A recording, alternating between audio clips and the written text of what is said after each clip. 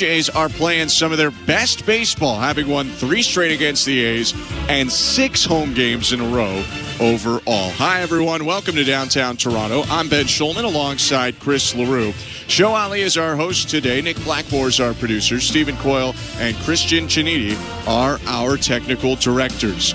You're listening to Blue Jays Baseball, brought to you by the local family-owned Crown Rust Control Centers in Charlottetown and Summerside, PEI. Crown is proud to be Canadian-owned and operated since 1986, so protect your vehicle from rust today at your local Crown Rust Control Center or visit crown.com. Crown, Canada's #1 rust protection.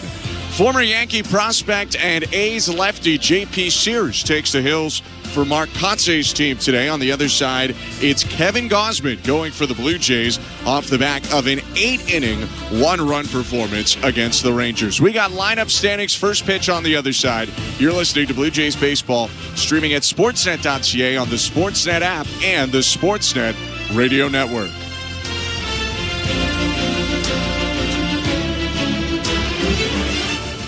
Knock all your summer projects out of the park with Home Hardware, the official home improvement retailer of the Toronto Blue Jays and your DIY partner in making your dream home a reality. From gardens to garages, back decks to front doors, refreshes and renos, we're here to help you cover all your bases and make every summer project a home run. Visit any of our 1,000+ home hardware and building center locations where we're proud to be locally owned and genuinely Canadian. Buck Martinez here to tell you about the huge Double XL free topping pizza from Pizza Pizza, just $19.99.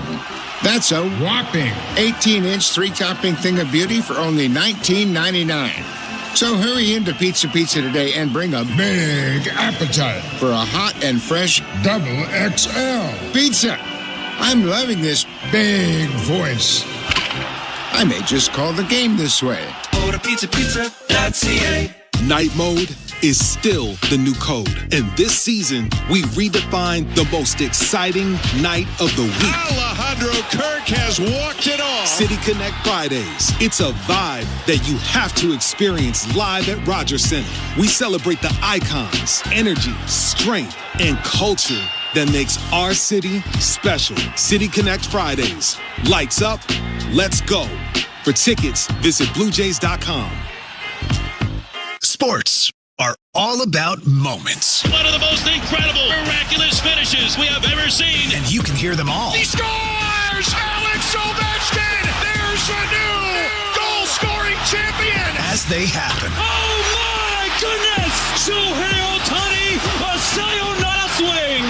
Live in the moment. Rory McIlroy on his knees. He's won the Masters. With live sports on Sirius XM and the Sirius XM app. And it's gone! Jays fans, this is John Schneider, and you're listening to Blue Jays Baseball on Sirius XM. There's the exclamation point for all assembled here at Rogers Center. Sportsnet Radio Network. Blue Jays have won 5 in a row at home. Hoffman's 0-1. Swing and a liner, diving, catch up the middle. Ernie Clement, and the Blue Jays win it. It's a good day to be a Toronto Blue Jay and a good day to have Ernie Clement in a Blue Jay uniform. He steals away a potential game-tying hit, and the Blue Jays win it 8-7. My goodness. What can't this guy do? He can play every position. He can hit home runs, coming up with the big play there to take this game, to take this series. Ernie Clement, I want that guy on my roster. Holy cow. You can say that again. It's been a holy cow type of series for the Blue Jays, scoring boatloads of runs. Yesterday's 8 was the fewest they've scored in any game out of 3, and they've won all 3 so far against the Athletics. Lineup cards being handed in at home plate right now. Inside Rogers Center, I'm Ben Schulman alongside Chris LaRue. And Chris, this has already been a great series for the Blue Jays. Now they want to put the cherry on top and not let off here in Game 4, trying to sweep the A's. Well, they have their guy on the mound. Kevin Gausman has given up 1 earned run in his last 15 innings. He hasn't walked a guy since May 3rd. He is on some kind of roll. In his last start, he looked like vintage Kevin Gausman. throwing that fastball for strikes wherever he wanted to, and then mixing in that good split finger. I'm excited to see what he has in store for us today. We'll get to Gausman and the lineup he'll face and have behind him in a second. But first, let's take a look at the Bet365 standings. Download the Bet365 app for today's baseball odds and find out why it's never ordinary at Bet365. 19 plus, play responsibly, Ontario only. The Yankees open up today leading the division at 35-22. They've lost a couple because they're playing a series against the Dodgers. The Jays and the Rays both 30-28, 5.5 back. The Red Sox are 28-32, 8.5 back, and the Orioles are 21-36, 14 back. For the A's, they're 23-36 entering today. 9 games back of the division-leading Mariners, who jumped back in front in the AL West yesterday. And for those who are wondering, the Blue Jays 1 game out of the final wildcard spot right now, even though it's early in the American League. Let's take a look at the lineups as we wait for the Blue Jays to take the field on a Junior Jays Sunday. Chris, who's in the lineup starting with Mark Kotze's Athletics? Well, leading off is Lawrence Butler. He's in right field at shortstop. Batting second is Jacob Wilson. Batting third is Brent Rooker. He's DHing this afternoon for the A's. In the cleanup spot is Tyler Soderstrom. He's at first base. Batting fifth is Miguel Andujar. He's at third base. Batting sixth is Luis Urias. He'll play second base. In left field, batting seventh is Drew Avens. Batting eighth is Willie McIver. He's catching. And batting ninth is Toronto native Denzel Clark. He's in center field. On the mound for the Athletics is J.P. Sears. For the Toronto Blue Jays, leading off is Bo Bichette. He's at shortstop. DHing, batting second is Vladimir Guerrero Jr. Batting third is George Springer. He's in right field this afternoon. Behind the plate in the cleanup spot is Alejandro Kirk. Batting fifth is Addison Barger. He's at third base. Playing first base, batting sixth is Ernie Clement.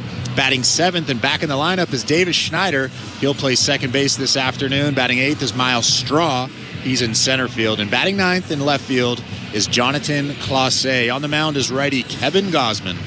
For Kevin Gausman, his 12th start of the season, 5-4 with a 3.68 earned run average. He's thrown 66 innings, striking out 61 and walking 12. It was an up and down year to start, but the last two have been really good for Gausman. You combine his start at home against San Diego on the 21st and on the road at Texas on the 26th.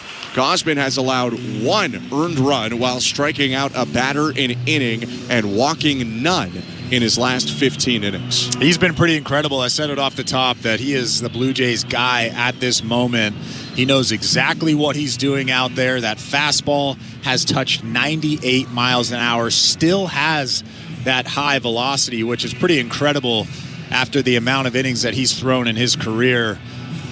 I mean, he is on some kind of roll, not only because he's only given up 1 earned run in his last 15 innings, but it's just the command of his stuff. Like we talked about, hasn't walked a guy since his May 3rd start. That is incredible.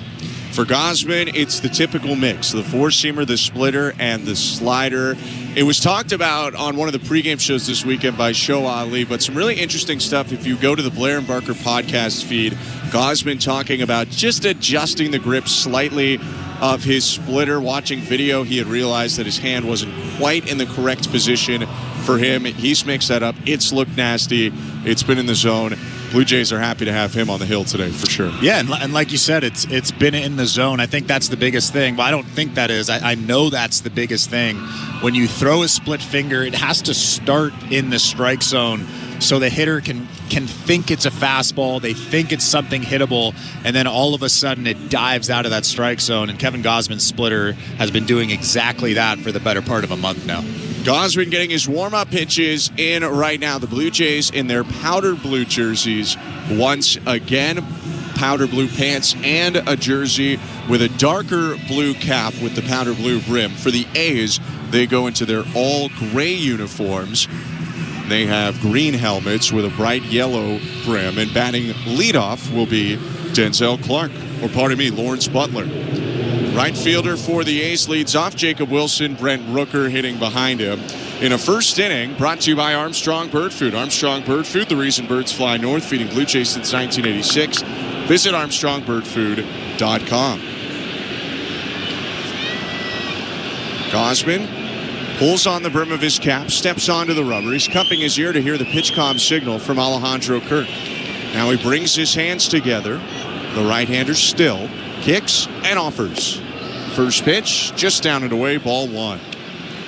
Time of the first pitch today, 1:40 Eastern. The roof is closed at Rogers Center, but the flaps are open. The flap in the left center field or the left field corner is open right now. Maybe the roof opens up midday. 1-0. Hit foul off to the left. That'll fall into the seats out of play. 1-1. I love when they open up the roof mid-inning or mid-game. It's such a cool thing to see, and I know that fans really appreciate that and really get excited over that.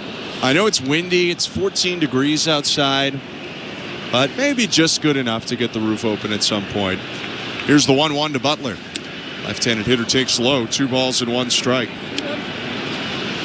Talked about the recent run of success for Kevin Gausman. His last start came on the 26th at Texas. He was going up against Jacob deGrom, so he pretty much had to be perfect, and he was pretty much perfect in that outing. 2-1 offering. Fastball low, ball 3. 8 innings, 5 hits, 1 earned run, no walks, and 6 Ks for Gausman against the Rangers in a Blue Jays win that day. He started a run of the Blue Jays winning 5 of 6 against Texas and the Athletics. 3-1.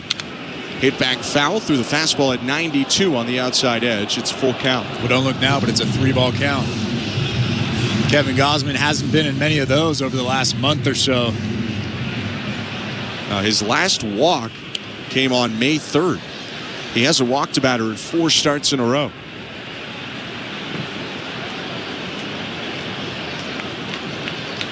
Right on left matchup. Gausman bouncing his lead left foot. Now comes Still and the 3-2.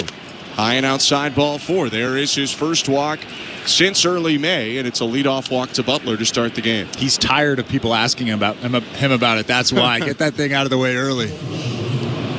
So Butler down to first base. He can run. 9 stolen bases so far this year. He's been caught twice. We'll see if he wants to take a chance, though, on one of the best throwers from behind the plate in the game, in Alejandro Kirk. Jacob Wilson up to the plate, 1 out. And the pitch. Fouled back. 0-1. Kevin Gausman's really good at holding runners at first base, not because he's quick to the plate, but because he varies his holds, he varies his looks over there, and he gives Alejandro Kirk or whoever's catching him a chance to throw out runners. It's really actually been a big point of growth for Gausman over his time as a Blue Jay. 0-1. Little slide step and a foul ball hit to the right, 0-2. When he first got to the Blue Jays, it wasn't just him, but you had heard many times from Pete Walker and John Schneider that the pitchers were not doing enough to help hold guys on. And Gausman was one of those guys when he got here. He's so nasty that you barely worry about what he's doing. But he's worked on it anyway. Runner on first, no outs, the 0-2. Bounce to the right side. High chopper is going to get through past Davis Schneider into right field. Butler around second. He goes to third. Throw from Springer. Bounces in, not in time. And it's a single to put runners on the corners with nobody out. That's just bad luck for Kevin Gausman. Jacob Wilson didn't hit that ball very hard at all, but he found that big hole on the right side. I think that ball bounced right in front of home plate, was able to sneak it by Davis Schneider at second base and Ernie Clement at first base. Now the A's have runners at first and third with nobody out in the inning. It was a fastball at 95 down and away. Pretty much the perfect pitch for Kevin Gausman, but he didn't get the result, and now the A's are threatening. They scored 3 in the first inning yesterday. Blue Jays won the game 8-7. A's have runners on the corners, no outs, and Brent Rooker up. Gausman's pitch. High and outside, ball 1. It's been a nice series so far for Brent Rooker. He had 3 hits yesterday, including a 9th inning 2-run homer. Day before that, he came up with a 2-run double. Thick eye black on for the right-handed hitting DH. And Gausman's going to step off. Home plate umpire today is Tom Hanahan. James Hoy at first with John Lipka at second and Sean Barber manning third. No score, top of the first, no outs. And the 1-0 to Rooker. Swing and a miss. Good split finger there from Gausman, 1-1. That's a great pitch. Behind in the count to a big power hitter. Mixing in that split finger, looks exactly like a fastball in the inner part of the plate. Brent Rooker swings right over the top of it. Wilson on first, Butler on third. Clement holding on Wilson. 1-1. In the dirt with the splitter. 2 balls and 1 strike. Rooker on the season. A .264 hitter with an .815 on base plus slugging. He's got 11 doubles, a triple, and a team-leading 13 home runs.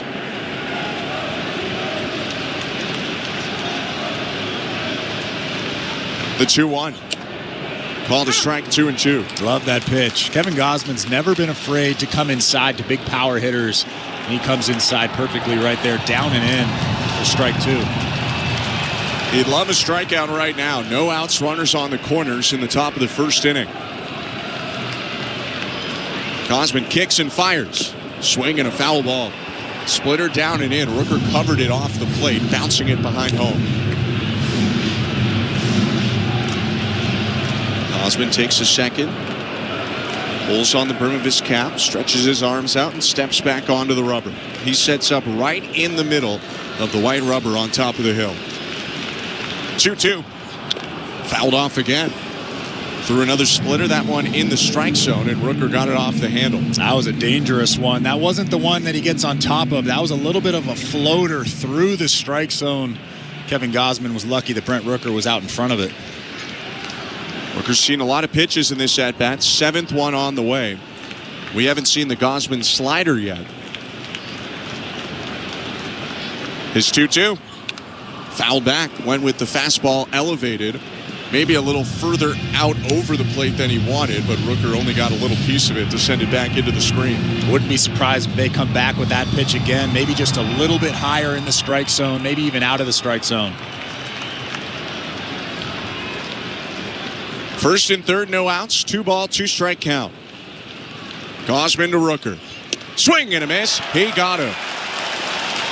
Went with the splitter on the outside edge. Rooker out in front and over top of it. And there's 1 out. Well, I think Brent Rooker was thinking fastball and elevated as well. Alejandro Kirk did a good job faking everybody out. Had that target at the top of the strike zone. And Kevin Gausman throws a perfect split finger right on the black outside. You don't see that pitch from him a lot. It was almost like a backdoor splitter that he started outside and worked back over the plate. So 1 out. And now Gausman may be searching for a ground ball. First and third, Tyler Soderstrom up the pitch. Low ball 1. Soderstrom, a left-handed hitter, man's first base again today. He hit that 3-run homer to get the A's all 3 of their runs in the first inning yesterday.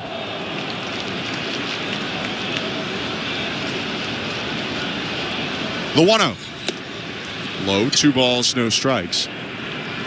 Another splitter from Gausman. Soderstrom, the lefty swinger, hikes his gray pants up to show the green socks. He's got an A's elbow guard and a shin guard on his right leg. 2-0. Foul tip. Elevated heater. Gets the whip there from Soderstrom. 2-1. That's the rare elevated 2-0 heater. You could see they were actually trying to elevate that heater. Alejandro Kirk had that target at the top of the strike zone. We had mentioned yesterday Soderstrom drives non-fastballs more often than fastballs for home runs. 2-1. Fastball again, called a strike. Gausman might have got a break there. Pitch looked a little outside, but it was close. It's 2-2. Walk and a single started this inning. Gausman just got a big strikeout, and he's looking for another. Righty set at the belt. He kicks and fires. Swing and a grounder to first. Backhanded Clement goes to the back for 1. Throw to second is a little wide. Run comes home from third. Butler up to second goes Wilson. And it's 1-0 A's on the RBI ground out by Tyler Soderstrom. I think even if they get Jacob Wilson at second base, Lawrence Butler probably scores there. He was scooting from third base. He knew exactly what was going on. As soon as Ernie Clement touches first base before that lead runner at second base, then it's kind of a timing thing. If Butler touches home plate before you tag out Jacob Wilson, that run counts.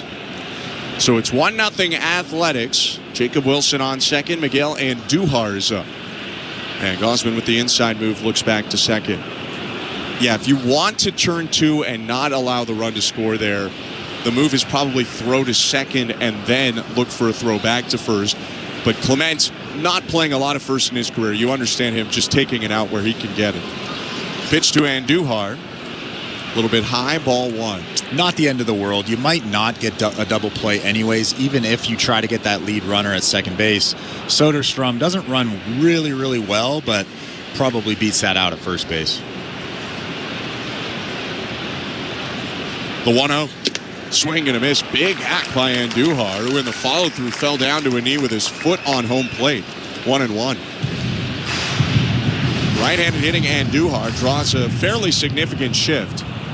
Bo Bichette playing in the whole left side. Davis Schneider, the second baseman, a couple steps away from the second base back. 1-1. Down and away. 2 balls, 1 strike. Ernie Clemente at first, maybe 20 feet off of that chalk. Almost in a familiar spot near the traditional second baseman's position. 2 outs, runner on second. 1-0 A's, top of the first. 2-1 pitch, chop foul. Behind the back of Eric Martins, the third base coach of the A's, and into the Blue Jays dugout. Do we know if Davis Schneider has ever played first base in the minor leagues? I don't know that off the top of my head. I'll find it for you in a minute. Because if he has, I might have just flip-flopped them, keep Ernie at second. I really like Ernie over there at second base. 2-2 pitch. Swing and a miss. Strike 3. Got him on his splitter, but the A's do strike for 1. The walk and hit early in the inning turns into a run on an RBI ground out by Soderstrom. 1-0 A's, middle of the first. Bo Bichette to lead it off for the Blue Jays. When we come back, you're listening to Blue Jays Baseball, brought to you by your local family-owned Crown Rust Control Center, streaming at sportsnet.ca and the Sportsnet Radio Network. At Crown Rust Control, protection runs deep because every Crown Rust Control Center is owned by a local family who cares beyond business. Your Crown Rust Control is 100% committed to their product, to you, to their community, which is your community. Protecting you and what matters to you is equally important as protecting your vehicle. Did you know spring's the best time of year to protect your vehicle from rust? For a special spring offer, find your local family-owned Crown Rust Control Center at crown.com. If you're looking for a fun day, did you know the day before?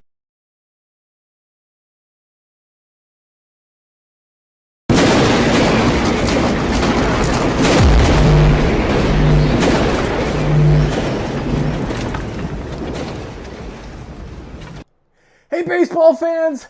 Thank you for hanging out with us this afternoon. Welcome in to our live hangout this evening, this afternoon, this morning, wherever it is that you're watching from all over the world. We appreciate you being here. We are growing a massive Toronto Blue Jays community, and we are so glad that you found us. Please help us continue to grow this awesome place to hang out every single Blue Jays game 1 through 162. Hit that thumbs up button, hit that like, and share this link out. Whether it's to friends via text message, put it out on social media, whatever platform that you use, because good Lord, there's so many of them. Or maybe you don't use any at all, and that's fine. We appreciate you all being here, liking, sharing, helping grow this awesome group of Toronto sports fans from all over the world. Now let's get back to the baseball. Go Blue Jays, go! Let's get the win! The first. Left-hander winds and offers to Bo Bichette. Fastball zips in at 93 down the middle for strike 1. J.P. Sears, 29-year-old from South Carolina, 5'11", 180 pounds. Brings his hands together at his chest. He stands on the extreme third base side of the rubber. 0-1. Up and in. Bichette leans back out of the way. 1 ball, 1 strike. J.P. Sears was an 11th round pick in 2017 by the Mariners out of the Citadel. And if you don't know what the Citadel is, it's a military school in Charleston, South Carolina. 1-1. Just slow. 2 balls, 1 strike. And they actually surprisingly have a good baseball program. Yeah, they've had some guys, especially recently. It seems like they're starting to produce more and more players. 2-1. Hit on the ground foul, 2-2. But you bring up the Citadel Military Institute. He's from Sumter, South Carolina, and for those who might know a little bit about the U.S. Civil War, a very significant place in the grand scheme of that. But as a baseball player, he's 4-5 this year in 11 starts, 5.18 ERA. You like the transition? Here's the 2-2 to Bichette. Fouled off to the right, a high pop-up over the first base dugout into the seats. Sears, briefly a New York Yankee, but this is his 4th season in a row at least appearing in a game with the Athletics. 2-2 again. Hit foul again. This one a little bit deeper, but also over the first base dugout into the seats. That one lands second deck foul. Still 2-2. The mix for the lefty, Sears, a low, sometimes mid-90s four-seamer, sweeper, change, and slider. His 2-2 pitch. Swing and a miss, strike 3. Big hack by Bichette. He got him out in front with an off-speed. That was the slider, and there's one down. They were trying to come down and in, maybe a back foot slider there, and it ended up being just that backup spinning slider over the outer third of the plate. Again, those are so tough to square up. You think that ball is going to break more than it does, and it ends up being just kind of like a cutter, a slow cutter, or even a changeup. So the strikeout for Sears, his first out of the day, and the pitch to Vlad Guerrero Jr. is downstairs, ball 1. Welcome to the Timbermart broadcast booth. I'm Ben Schulman alongside former Major League pitcher Chris LaRue. Show Ali, our host, Nick Blackmore, our producer, Stephen Coyle and Christian Chiniti, our technical directors. The 1-0. Fastball misses downstairs at 91, well low of the zone. 2 balls, no strikes. Guerrero's been on in 31 straight games, 33 hits and 22 walks in that span. 2-0 pitch. Swing and a ground ball past the dive of Andujar down the left field line. Guerrero gets the point around first, and he will mosey on into second with a stand-up double. That was just a sinker over the heart of the plate. And Vladimir Guerrero Jr. was all over it, ripping it past Miguel Andujar at third base. He's standing on second base with 1 out in the inning. Feels like the last time Vlad went through a game without getting on base, there was snow on the ground. It's 32 games in a row now for Guerrero. And more extra base hits coming recently. That's what the Blue Jays want to see. Vladdy on second, 1 out, 1-0 A's, bottom of the first. Here's George Springer. Pitch home. Foul tip. Strike 1. Looked like George Springer wanted to hit his 3rd home run in 2 ball games. He hit 2 yesterday, both on first pitches from Gunnar Hoagland. 1 in the 3rd, 1 in the 5th. And he actually hit 1 in the opener of this series as well. He's got 8 on the year. The pitch. Poked away, foul. Really well-located changeup by Sears on the outside corner. 0-2. Well, I wouldn't be surprised if they try to mix one of those in again. Maybe one below the strike zone, a little bit outside. That one was at the bottom corner of that outside strike zone. Sears set, glove near his chin. The 0-2. Swing and a mile-high pop-up, foul right side. Racing over to the side warning track, Soderstrom backpedals onto the green turf and makes the catch in foul territory. 2 down. I tell you what, George Springer just missed that pitch. That was a 4-seam fastball right down the middle. He ended up popping it up to Soderstrom at first base, but I bet he wants that one back. I mean, he clearly got a good piece of it. He almost touched the roof with that pop-up, but did not hit it to the right spot. You know, for all the launch angle people, I don't think that's the angle you're striving for. So Springer retired. And here's Alejandro Kirk. 2 outs, Guerrero on second. A look back from Sears and the pitch. Kirk takes a strike. You're looking for a base hit. At least recently, you want to call on this guy. Kirk hitting .296, 3 home runs, 22 RBIs.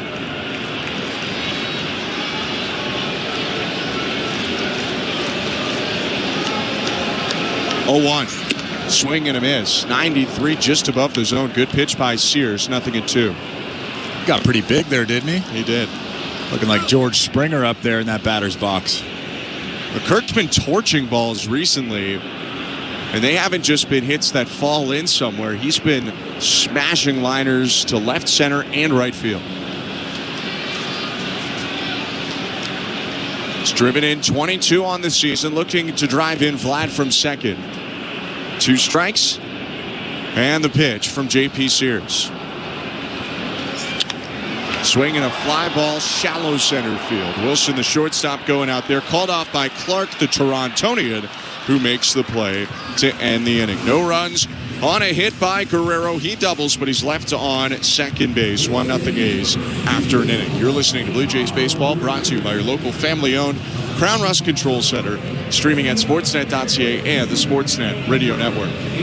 A new generation of hip-hop superstars was born on SoundCloud. Hey, it's your boy, Boss Man D-Lo. Yo, it's 4 or 5. I'm Doechii. Stay connected to what's popping online. Now. Let's get it. There's so much money, I'm all over the net. With the Sirius XM channel, where new hip-hop is always on. SoundCloud Radio for a limited time on Channel 105 on most radios and year-round at home with Sirius XM on your phone, computer, Alexa TV, or other internet-connected devices. Fantasy Sports Radio is helping you win your fantasy leagues right now on Channel 87. Say goodbye, home run Aaron Judge. From in-season fantasy baseball management to helping you prepare for your fantasy football drafts, Fantasy Sports Radio is here to help you dominate. Don't ever take a player that you don't intend to keep all year. Don't do it. It's terrible management. Fantasy Sports Radio, your home for fantasy sports. Channel 87 and on the Sirius XM app. This is Dave LaGreca, creator of the biggest pro wrestling show on the planet, Busted Open. Don't miss myself and my Hall of Fame cast and crew as we break down every story in and out of the ring and talk to the top names in the business, like the legend himself, The Undertaker. I'm actually glad to be on a real show. Catch Busted Open live every day from 9 to noon Eastern on Sirius XM Fight Nation, channel 156, and on the Sirius XM app. The Blue Jays are in flight, leading 3-0. Blue Jays fans, this is Ross Atkins, and you're listening to Blue Jays Baseball on Sirius XM Network.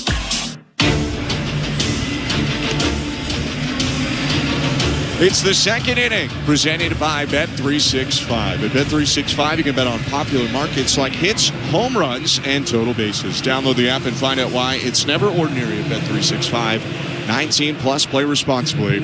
Ontario only. 1-0 for the Athletics. Thanks so much for tuning in today. Alongside Chris LaRue, I'm Ben Schulman. Kevin Gausman raises his arms above his head and now steps onto the rubber. He'll start this inning with Luis Urias, the second baseman. Right on right, the pitch. Fastball misses up top, ball one. Gausman got off to a shaky start in the first, a full count walk, and then he allowed his single. That was a little bit of tough luck. A's were able to score on an RBI groundout. 1-0. Downstairs, 2 balls, no strikes. You could see, though, him really kind of correct some of the command issues in the inning, because the last 3 batters, it was strikeout, ground out to first, strikeout. 2-0 pitch. Swing and a very high pop-up, foul first base side. Clement's giving it a look, but that one drops into the 4th or 5th row seats behind the first base dugout, 2-1. Those last couple of four-seam fastballs have been 90 miles an hour, and if anybody else was on the mound, I would say, well, that's a little bit concerning. Not Kevin Gausman. I'm sure we'll see 95, 96, 97, maybe even later in this inning. He dances around. He'll jump up and down from pitch to pitch in velocity. 2-1.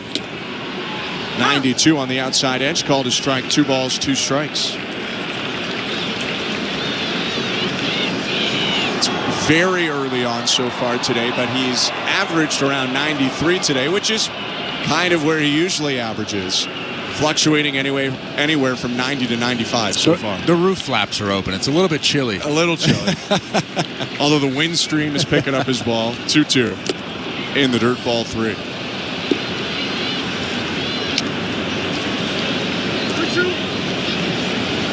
Urias leading off, right-handed hitting second baseman. He's followed by the left-handed hitter Drew Avens and the right-handed hitter Willie McIver. The payoff pitch, hit on a line up the middle, just over the head of Davis Schneider, the second baseman, and down in center. That's a leadoff hit for Urias. Actually, it wasn't a bad pitch from Kevin Gausman. It was a four-seam fastball down in the strike zone. Urias does a good job going down and getting that pitch. Might have even got jammed just a little bit, but got enough of it to get it out in front of Miles Straw in center field. Felt like Gausman saying, I'm not going to walk this guy. I'll give him a chance. See what happens. Urias comes up with the hit, so he's on first. Drew Avens to the plate, playing in just his 5th Major League game. The pitch. Called a strike, 0-1. Avens didn't like that call, but Alejandro Kirk basically stole that strike. A really nice frame job. Avens, the lefty swinger, with 1 Major League hit and 7 at-bats. 0-1. Swing and a miss. Well out in front on the splitter. 0-2. I'm not messing around. I'm throwing another one of those out of the strike zone. Addison Barger was playing in case of a bunt. He's backed up. They give Avens a pretty healthy shift. Bobichette, the shortstop, is up the middle. And Barger's maybe 20-25 feet off the line at third. Generally speaking, a hitter will tell you what he's uncomfortable with, what pitches he can't hit. And if I see a swing like that, Avens was way out in front, a wild swing. I just throw that same pitch again in a different location. Kirk sets up high, now moves the glove outside, and the splitter is swung on and missed. Strike 3. A little deception from Alejandro Kirk. And just what you called, Chris, a great pitch there, a splitter from Gausman for his first strikeout of the inning and 3rd of the day. Yeah, and it was even better location that time. The first one was just off the plate. That one was maybe a half a ball even further down. Just a perfect pitch, perfect split finger there for Kevin Gausman. 1 out now and a runner on first. Willie McIver is up. 1 for 5 in his brief Major League season. The pitch. Swing and a line drive looping toward right field. That's down for a hit. Snared by Schneider, the second baseman. He gets it back into the infield, so the lead runner, Urias, has to stop at second. Just a little bit of a bloop right there, but it works for the A's. McIver aboard, and Urias up to second. More bad luck for Kevin Gausman. A good pitch right on the inside part of the plate. Just blows up McIver. And McIver somehow dumps it over Davis Schneider and in front of George Springer. It so barely got over Schneider that he still fielded that ball in shallow right field. That one came off the bat at a scorching 58 miles an hour.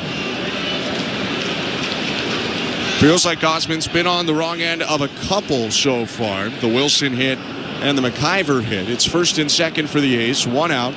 1-0 A's, top of the 2nd. Denzel Clark from Toronto takes strike 1, a fastball down the middle.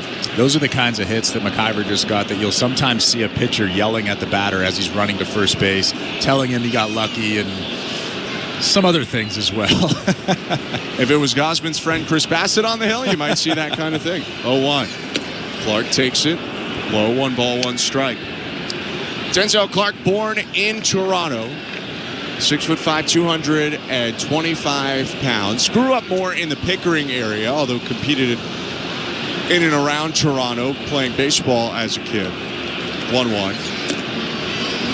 Called a strike, a splitter that might have been a hair low. It's 1-2. Didn't get a chance to talk to him today, but I talked to him yesterday, and I asked him how many people he had that he knew at the game, at least a couple of days ago, and he said 150 to 200. And I made a joke, and I said, you're paying for all those tickets? Because if players leave tickets, they pay the tax on that ticket. And he said, no, I'm paying for about 8 to 10. The rest of the people are paying for their own tickets. I mean, he just got to the bigs. You can't pay for 200 tickets in the first week and a half. Wow. 1-2 pitch. Swing and a miss. Strike 3. Got him on the splitter. Gausman's punched out 4. There are 2 down. That thing's gross right now. So much downward action. He throws that thing to the bottom of the strike zone. Looks like a strike. Just dives right off the table. I don't know about you, Chris, but to me, really, he's looking as good right now as he has the last 2 starts. There's just been a lot of traffic because of maybe a little batted ball luck for the A's and that leadoff walk. Pitch to Lawrence Butler is scorched foul. It's 0-1. Well, I would say Urias' base hit was a true base hit. Yeah. Maybe got jammed a little bit, but still a pretty solid base hit. The other 2 base hits, Jacob Wilson. It's just a little chopper, really. And sorry, Willie McIver. Those are just lucky base hits. 0-1. In the dirt, 1 ball, 1 strike.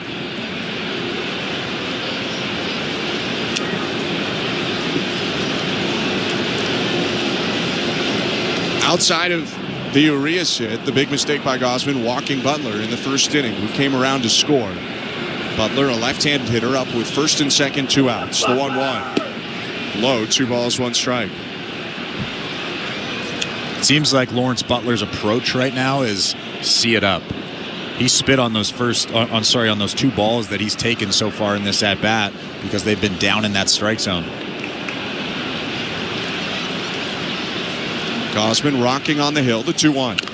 Hit off the end of the bat toward third base. Barger gloves, transfers, throws over to Clement at first to end the inning. No runs for the A's, a pair of hits. They leave 2 on, and the A's still leading 1-0, middle of the second. Back at Rogers Center in a moment. You're listening to Blue Jays Baseball, brought to you by your local family-owned Crown Rust Control Center, streaming at sportsnet.ca and the Sportsnet Radio Network. Timber Mart is Canada's building center. Your home team advantage with the right materials and the right price. Project know-how that's brought together a wealth of plans and solid advice. Trust your team at your locally owned Timber Mart. Find your location at timbermart.ca. At Crown Rust Control Center, protection runs deep because every Crown Rust Control Center is owned by a local family who cares beyond business. Your Crown Rust Control Center is 100% committed to their product, to you, to their community, which is your community. Protecting you and what matters to you is equally important as protecting your vehicle.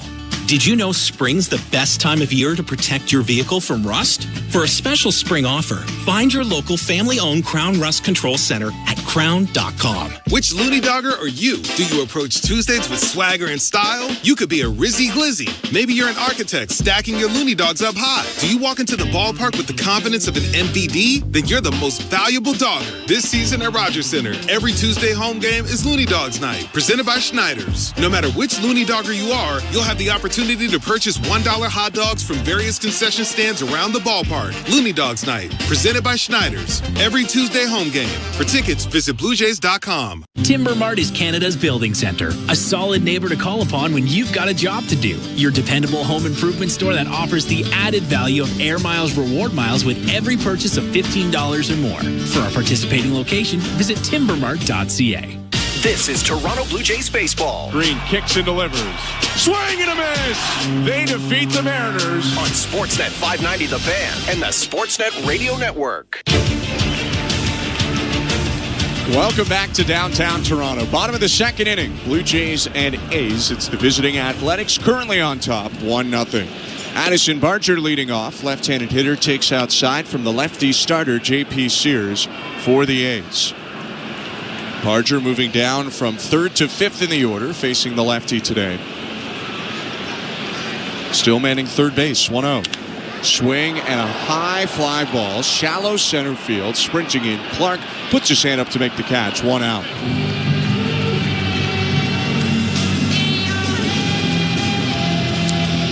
Now batting, number 22, Ernie Clement. Let's welcome our future announcer, presented by Rogers' 10-year-old Mabel from Toronto. Ernie Clement is up to the plate now. He's been crushing everything recently, but especially left-handers, facing the lefty Sears. The wind and the pitch. Outside, ball 1. Chris, I'm guessing you would not like to be pitching to Ernie Clement right now. Even in your peak, if you were on the hill. 1-0. Swing and a pop-up, foul out of play, 1-1. He's always been a pesky hitter over the course of his career. I hated facing pesky hitters. I would rather face a Brent Rooker, even an Aaron Judge, just because you can make a good pitch and potentially get those guys out. Those pesky hitters are always really annoying to face. The 1-1. Fouled off 1-2. You know what? I usually hate kind of aggregation and people taking quotes out of context and posting them other places. Someone listening, please put Chris LaRue, I'd rather face Aaron Judge than Ernie Clement on the internet somewhere. Clement, though, hitting great this series. 1-2. Low, 2 balls, 2 strikes. Well, interestingly enough, you could pull up my numbers against Aaron Judge. Not in the big leagues, they're AAA numbers. He was in Scranton, I was in Buffalo. You had his number? Look, I specifically remember striking him out at least once. Okay. And I faced him a decent amount. 2-2 pitch. Slap down the right field line in deep. That one is going to fade into the sheets out of play. Still 2-2. So there's that.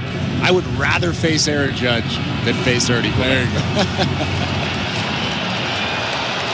Clement on the season batting .278 now. 10 doubles, 3 homers, and 17 RBIs. Next pitch is driven out to deep right field. Butler back, and he'll make the catch on the track. 2 outs. Davis Schneider. Now batting, number 36, Davis Schneider. That's again our future announcer, presented by Rogers, 10-year-old Mabel from Toronto. And that's Davis Schneider at the plate for the Blue Jays, called back up after a brief stint with Toronto to start the season. Sears winds and offers to Schneider. Called a strike. It's good to see Davis Schneider back in the lineup. Absolutely. Playing second base today. In the Major League season, Schneider 1 for 15, 5 walks and 8 strikeouts. 0-1. Outside, 1 ball, 1 strike. Schneider was brought up in the corresponding move that sent Dalton Varsho to the 10-day injured list. Varsho trying to go to third base on what would have been a triple yesterday. Suffered a grade 1 left hamstring strain. 1-1. Outside, 2-1. If you're wondering on the grade scale for hamstrings, the lower number is better. The higher number would be a more severe strain. So among strains, it's the best option they could have had. 2-1 pitch. Inside, Schneider takes it, works himself into a hitter's count. 3-1. If you get the inkling yesterday, Schneider was coming up. He was taken out of the game at AAA in the first inning. And he made the quick drive up to Toronto. 3-1 pitch. Foul tip, big hack there, as he always does. It's 3-2. I don't mind that there. You're in a fastball count, a hitter's count. It's a 3-1 fastball right down the middle. A big hack from Davis Schneider. You know what he's trying to do. Well, that mustache didn't get famous for hitting singles. Schneider hunched over, crowding the plate. The 3-2 is lined toward left field. On the run, Avens, it's down, and Avens tracks it down on the warning track. Schneider with a big turnaround first. He'll stop there. The speedy Avens made a nice play to cut it off. But either way, a base hit for Davis Schneider. Welcome back to the big leagues. He's aboard with 2 outs. Well, that might be his best swing of the season so far. Nice line drive. Drew Avens does a good job cutting that ball off, especially with 2 outs. That's a big, big play. Yeah, that looked like it would have been a double off the bat, but Avens got out in front of it. Schneider, average speed, not the quickest, not the slowest, so he remains at first. Miles Straw is up. Sears deals home and misses way high and outside. Ball 1. And the reason why I say that's a big play is Davis Schneider's at first base now, not in scoring position. A base hit won't score him. So you keep that guy at first base instead of being in scoring position, and Miles Straw has to hit something in a gap now. Unless Schneider gets aggressive. He did steal 6 last year, including multiple steals of third base. Only 7 stolen bases total in the career of Schneider, although he's never been caught. 1-0. Called a strike, 1-1. The only reason I even bring it up is when a lefty's on the hill, you're going to get a good jump. You just go first move. So if you can get him in a time where Sears is going to the plate, Schneider does have a chance. 1-1. Fouled off, 1-2. Not saying it's likely, but just making a case. I wouldn't mind. If Davis Schneider tries to steal second here, let's say worst case scenario, he gets thrown out. Not a big deal. There was 2 outs in the inning. Miles Straw comes up with a fresh count next inning. Sears ahead of Straw, ball and 2 strikes. A's ahead of the Jays, 1-0. 2 outs, bottom second. The pitch home. Swing and a miss, strike 3. Gets him on the high heat and strands the 2-out single by Davis Schneider. We go to the third, 1-0 A's. You're listening to Blue Jays Baseball, brought to you by your local family-owned Crown Rust Control Center. Streaming on the Sportsnet app and the Sportsnet Radio Network. Timber Mart. Locally owned, proudly Canadian. Your home team advantage with the right materials and the right price. Project know-how that's brought together a wealth of plans and solid advice. Trust your team at your locally owned Timber Mart. Timber Mart always has plans to help you with your plans. Your home, your cottage, your garage, whatever needs your attention first, check the most visited spot on our website for ready-to-order plans to get the job done with Canada's Building Centre. Visit timbermart.ca. At Crown Rust Control, protection runs deep because every Crown Rust Control Center is owned by a local family who cares beyond business. Your Crown Rust Control is 100% committed to their product, to you, to their community, which is your community. Protecting you and what matters to you is equally important as protecting your vehicle. Did you know spring's the best time of year to protect your vehicle from rust? For a special spring offer, find your local family-owned Crown Rust Control Center at crown.com. Breaking news coming in from Bet365, where every nail-biting overtime 365. Must be 19 or older, Ontario only. Please play responsibly. If you or someone you know has concerns about gambling, visit connectsontario.ca. This is Jose Berrios, and you're listening to Toronto Blue Jays Baseball on the Sportsnet Radio Network. Yo tengo el fuego.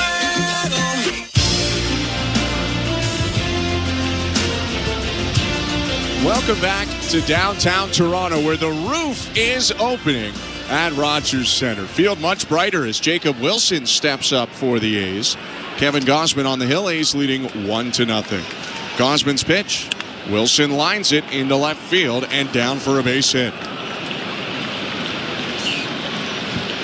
2 hits today for Wilson, who almost feels like a shoo-in for Rookie of the Year, even though we're only at Game 60. I mean, this guy is on a different level to most hitters in the game, not just the rookies. Such a good player.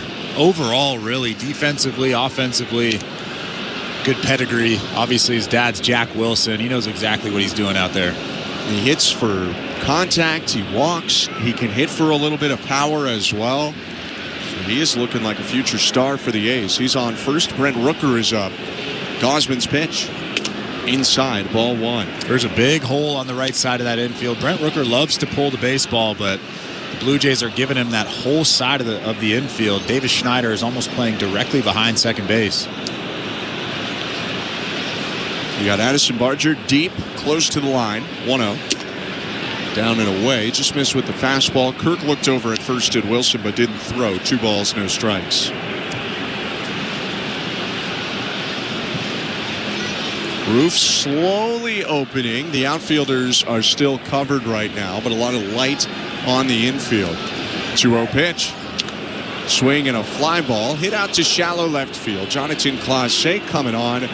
Makes the catch, and there's 1 out. Such a smart pitch. Alejandro Kirk, so smart back there, flipping in that split finger. A fastball count. He's behind in the count, 2-0. Brent Rooker's looking for something hard. He was way out in front of that split finger for the easy out.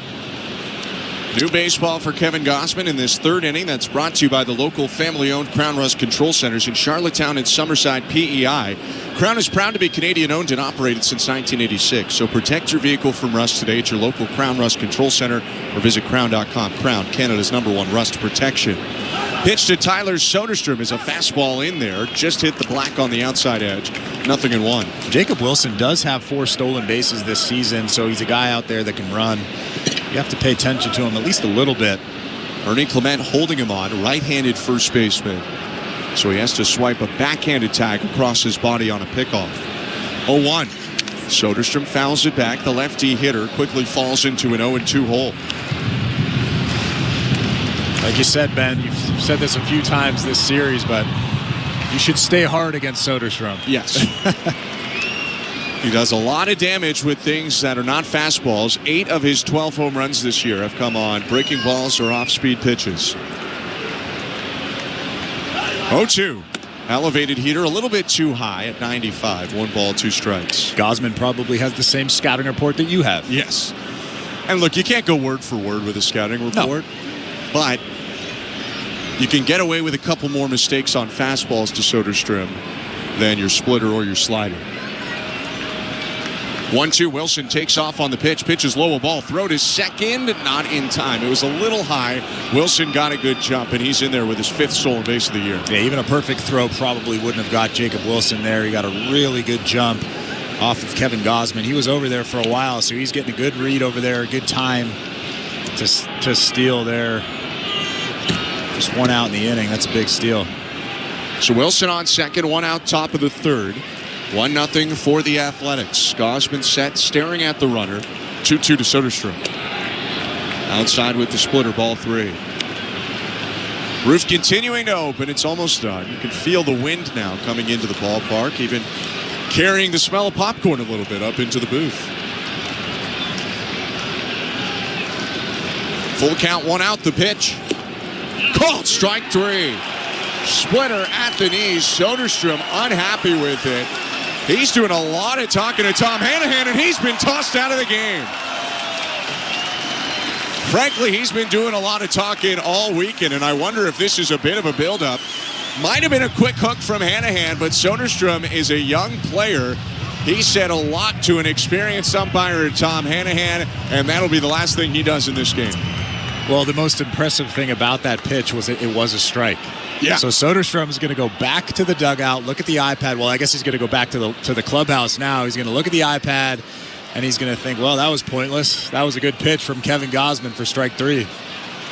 And you could see it, and you could read his lips. He's saying that's twice. And I don't recall another pitch that was questionable. Not in that at-bat, at least. Maybe there was one in the first at-bat that we missed. That's an important player on this team. Cleanup hitter and first baseman ejected in the 3rd inning. He's still in the dugout now, but he'll have to get out of there in a couple of minutes at least as Miguel Andujar steps up and takes down an away ball 1. Well, I can tell you one guy that doesn't mind him being out of the lineup, and that's Kevin Gausman. 2 outs for Gausman after he punched out Soderstrom, his 5th strikeout of the day. Runner on second, Wilson, and the pitch. Andujar takes low ball 2.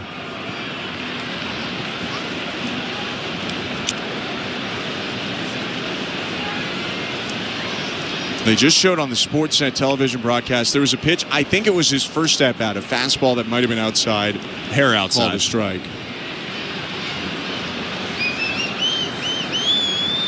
The 2-0. Inside 3-0. But like you said, he's a young kid with an experienced umpire. You can't just show up an umpire in front of 30,000 people and expect to stay in the ballgame like that. Likely Logan Davidson takes over for him. He had started at first base in the opener of this series. 3-0 pitch to Andujar. Up and in, ball 4. Andujar whips away the bat. He had to lean back out of the way of that pitch. He looks less than impressed as he goes down to first. I don't mind that pitch. I don't mind even walking Andujar. You have that open base at first base, and you fall behind in the count early, so might as well just put him on first base and move on to the next guy. First and second, 2 outs, top of the 3rd inning. Alejandro Kirk out from behind the plate, using the pitch comm to communicate to his infield defense. You wonder for the A's, too. You saw a little frustration there from Andujar. Soderstrom obviously ejected. 16 losses in 17 games. Perhaps it's just taken a little bit of a toll on this young ball club. Gausman deals to Luis Urias. Fastball in there, strike 1. Well, I mean, it definitely has. There's no question about that. They're doing everything they can to win a ball game, and a questionable call by an umpire might hinder that. Looking back at second, Gausman now kicks and deals home. Urias takes outside, 1-1.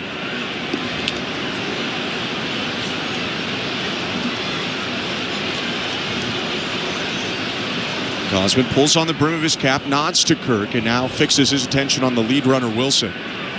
Right on right, the 1-1. Urias foul tips it on a big hack at a fastball, 94 out of 3rd, 1-2.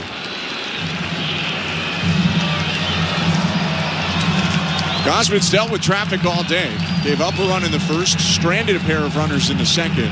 He's looking to strand a couple again in the 3rd. Wilson on second base, and Andujar with a huge lead off first because Clement, the first baseman, is playing well off the line. 2 outs and the 1-ball, 2-strike pitch. Low. Check swing by Urias. Good take on a pretty good splitter. You're right. That was a good take. Looked like he followed that pitch all the way, bending his knees. Really nice take from Urias. Urias got the base hit off of Gausman in the second. A line drive up the middle. 2-2. Down and away, ball 3. Yanked the fastball there. Missed down and away at 94. 64 pitches now in the ball game. 2 2/3 innings pitched. That's an elevated pitch count for Kevin Gausman right now. Runners will be off on the pitch with a full count and 2 outs. Gausman kicks and delivers. And that one fouled off. He really slowed down the swing there of Urias as the right-handed hitter tried to stay back on the splitter. He just flipped it over the first base dugout into the seats. You can see Logan Davidson stretching at the end of the A's dugout. Looks like he'll come in to replace the ejected Soderstrom. 3-2 pitch. Foul back again. That time a fastball elevated a little bit on the inner half, and Urias spoiled it into the screen. And I'm sure Urias is thinking to himself, well, I got a splitter 3-2 and I got a fastball 3-2. I have no idea what he's about to throw here. That's a good situation to be in if you're Kevin Gausman. Gausman looking at second. First and second for the A's, 2 down. Another 3-2. Called strike 3. Punched him out on 96 right over the middle. Urias tosses his bat aside in frustration, and that will do it for the top of the third. No runs on a hit and a walk, 2 left. It's still 1-0 A's at the middle of the third. You're listening to Blue Jays Baseball, brought to you by your local family-owned Crown Rust Control Center, streaming at sportsnet.ca and the Sportsnet Radio Network. As a sports fan, I just want the games. Right now, it's practically a full-time job to figure out which bundle I need. But with the SiriusXM app, it's done the bundling for me. It is gone, a grand slam! I don't have to go anywhere else to get every MLB, NFL, NBA, and NHL game. When there's a college game on, I just search for the school on the SiriusXM app. Holy smokes, what a play! With the all-access plan in the SiriusXM app, I've got the sports world in the palm of my hand. To the end zone, touchdown! No bundle required. Every night after the final out, the Round Trip Roundup brings you the scores, highlights, and analysis from every game across Major League Baseball, all in less than 30 minutes. Swung on and missed, strike 3 and a no-hitter. It's the perfect way to get caught up on all the night's biggest home runs and best performances. And a high drive, deep right center. It's the Round Trip Roundup on MLB Network Radio, every night on SiriusXM Channel 89 and every morning on the SiriusXM app. Baseball is back. It's former General Manager Jim Duquette, and every Sunday on the front office, we have you covered on everything happening across Major League Baseball. That's right, Duke. It's former Big League GM Jim Bowden. Injuries, extensions, promotions, demotions, and trades. We'll have you covered on all the news. We'll bring you the front office perspective as the season heats up. Front office with Jim Duquette and Jim Bowden, Sundays at 10 a.m. Eastern on MLB Network Radio, Channel 89, and on the SiriusXM app. In season or out of season, the number one place for college sports is SiriusXM College Sports Radio, Channel 84. Network. Jonathan Clase digs into the righty box as we get going in the bottom of the third. 1-0 for the A's over the Blue Jays. The pitch from J.P. Sears. High ball 1. New first baseman for the Athletics. They hold a 1-0 lead. Logan Davidson is in. Tyler Soderstrom ejected, arguing balls and strikes in the top half of the third. The 1-0. Outside, switch hitter Clase takes it. 2 balls, no strikes.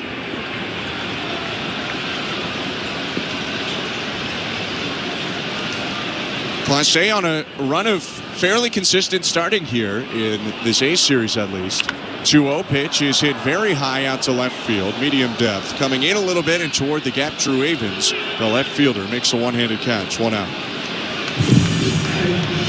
Welcome to the Timbermart broadcast booth. When it comes to home improvements, Timbermart has the expert advice and the right products at the right price, so you won't find yourself out in left field on your next DIY project. Game on, home team. Timbermart is Canada's building center.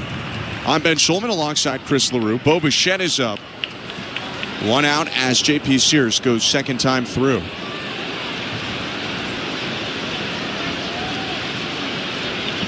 Left-hander kicks and deals. And Bichette takes well outside. Ball 1. Ben, have you ever asked any players if it's distracting to them when the roof is opening? No one has told me that on a day like this, at least. Yeah. 1-0.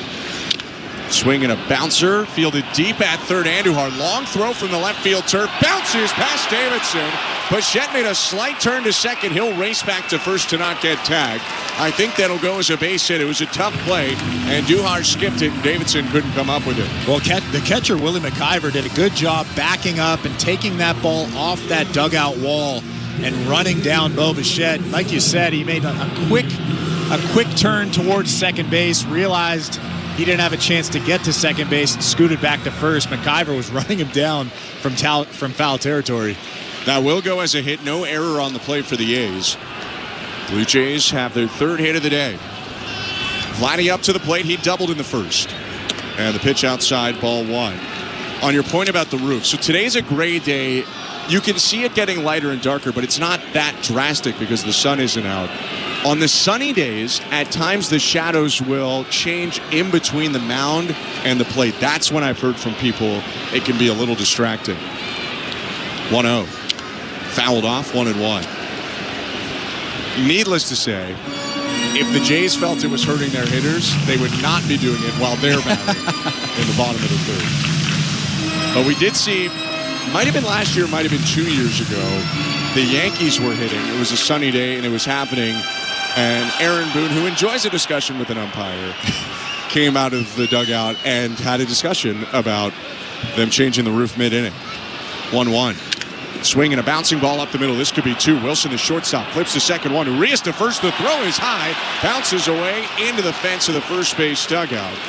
Bo Bichette was retired at second, but Guerrero settles in at first with a fielder's choice, and there are 2 down. Well, this time on the overthrow, Vladimir Guerrero Jr. didn't try to go to second base, so he's just slowly walking back to first base. But again, Willie McIver did a good job backing up and taking that baseball, that errant throw off that short dugout wall. And welcome to the game, Logan Davidson, just subbed in. He's got a bounced throw and then a sailed throw high and wide. The first 2 times, guys have gone over to him. Davidson holding on Guerrero. The pitch to George Springer outside, ball 1. I wonder if Tyler Soderstrom in the A's clubhouse right now is thinking to himself, I probably would have made that play. If he is, he should keep it to himself. Well, he's angry right now, so he might be actually thinking that. Soderstrom ejected in the top half of the inning. 1-0. Springer shoots it foul over the netting and into the seats right side. 1-1.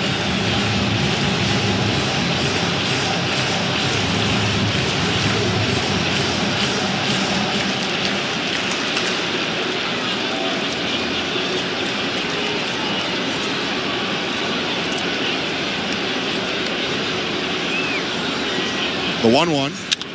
Springer powers it very high to medium depth right field. Coming in, Butler camped under it, makes the catch to retire the side. The Blue Jays come up with 1 hit. They leave Guerrero on first. No runs in the inning, so as we go to the 4th, 1-0 remains the A's lead. You're listening to Blue Jays Baseball, brought to you by your local family-owned Crown Rust Control Center, streaming on the Sportsnet app and the Sportsnet Radio Network. The NASCAR Cup Series is on SiriusXM. We're back on the track Sunday, 6 p.m. Eastern. It's the Cracker Barrel 400 from Nashville Super Speedway on SiriusXM NASCAR Radio Channel 90 and on the SiriusXM app.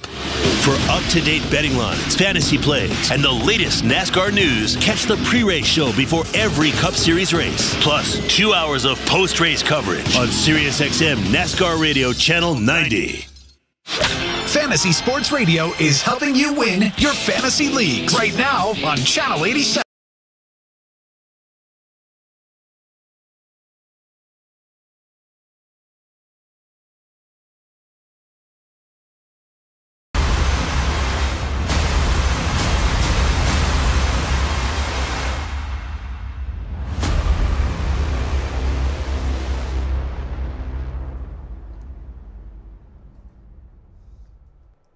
Cheers, insiders! What a day, what a night, what a Blue Jays game. Thank you for being here. Now's the time of the show where I get to just stop and say thank you. Thank you so much for helping me create this amazing community of Toronto sports fans from all over the world. All over, I mean everywhere. It is absolutely amazing to see a group of people come together and make a difference. Our April donation is over $1,500 just in April alone. Just by being here, you're making a difference. And I just had to say thank you because we are achieving huge things. Hopefully, this summer, we're going to get up to Toronto to visit SickKids. Maybe catch a TFC game and a Blue Jays game. We'll see. Maybe we'll see some of you there. Thank you again for being here. Thank you for keeping it classy. Thank you for helping grow this channel by doing all of that cool YouTube stuff, liking, sharing. If you're new, subscribing, turn on that bell. All that cool stuff really, really, really helps because then we bring in more people to make a difference. Thank you. Now let's get back to the baseball. Come on, Blue Jays. Let's go. Down the middle, called a strike.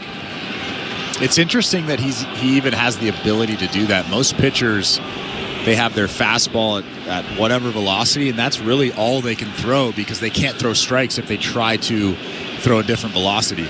Next pitch, cut and a miss on a splitter. 1-2. Wind gusting again at Rogers Center. Our 590 banner on top of us swaying back and forth. And again, Chris, the smell of the popcorn. I don't know about it on the left side of the booth, but it's strong on the right side.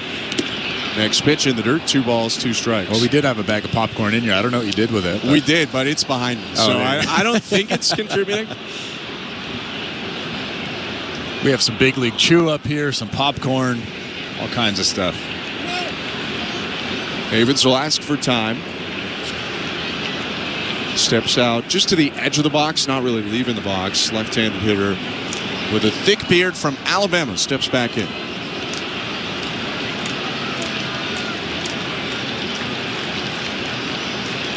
Gosman's 2-2. Line shot, left field. That ball is foul. Just found that sliver of foul territory beyond the retaining wall.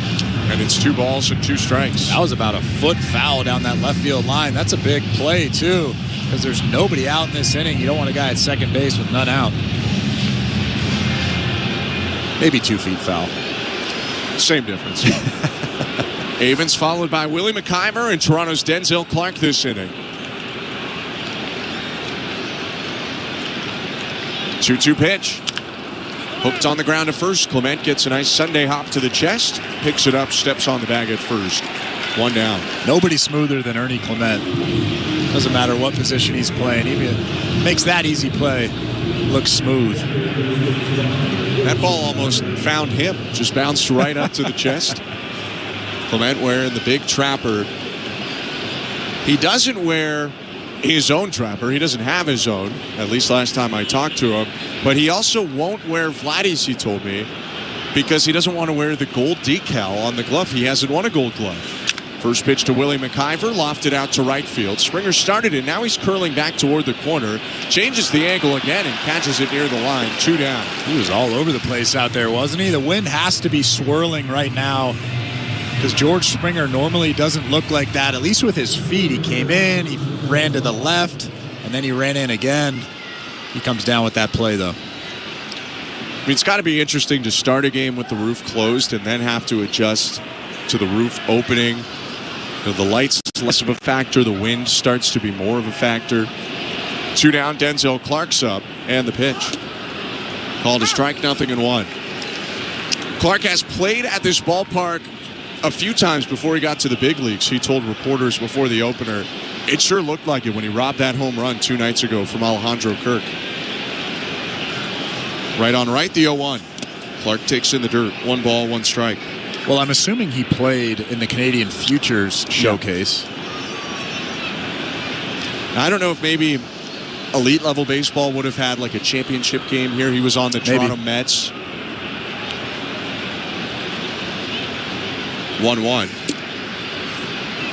Misses low, 2 balls, 1 strike. We didn't really have anything like that when I was coming up. The only thing that I would have played at in high school was just like a pre-draft workout for the Blue Jays. Well, I would know, but unfortunately, elite level baseball was not within my realm. So the 2-1. Clark hits it on the ground. Dangerous ground ball. Left side sneaks through just past the glove of Bichette and into left field for a base hit. Have yourself a series, Denzel Clark. What a perfect time to have your breakout series in front of your family and friends. We were talking about how many people he had here, at least the first couple of days, 150 to 200 people that he knows from the area, from the country. I mean, he's going to be a pretty good player if he keeps this up. He's got to bring that home cooking on the road. Maybe mom hops on the plane with him, because it is working right now. Had the home run yesterday, had 2 hits the day before, and now he's got a knock today. He's quick as well. Gosman steps off, throws over to first, mindful of Clark as a base runner. Clark dives back in head first. Safe on the pickoff attempt. One thing that I do remember from that pre-draft workout, this is 2001. Joey Votto was hitting homers in the 5th deck as a high schooler. Insane. How about that? Lawrence Butler up, runner takes off on the pitch, swing and a miss, strike one, throw down to second, and Clark dives in there safely. No tag was applied. Stolen base for Denzel Clark is his first at the major league level. So does he get the bag? What if he picked up Ricky the bag Henderson? like Ricky Henderson and just took it back to the dugout with him? Let's get him at least a couple hundred more. Maybe you push up into the 600 to 800 level career, and then he could start taking bags. 0-1. Fouled off. No balls and 2 strikes. I will say, of course, the late Ricky Henderson passed away, but even into the later stages of his life, he stayed very connected with the A's organization, often went and taught base running at spring training. There is a chance that Denzel Clark got stolen base instruction from Ricky Henderson. 0-2. Check swing, pitch in the dirt. He did go, says Tom Hanahan behind the plate. Strike 3. Butler slams his bat and helmet down onto the ground, and the A's end up without a run that inning after 1 hit. Clark left on second base. 1-0 for the Athletics, middle of the 4th. You're listening to Blue Jays Baseball, brought to you by your local family-owned Crown Rust Control Center, streaming at sportsnet.ca and the Sportsnet Radio Network. Night mode is still the new code. And this season, we redefine the most exciting night of the week. Alejandro Kirk has walked it off. City Connect Fridays. It's a vibe that you have to experience live at Rogers Center. We celebrate the icons, energy, strength, and culture that makes our city special. City Connect Fridays. Lights up. Let's go. For tickets, visit BlueJays.com. Buck Martinez here to tell you about the huge Double XL free topping pizza from Pizza Pizza, just $19.99. That's a whopping 18-inch 3-topping thing of beauty for only $19.99. So hurry into Pizza Pizza today and bring a big appetite for a hot and fresh Double XL pizza. I'm loving this big voice. I may just call the game this way. Order pizzapizza.ca. Breaking news, 365. Must be 19 or older. Ontario only. Please play responsibly.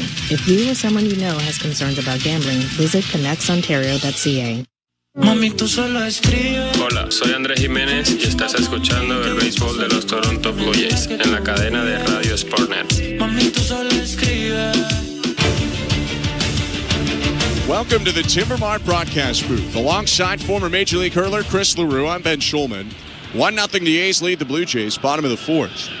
J.P. Sears steals to Alejandro Kirk, and the pitch is sent back the other way on the ground to second. Picked up Urias, tossed over to first, 1 down. This 4th inning is presented by Bet365. With Bet365, you can watch thousands of live games, build your own bet, and you can even make a bet while the game's still being played. 19 plus, play responsibly, Ontario only. This game with a very different feel than the first 3. This is out and out so far. The best starting pitching performance we've seen from the A's. J.P. Sears to Addison Barger. Outside, ball 1. It's the perfect day to have a dinner reservation. Yesterday, Seriously. not so great. Today, a lot better. The scores in the last 3 games, 8-7, 11-7, 12-0, all in favor of the Blue Jays. 1-0. High, 2 balls, no strikes. And in all of those games, there were lots of early runs. And the Blue Jays had at least 6 runs through 3 innings in all 3 games. Today they have 0 through 3 innings. 2-0 pitch. High, ball 3. Pitch was probably in the zone. It's kind of an awkward receive behind the plate by Willie McIver. Yeah, Willie McIver actually took that ball out of the strike zone with that frame job, or lack thereof. 3-0. Called a strike, just hit the inside edge. Sears has been really good. He's given up 3 hits, but it's amounted to 1 hit each inning. Has not dealt with multiple base runners like Gausman has every inning except for the last one. 3-1 pitch called a strike. And it's full count to Barger with 1 out. It seems like Gausman's really grinding through this start. Doesn't have the command of really that fastball yet. The split finger's been pretty good, but the fastball command is a little bit spotty so far. 3-2 pitches, line, and caught, leaping at short up the middle by Jacob Wilson. 2 down. The Out-of-Town Scoreboard is brought to you by St. Louis Bar and Grill, 100% Canadian, owned and operated since 1992. It's the return of the Big Cluckin' Deal. All-you-can-eat wings are on now for a limited time. Visit stlouiswings.com for details. You are welcome. Looking over to Baltimore, the Orioles obviously off to a tough start to the year, but they are starting to play a little bit better. I believe they're 5-5 in their last 10, and they're leading today 2-0 against the White Sox, bottom of the 5th. Pitch to Ernie Clement, outside, ball 1. Orioles, again, if I'm not mistaken, looking for a sweep, and right now they've got 5 shutout innings from the starter, former Chris LaRue teammate Charlie Morton. 1-0 pitch to Ernie. Line foul, left side, 1-1. Charlie Morton had a really tough start to this year, but he's looked great over his last couple of starts. And the Orioles have really needed it. They've been searching for consistency, perhaps Morton providing that. Brought over for, I believe, about the same contract Max Scherzer got in the offseason. 1-1. Inside, 2 balls, 1 strike. There was also, I don't know if you saw yesterday, Chris, the dugouts cleared between the Orioles and the White Sox on a weird play. 2-1 pitch to Clement. Swinging a foul off, 2-2. Not to get too deep into it, basically someone on the Orioles got in a rundown, and at least in my opinion, basically tried to fake an interference call, diving into a fielder who didn't have the ball in the rundown, and the White Sox took pretty big exception to trying to pull a move like that. 2-2 to Ernie, line shot, left field, down for a hit. Clement keeps the inning going, and he keeps his hot streak going. He's got a 2-out single in the bottom of the 4th. Is it getting ridiculous yet? Are we allowed to say that? It's bordering on ridiculous. This guy just keeps swinging the bat. That was a really tough pitch, a 4-seam fastball off the plate inside, but Ernie just pulls those hands through, a little bit like Bo Bichette, dumps that thing out to left field. Knob of the bat almost hit him in the chest on the way by because he had to yank the hands way inside. 1-0 A's, 2 outs, bottom of the 4th. Davis Schneider's up. Sears kicks and delivers. Schneider takes a strike. Davis Schneider's setting up a little bit different than maybe when we saw him early in the year. He was more straight up early in the year. Now he's got a deep knee bend, especially the back right knee. He's almost leaning back a little bit, preloading before the pitch comes in. Next offering outside, 1 ball, 1 strike. Well, it must be working because since getting called up, he's batting 1,000. Seriously. line drive into the corner in the 2nd inning for a single. He had 1 hit in his first stint with the Blue Jays to start the year, and he's already got a hit in this 2nd stint. 1-1. Called a strike, just hit the outside corner. Good pitch from Sears. 1-2. And I guess the most important thing when thinking about calling a guy up is what has he done recently in AAA. Recently, he's 10 for 32. That's .313, so that's pretty good. Overall AAA OPS this year at 741, but hotter as the year went on. He can play a couple different spots, too, if the Blue Jays need him to. 2nd, 3rd, and a little outfield. 1-2. High, 2 balls, 2 strikes. By the way, we were talking about, you had asked about him playing first base before. Producer Nick Blackmore chimed in. He played 8 times at first base, got 8 starts in 2023 with Buffalo. So he hasn't played it a ton, but he has played it before. 2-2. Foul back. And he is 5'9". I know that there's probably some shorter people out there saying, hey, why you got to talk about short people like that? If you're a first baseman, generally it's better if you're taller because you can get those balls that are higher and you have a longer reach. So take it easy. I think there's some 5'9" people saying, "Hey, why are you including us in the short people?" Whatever. Mr. 6'5". Step and throw over to first. Clement back in with a dive. But you are right. I mean, bigger target at first has been a universal thing that teams have wanted for about 100 years, if not more, of professional baseball. Ernie Clement, the first baseman today, leading off of first, 2 outs. 1-0 A's, bottom 4. And a step off from Sears. He's used both of his disengagements now. So although it is risky on a lefty, Clement could take off. So after mentioning Davis Schneider and his height, I looked over and JP Sears? No. Ernie Clement's 5'11". Yeah. So a little bit better. A little taller. 2-2. Called strike 3. Freezes him with a backdoor breaking ball to set down Schneider and end the inning. The Blue Jays get no runs on a hit. They leave 1 on, and we go to the 5th. 1-0 A's. You're listening to Blue Jays Baseball, brought to you by your local family-owned Crown Rust Control Center. Streaming on the Sportsnet app and the Sportsnet Radio Network.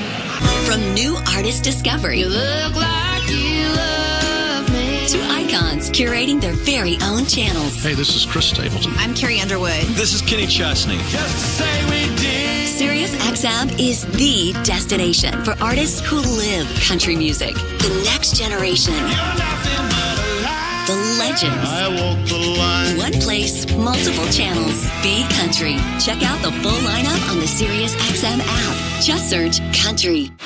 Fantasy Sports Radio is helping you win your fantasy leagues right now on Channel 87. Say goodbye, home run Aaron Judge. From in-season fantasy baseball management to helping you prepare for your fantasy football drafts, Fantasy Sports Radio is here to help you dominate. Don't ever take a player that you don't intend to keep all year. Don't do it. It's terrible management. Fantasy Sports Radio, your home for fantasy sports. Channel 87 and on the Sirius XM app.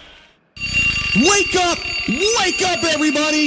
This is Steve Phillips from the leadoff spot on MLB Network Radio. Join me and former Major League Baseball players Eduardo Perez and Xavier Scruggs as we react to all the latest news and scores across baseball and have plenty of fun along the way. Steve, you were so right about that. I don't know if anybody else thinks we're funny, but I think we're funny. Why are you putting us or we into this? The leadoff spot, weekdays at 7 a.m. Eastern on MLB Network Radio, Channel 89, and on the Sirius XM app.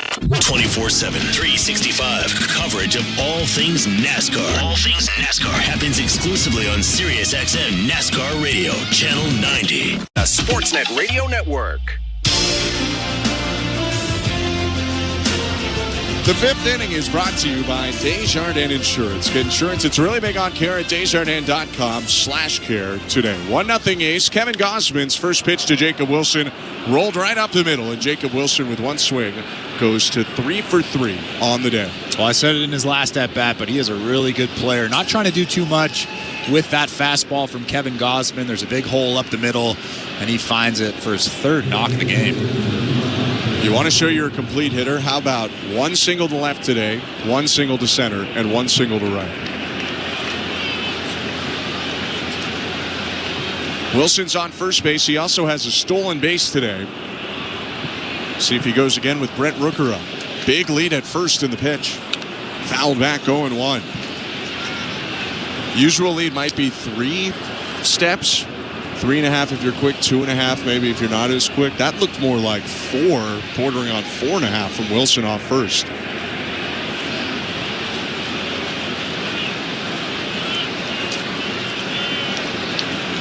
Oh, 1. Called a strike. Not sure he meant to do it, but the splitter hit the top of the zone there, buckling Rooker. It's 0-2. I would imagine that the Athletics aren't comfortable with this 1-0 lead, so they're going to try to do everything they can to at least take it to 2-0 in this inning. So you think maybe he goes? I mean, maybe not with Rooker up at the plate. 0-2. In the dirt, 1 ball, 2 strikes. But let's say Brent Rooker strikes out here. There's 1 out now. If I'm Jacob Wilson, I'd probably try to take second base. And it is Logan Davidson on deck rather than Tyler Soderstrom. The regular cleanup hitter and first baseman was ejected from this game in the 3rd inning. So Davidson is filling in for him. He'll bat for the first time in this game in a moment. The 1-2. in the dirt with the splitter. 2 balls, 2 strikes. Gausman looked up to the left, maybe a little frustration as he tugged on that one and sent it down and away to the glove side.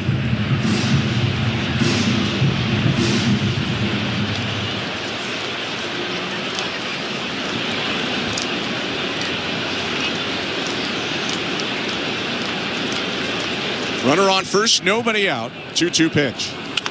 Hit on the ground up the middle. Bichette on the run, reaches out. It goes up the middle into center for a base hit. Another roller to the perfect spot. That was a splitter below the zone.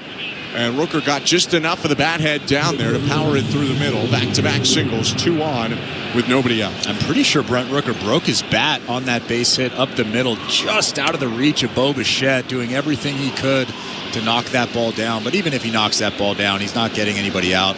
Jacob Wilson now at second base and Brent Rooker at first. It does feel like the A's, who have hit fairly well today, have hit a lot of balls to the perfect spot. Logan Davidson to hit now. First and second, no outs. Corners are in. Davidson squares and bunts it toward third. Barger, bare hands, tosses over to first. Clement makes the catch over there. Good sacrifice, but a good play by Barger. Second and third now for the A's. 1 out. That was a good play, but a risky play. I'm pretty sure he could have fielded that bunt with his glove and then thrown Logan Davidson out at first base, but instead he tried to make the bare hand, and he did. It was successful. But like I said, a little bit risky. Hole infield will come in now. Miguel Andujar is up. 1-0 A's. Second and third, 1 out. Top of the 5th. Gausman kicks and deals. Swing and a miss. Huge hat from Andujar on the splitter. 0-1. I think Andujar just got a tiny little piece there of Alejandro Kirk. Tapped his chest and apologized to Kirk, putting his right hand out. Speaking of, can give you a Tyler Heineman update in a sec. 0-1. Hit on the ground, foul, 0-2. Heineman, who, due to a couple backswings and foul balls, went on the concussion injured list. He played yesterday, catching 7 innings for the Buffalo Bisons. Ended up with an 0-for-1 day. He walked twice, and he was hit in the shin by a pitch. Not great, but at least not related to the concussion injury. 0-2. Chop toward third base. Runner coming home. Barger fields, throws to home. Wilson in a rundown. Kirk chasing him back to third. Now to Bichette. He will throw over to Barger. Wilson spins, and he's tagged out. Dives into home, I think trying to sell that he wasn't tagged. And the Blue Jays catch him in between third and home to prevent the run. Now 2 outs in the inning, and Andujar up to second base, and over to third goes Brent Rooker. Well, I'm pretty sure Jacob Wilson was going on contact there. Addison Barger with a really nice play, fielding that ball and throwing a good strike to Alejandro Kirk. And then I guess Jacob Wilson stays in that rundown long enough for Miguel Andujar to get to second base. Second and third now with 2 outs in the inning.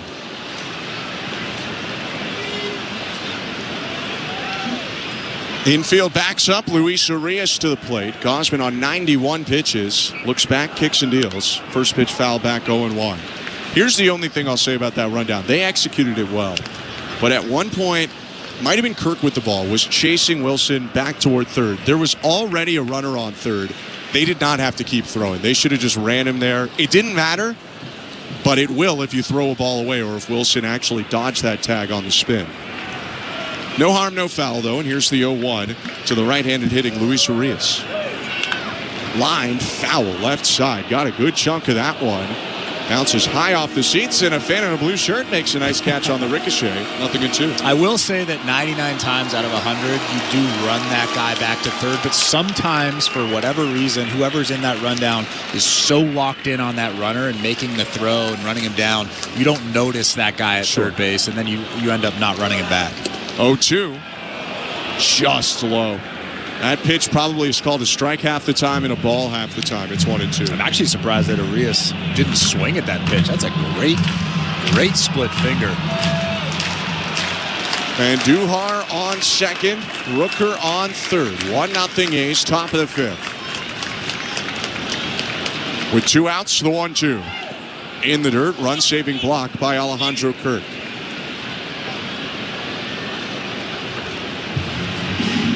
Kevin Gausman actually pointing in at Alejandro Kirk. Saying good job. Nice block back there.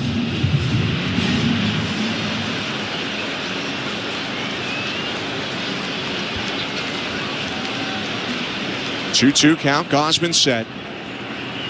Right-hander rocks and deals. Line drive. Fair ball down the left field line, bouncing into the corner. In to score Rooker. And Duhar scores behind him. Urias jogs up to second with a 2-run double. It's 3-0 for the A's in the fifth. I think just one too many splits there. It seemed like Urias was sitting on that split. He was a little bit out in front of it, but was able to keep the bat back and get the barrel to it, get 2 RBIs. 3-0 now for the A's, but maybe mixing an elevated fastball there. I guess hindsight's 20/20, but a good job from Urias hitting that ball in the corner. The A's were pressing for that. They had so much traffic in this game. Eventually, they were going to make something out of it. They get the 2-run double, and they knock Kevin Gausman out of this game after only 4 2/3. 2 outs, top of the fifth. Runner on second, 3-0 A's. It's a pitching change brought to you by Home Hardware, the official home improvement retailer for the Toronto Blue Jays, locally owned, genuinely Canadian. As Gausman walks off to an applause, let's go over to today's host, Show Ali. Thanks very much, Ben. And we don't do this very often at this time of year, but let's start our check right now of the St. Louis Bar and Grill out-of-town scoreboard by hearing about the Raptors. ESPN's Brian Windhorst had his Hoop Collective podcast released this morning, and amidst the NBA Finals discussion, he had this to say about the Toronto Raptors. The Raptors are a team that is starting to make noise within the league about looking for a big fish. If you're an Eastern Conference team that's in the middle of the pack, you're looking at the teams in front of you going, some of them may not be able to come together, may be able to stay together. Boston is hurt. And so there are some teams that sniff the ability to make a move. And I think Toronto is one of those teams. Naturally, any team that wants to make a move this summer, especially a team in the Eastern Conference, you're going to have Giannis on the board. But Toronto, I think, is going to try, from their initial conversations, teams in the league are getting the impression that Toronto is going to try to do something. ESPN's Shams Charania also saying he expects an explosive offseason, so I guess we'll all wait with bated breath here in Toronto. We do finally have our NBA Finals matchup in the West. The Thunder putting an exclamation mark on their playoff run a few days ago with a beatdown of the Timberwolves, 124-94, to wrap up the West in 5 games. They will face the Pacers, who dispatched the Knicks last night in 6 games, 125-108.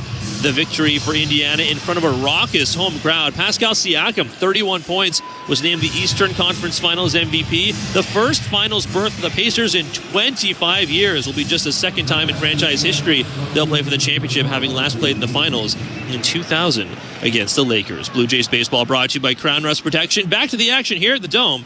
Here are Ben Schulman and Chris LaRue. Thank you very much, Joe. Left-hander on for the Blue Jays. It's Mason Fluharty. 3-0 A's. Runner on second. 2 outs, top of the fifth. Fluharty kicks and offers to Drew Avens. And it's up high, ball 1. Mason Fluharty making his 25th appearance of the season and his big league career. 3.5 ERA in 23 innings. Goes left on left with Drew Avens, trying to finish off the top of the fifth. 1-0. Hit foul, flipped over the third base dugout into the seats. 1-1.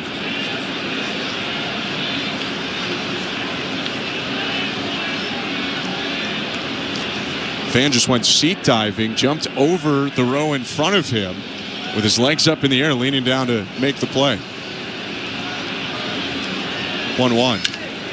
Hit on the ground to second base. Hops up near the head for Schneider, who brings it in, throws to first.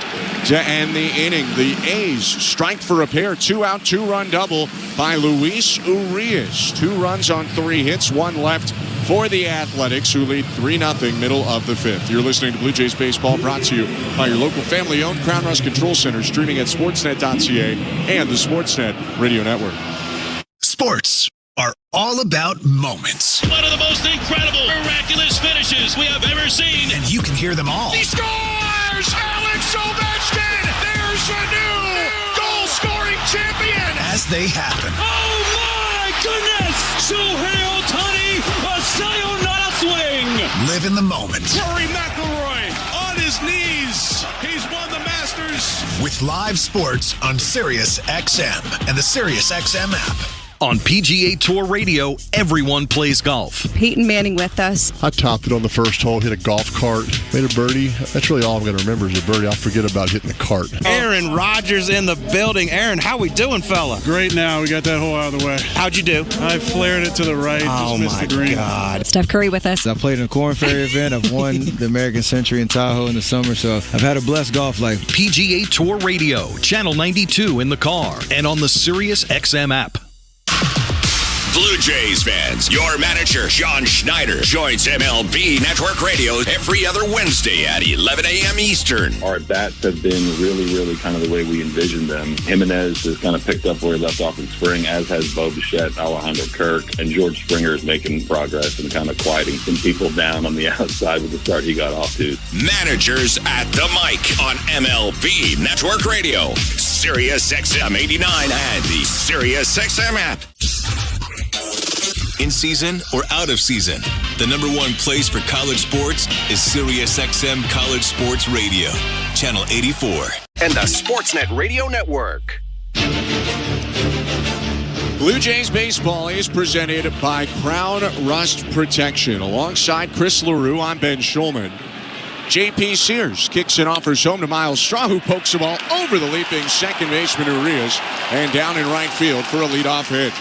Just what the Blue Jays needed after the A's scored 2 in the top of the 5th. Toronto trails 3-0. They're trying to get something going. Really nice job from Miles Straw, taking that fastball away and hammering it to right field. Now you try to get him to second base. You want to score at least 1 run in this inning. 3-0 ball game for the Athletics here with nobody out. By the way, for the A's, a substitution defensively.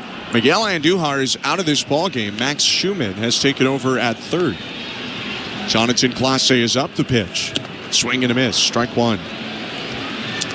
Didn't see any incident that would make you feel like Andujar got hurt or didn't know the outs or missed a sign or something like that. So we'll have to wait and see what happened to the A's third baseman. 0-1. Hit foul, 0-2.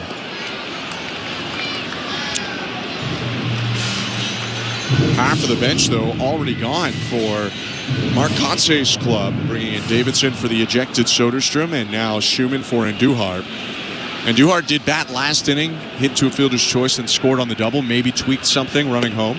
0-2 down and in. Clase jumps a little as he held back to take that pitch. 1 ball, 2 strikes.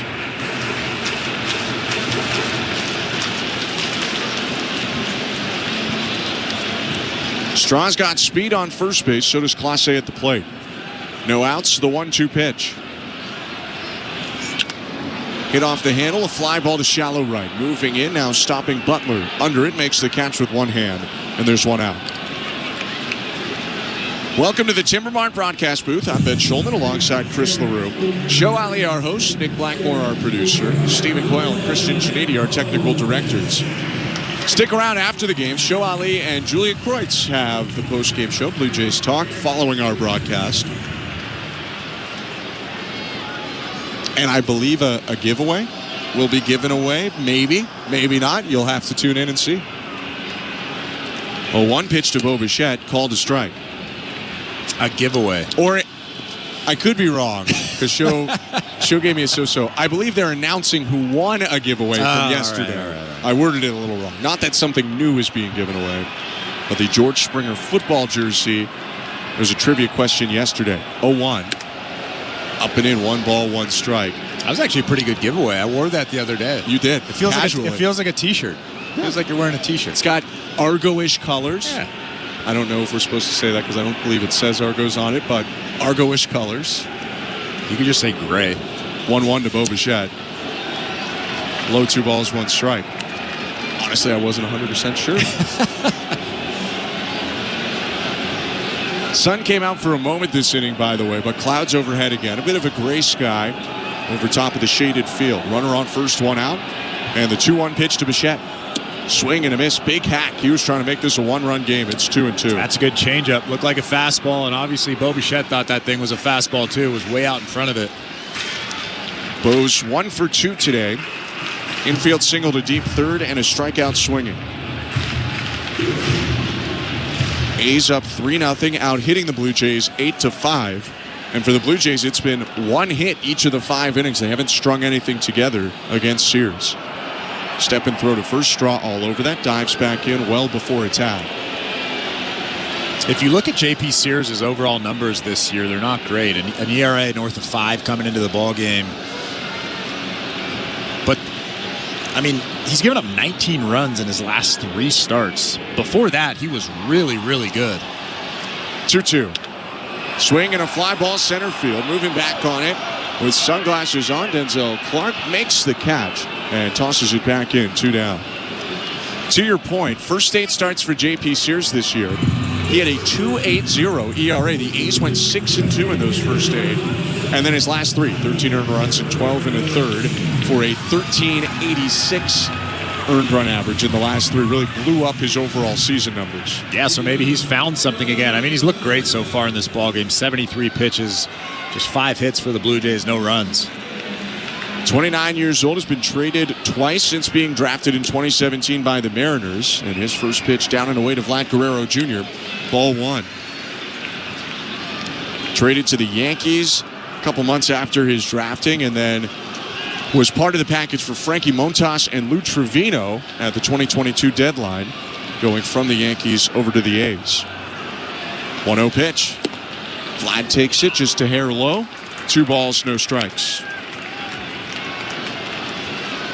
Vladdy's already extended that on-base streak to 32 games. Doubled in the first inning in this exact count. 2 balls and no strikes. Sears set near his chin. Looks at first at Straw and the pitch. Check swing. Called strike. Breaking ball just caught a piece of the bottom of the zone. Vladdy didn't love the call. It's 2-1.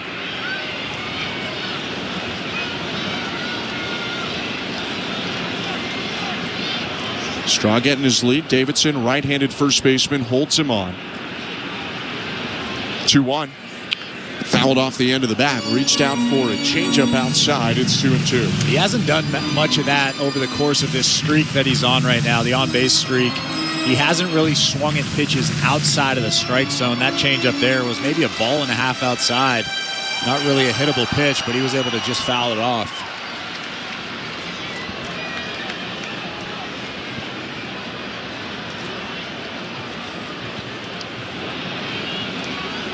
Two. And he hit him. Got him on the foot.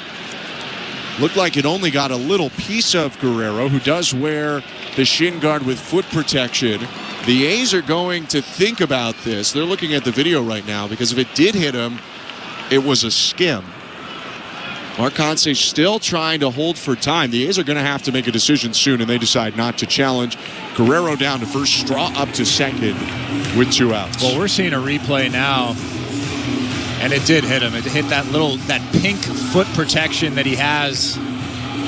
The extension of the shin guard protection, that obviously hit him. That was a good job by Mark Kotze down there in that dugout not to use a challenge on that. If he's not wearing the foot protection, does that baseball hit him? I think is an interesting question, but he wasn't, so we don't have to think about it too much. Well, if a tree falls in the woods and nobody's there to see it. I don't know. You're going to have to handle that one yourself. Blue Jays looking to come back right now. They trail 3-0 top of the 5th inning. George Springer up with runners on first and second and 2 outs. In the bottom of the 5th, Sears looks at second and the pitch. Swing and a miss. George Springer wears number 4 every day, but all the Blue Jays and the A's have patches today with 4 on the left side of their jersey. Tomorrow, June 2nd, is Lou Gehrig Day. 0-1. Downstairs, 1 ball, 1 strike. The day that Major League Baseball designates in memory of Gehrig and trying to help with research and treatment of ALS, also known as Lou Gehrig's disease. 1 ball, 1 strike. The pitch to Springer. Called a strike 1 and 2. If you want to learn more about ALS and see how you can help out or just learn about what Lou Gehrig Day tomorrow is doing, MLB.com/MLB-together/4ALS. If you also Google ALS MLB, you'll probably find the page. 1-2. Swinging a line drive, down in left center field, a base hit. Straw tearing around third. He'll come in to score. Throw back to second. Vladdy dives back in there after a wide turn. Hits an RBI single. George Springer and the Blue Jays on the board. 3-1 for the A's in the bottom of the fifth. Well, stay hot, George Springer. He takes that four-seam fastball in off the plate. Didn't hit it all that hard, but he was able to muscle that thing over Jacob Wilson and into left field for an RBI. 3-1 ball game now. Finally, the Blue Jays get to the A's starter. J.P. Sears has been really good. But the hit by pitch, and then another single this inning. And Strauss scored easily. The bigger concern was actually Guerrero at second, who I think thought the throw initially was going home, so he was trying to go first to third. But then he realized, put the brakes on, and beat the Drew Avens throw back to second. 2 on, 2 out. Little stripe of sun coming over the ballpark as Alejandro Kirk hits. 3-1 A's, bottom of the fifth. Left on right, the pitch. Popped up, foul, first base side, out of play. Just beyond the first base dugout, it takes a big skip off the concrete and falls into a sea of hands. 0-1. George Springer was really pumped up after that base hit, clapping his hands, pumping his fists, dancing at first base. You don't normally see him that pumped up for a single. I mean, these guys are feeling good right now, as they should be, considering the fact they've scored 31 runs in 3 games in this series. 0-1 pitch.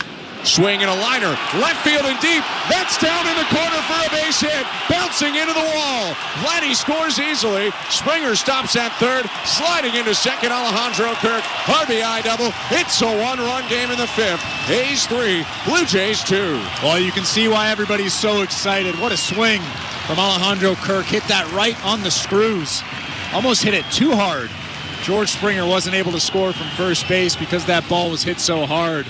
It's a 3-2 ball game now. 2 outs in the inning. Runners on second and third. Looks like the A's are going to challenge, though.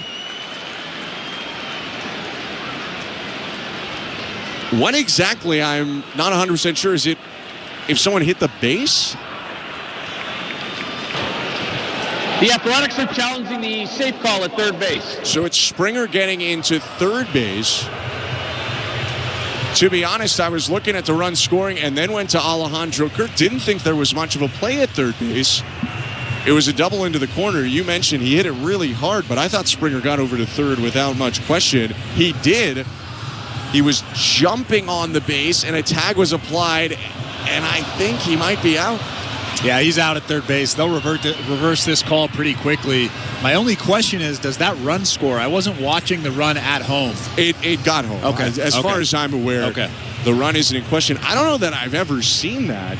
Springer pumped up right in front of the dugout. You imagine guys yelling stuff to him. He's yelling back, and he was bouncing up and down off the base, and both feet went into the air. Schumann, smart play by him, goes over and tags him on the backside. Yeah, it's pretty clear. I've seen the replay a couple of times now, and they'll definitely reverse this call. You can actually see or hear the reaction from the crowd. Pretty much 35,000 people know that this call is about to be reversed as well.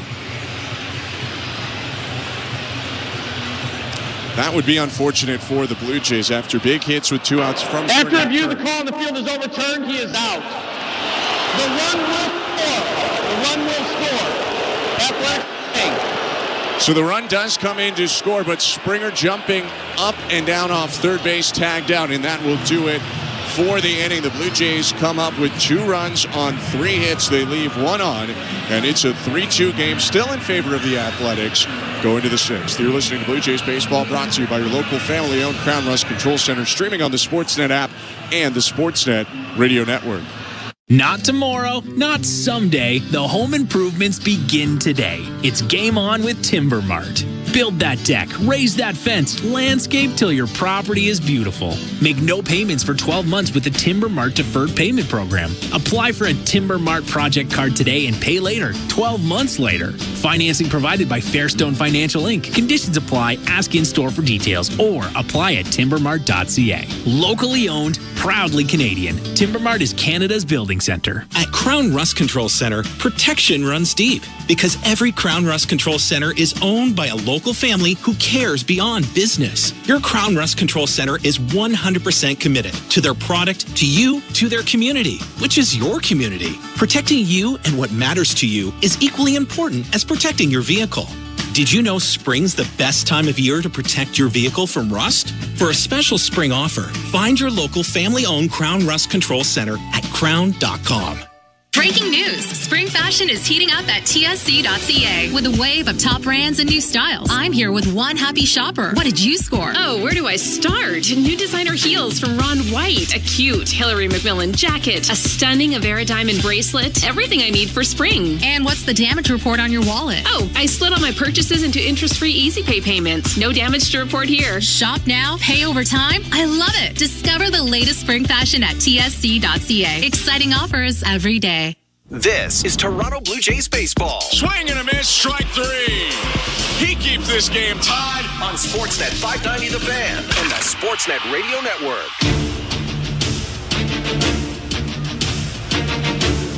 3-2 ball game. The A's still leading, but the Blue Jays have it closer as we get going in the sixth inning. Mason Fluharty on the hill misses inside to Willie McIver.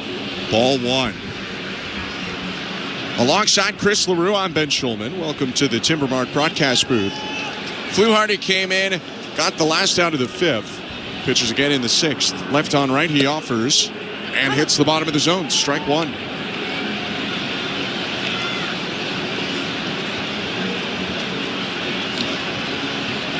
Second time we see Fluharty in this series. He pitched in game 2 through a scoreless inning. Third time. He pitched in games 1 and 2. Through a couple of scoreless innings in each of them. This is down and in now. 2 balls, 1 strike. Left-hander brings the glove over his head. Now tucks it near his right armpit, looking into Kirk. Set at the belt. Fluharty kicks and offers. Swing and a miss. Tied him up with the cutter up and in. 2-2. McIver asks for time in this sixth inning. That's brought to you by Desjardins Insurance. Get insurance that's really big on care at Desjardins.com/care today.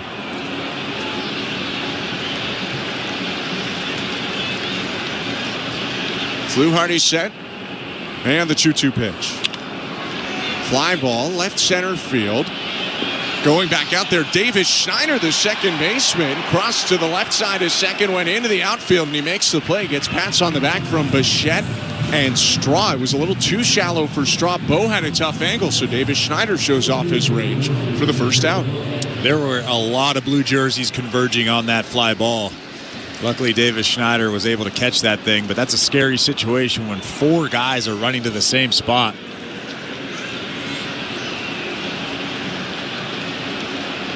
One out, Denzel Clark to the plate. Here's the pitch. Called a strike. By the way, George Springer, after he was tagged out to end the inning, looked a little hobbled to end that inning. He did come back out, and he is in right field right now. 0-1. Sprayed foul. Might have broke the bat at Clark. 0-2. Yeah, Clark's going to go get a new bat. They went back, it looks like, on the Sportsnet TV broadcast, looked at his at-bat. There was a check swing where Springer full strided and started to rotate and then stopped, and he just kind of lifted his right leg off the ground for a moment. He kept hitting, and he came up with the RBI single, but it looked like maybe just for a second something in the groin area. Looks a little bit tight. But he's in right field. They have other outfielders on the bench today, so clearly they feel fine with George Springer continuing to play. 0-2. Hit on the ground, foul, hooked toward the third base coach Eric Martins. Still 0-2. And if you watch him out there in right field for 30 seconds, 45 seconds, every so often he'll lift his leg and kind of play with his ankle a little bit. So something's going on out there. We just don't know what yet. 0-2. High and outside. 1 ball, 2 strikes. Needless to say, the Blue Jays don't need any more guys off the field right now. Dalton Varsho going on the injured list today. They're just about to get ready for Andres Jimenez and Tyler Heineman to return. 1-2 pitch, check swing, appeal down to first, no swing, very slowly, says the crew chief, James Hoy. 2 balls, 2 strikes, the count on Clark. It's a good take from Clark right there. Tough cutter at the top of the strike zone. Clark out of Everest Academy in Thornhill and then Cal State Northridge. Faces a 2-2. Hit on the ground foul, third base side. It looks like for the Blue Jays, Andres Jimenez will play rehab again today and maybe be back with the team Tuesday. Same with Tyler Heineman, who last I heard is DHing today for the Buffalo Bisons. 2-2 pitch. Swing and a miss. He got him. First strikeout for Mason Fluharty. 2 down in the top of the 6th. Well, another cutter at the top of that strike zone. Mason Fluharty's cutter is really good. You might be able to lay off of it once, maybe twice. That third one will get you. Fluharty continuing to pitch with Chad Green warming up in left field. Speaking of injuries, the Blue Jays did activate Eric Swanson for the first time. He is in their pen and ready to go today. Pitch to Lawrence Butler, downstairs, ball 1. John Schneider had said that Swanson could pitch in any sort of leverage, but if possible, they'd like to get him into a comfortable first outing. 1-0. Call to strike. Drop the sweeper on the outside edge. Although we have seen John Schneider just throw his relievers into the fire. Mason Fluharty, Braden Fisher, both of those guys just thrown into high leverage situations. And it kind of worked in his defense. I mean, Fluharty's still pitching in leverage. 1-1. Call to strike 1-2. He kind of left the door open to put Swanson in leverage. Don't want to speak for him, but reading through the lines, between the lines, kind of seems like if they needed him and they thought it was the best chance to win, they'll put him in anyway. 1-2 pitch. Just low, 2-2. They want to get Swanson in when they're up 9-1, but let's say they've used some guys. They're leading by 2, and they feel like Swanson's the best for an inning. They have to debut him there. At least, he's a vet. He's pitched in leverage before. 2 out, space is empty. Fluharty's 2-2. Called strike 3. Punched him out on a sweeper to end the inning. The first 1-2-3 frame any Blue Jay hurler has thrown today. It's Fluharty in the top of the 6th, striking out the pair to keep it 3-2 A's. Middle of the 6th, you're listening to Blue Jays Baseball, brought to you by your local family-owned Crown Rust Control Center, streaming on the Sportsnet app and the Sportsnet Radio Network. Explore a world of groundbreaking independent music and emerging artists. On a channel where pioneers like Pavement, The Strokes, and Beach House play alongside the artists shaping the sound of this moment. Find independent music curated for the curious on SiriusXMU. Channel 35 and outside the car with the SiriusXM app.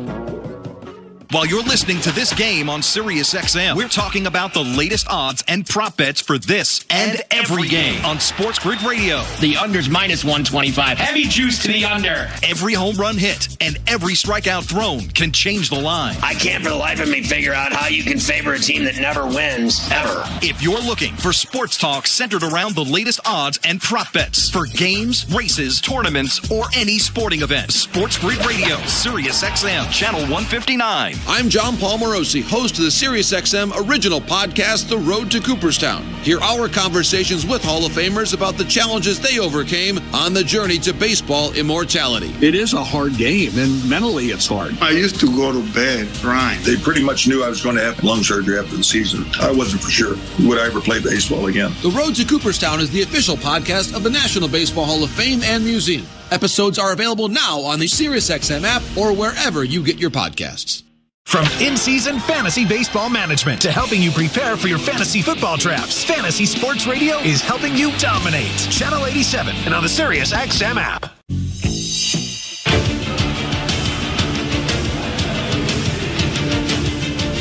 Bottom of the 6th inning, the Blue Jays trailing the Athletics 3-2. New pitcher for the A's and a pitching change brought to you by Home Hardware, the official home improvement retailer for the Toronto Blue Jays, locally owned, genuinely Canadian. Right-hander Mitch Spence into the ballgame. Converted starter, delivers to Addison Barger. And the pitch called a strike, 0-1.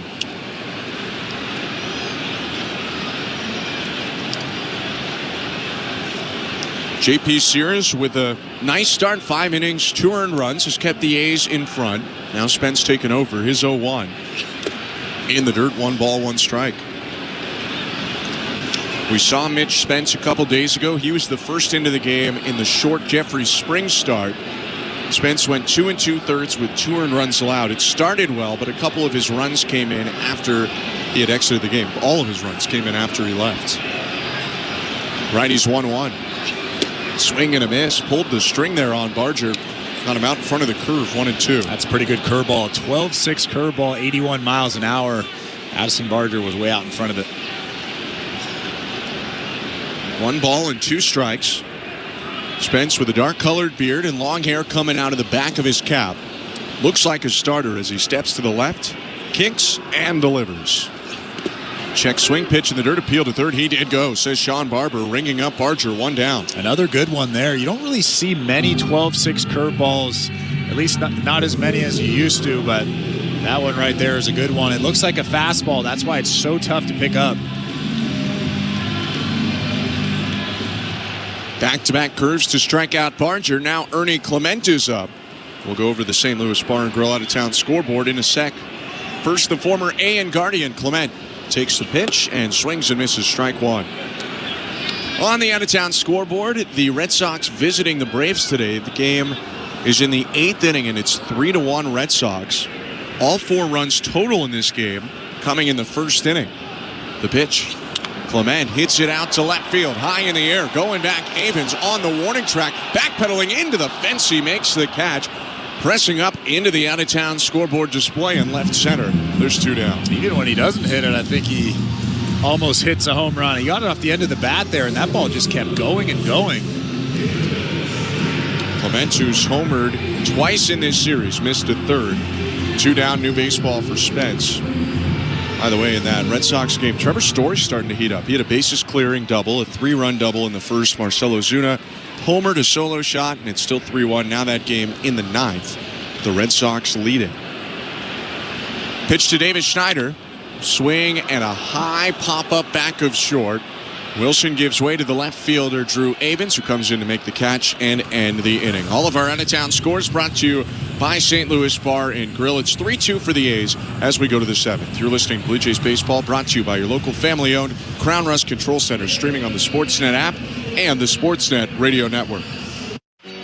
Knock all your summer projects out of the park with Home Hardware, the official home improvement retailer of the Toronto Blue Jays and your DIY partner in making your dream home a reality. From gardens to garages, back decks to front doors, refreshes and renos, we're here to help you cover all your bases and make every summer project a home run. Visit any of our 1,000+ home hardware and building center locations where we're proud to be locally owned and genuinely Canadian. At Crown Rust Control, protection runs deep because every Crown Rust Control Center is owned by a local family who cares beyond business. Your Crown Rust Control is 100% committed to their product, to you, to their community.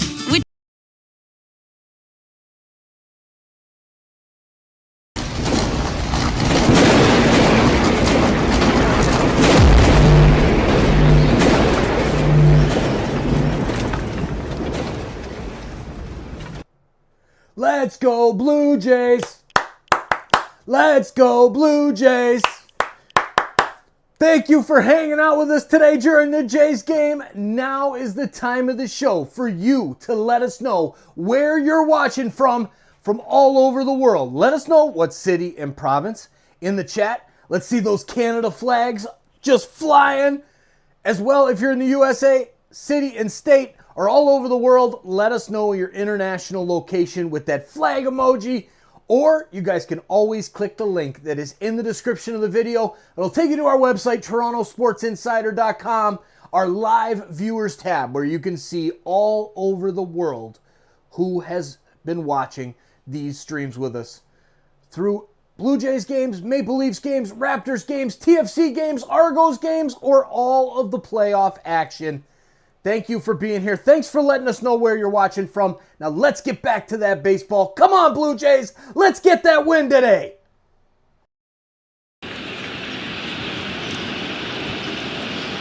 Alongside myself and Chris LaRue, Nick Blackmore, our producer today, Show Ali, our host, Stephen Coyle, Christian Chiniti, our technical directors. 0-1. Swing and a ball on the ground up the middle. Diving stop at second. Schneider pops up, slings to first, and it bounces. Clement with a backhanded stop there. I'm not sure he would have stayed on the bag even if he picked it. Heck of an effort by Schneider. It'll be an infield hit for Wilson, his 4th hit of the game. I believe if Davis Schneider popped up and didn't throw that ball off balance, I think he rushed it a little bit, thought that he had less time than he did. He might have been able to get Jacob Wilson at first base. But a heck of a play nonetheless, up the middle, knocking that ball down. So Wilson is 4 for 4 with 4 singles, and Green's going to step off. The pitching change to Chad Green is brought to you by Home Hardware, the official home improvement retailer for the Toronto Blue Jays, locally owned, genuinely Canadian. Green with an ERA just a shade above 4. Deals to Rooker, who pounds it into the ground, third base side. Green scrambles over, tries to barehand, and cannot come up with it. I think Rooker's safe anyway. Chad Green with some tough luck to start this inning. 2 ground balls in the infield and both go for hits. Yeah, that was a pretty good pitch and little weak ground ball in between Chad Green and Addison Barger there. Really the only play that he could do, or that he could even think about making there, was barehanding it and throwing it across his body, but he wasn't able to come up with it. Barger in at third, expecting a bunt. First and second for the A's, nobody out. Logan Davidson has already sacrificed once today. Green looks at second, offers home. Davidson squares, bunts it, foul, 0-1. We go quickly to the St. Louis Bar and Grill out-of-town scoreboard. Houston is leading Tampa Bay, the team tied with the Blue Jays for second in the AL East right now. Hunter Brown has not allowed a hit, only 3 walks and 4 strikeouts in 5 innings so far against the Rays. It's 1-0 Houston in the 6th in Houston. Green's 0-1. Davidson squares early, pops it up. Kirk turns around. He popped it up over the netting and out of play. It's 0-2. That's a really smart pitch. When somebody's sacrifice bunting, we've talked about this a little bit in the past, but a good pitch to throw is an elevated fastball. Try to make them pop it up, and he almost did it there. See if they take the bat out of the hands of Davidson again. Will they 2-strike bunt, or will they let him swing away? First and second, nobody out. Green set at his stomach. And the 0-2. Swing and a miss, strike 3.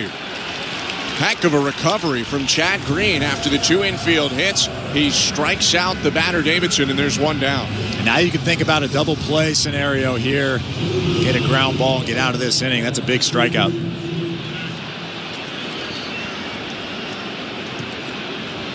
Max Schumann to the plate. First time he'll hit today. He came in for Andujar after the top of the 5th.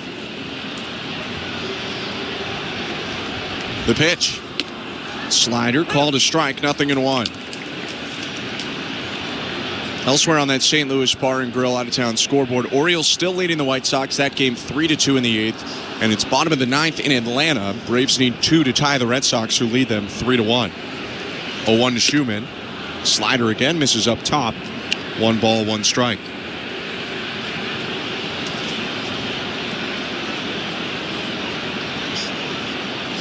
Schumann with a little half swing. Brings the bat above his right shoulder. 1-1. Swing and a miss. Back to the slider again. 1-2. Not a great one, but Max Schumann swings and misses nonetheless.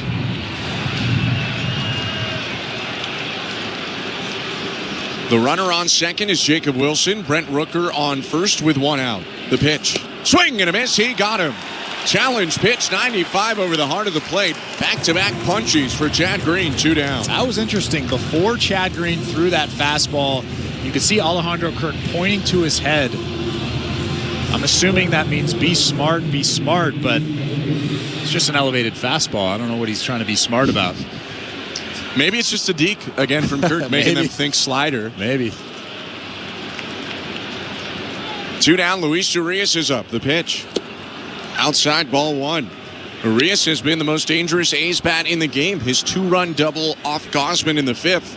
is the difference right now. It's 3-2 A's in the 7th. 2 on, 2 out, the 1-0. Outside, 2 balls, no strikes.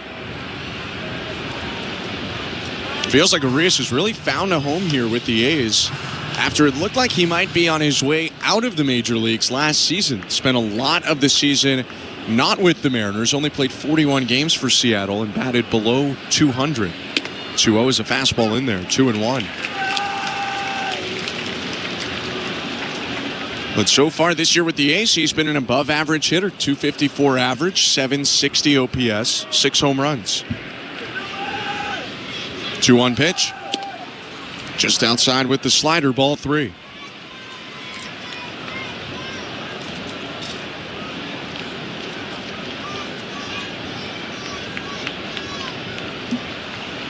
Green looking into Alejandro Kirk and his 3-1. Low ball 4. They walk Urias and the bases are loaded. I don't mind that pitch there. You don't have an open base at first base, but you do have an open base at third. Luis Urias has been pretty hot, at least today specifically, so you want to be careful with him there with that big run standing out at second base. You throw a slider there, you miss him, you move on to the next guy. You do move on to that bottom third, which has 3 guys who are not very experienced at the major league level. Drew Avens is set to hit next. This is his 5th game this season in the big leagues. He is 1 for 10 on the year with 5 strikeouts.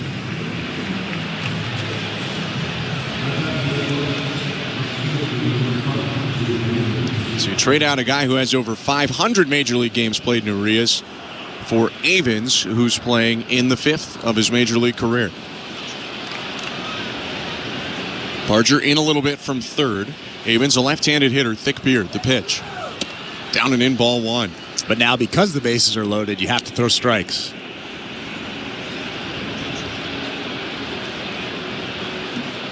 Avens has grounded out twice and struck out.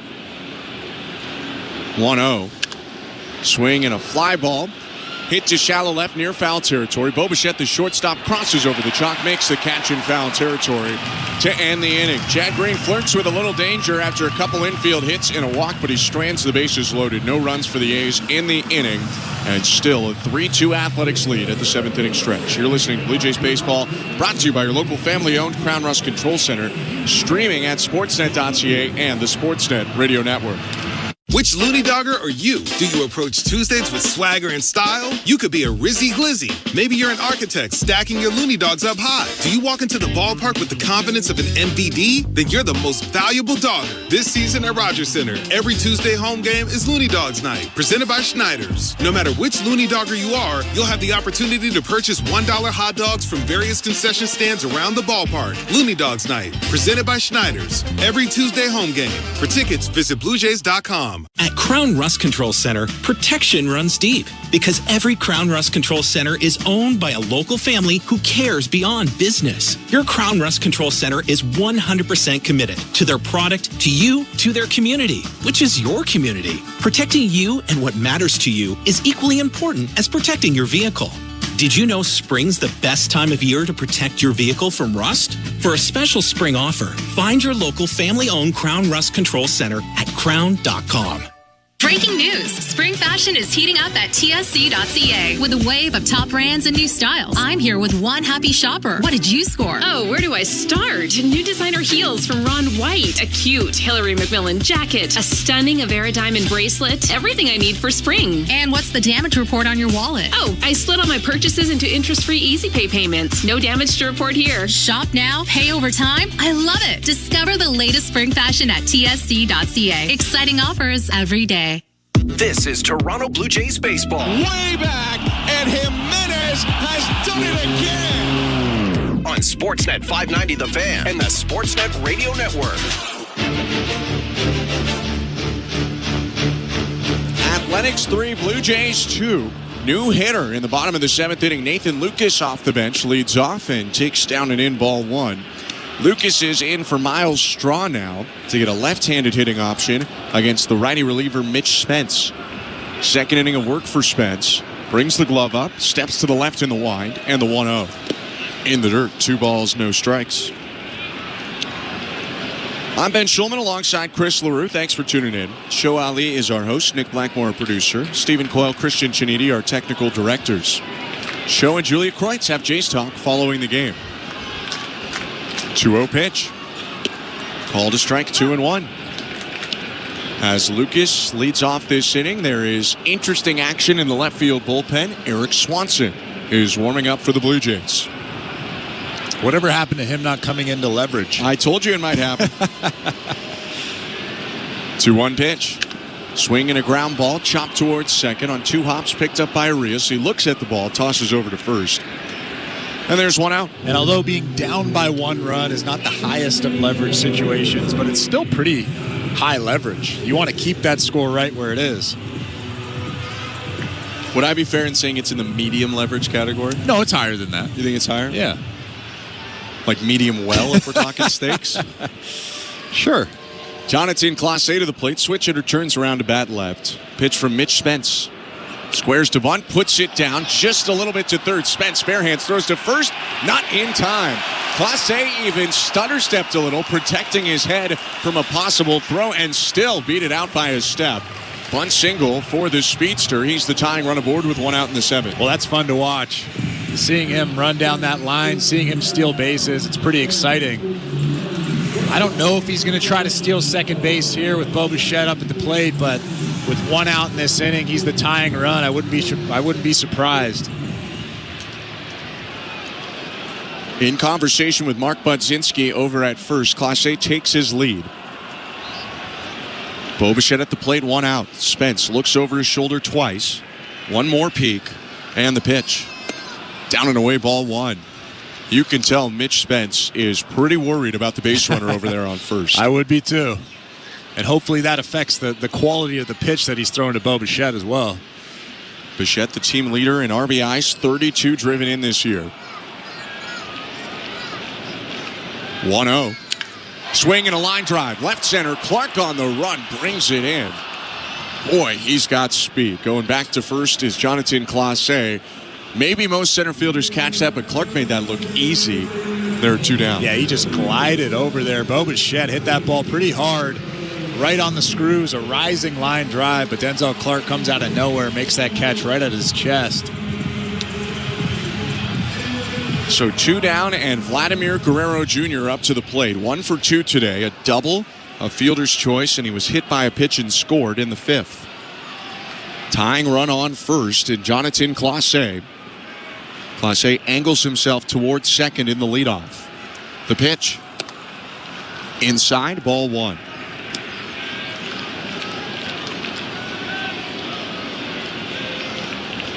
Vladdy has 26 RBIs this year, second to Bichette. Little half underhanded swing. Now he brings the bat up to his right shoulder. 1-0 pitch. Fastball just catches the outside edge. That was the cut fastball at 89, 1-1.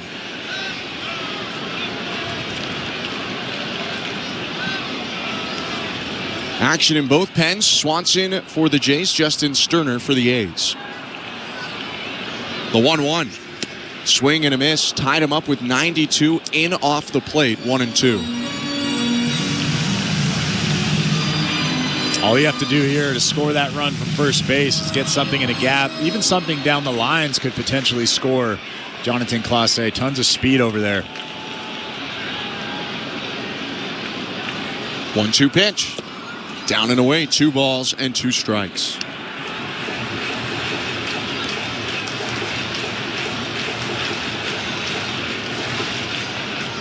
Vladdy taps the plate twice. Swings underhanded and brings the bat up once again.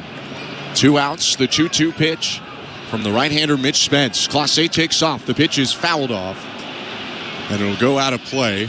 Clase was already around second thinking about third, but he'll have to go back to first base. I'm glad he just sniffed the barrel of the bat. It's still 2 balls and 2 strikes. I like that there, that Clase is taking off. It's not a full count, it's a 2-2 count. If you get thrown out at second base, Vladimir Guerrero Jr. comes up next inning with a clean count. He's your best hitter. All that good stuff. Clase angles to second again. The 2-2. Vlad takes it high. lean back out of the way of that four-seam fastball, full count. And now, of course, Jonathan Clase is for sure trying to take second base here. They're actually going to relinquish the hold on Clase. Full count, 2 outs.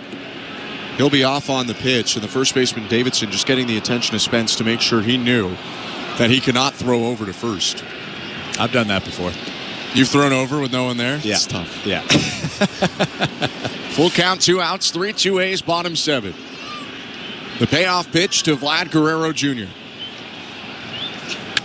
Swing and a deep drive right side. That's going to go foul into the seats down the right field line. Still a full count. And just to be clear, I didn't actually throw the baseball. I just spun around. It was a balk.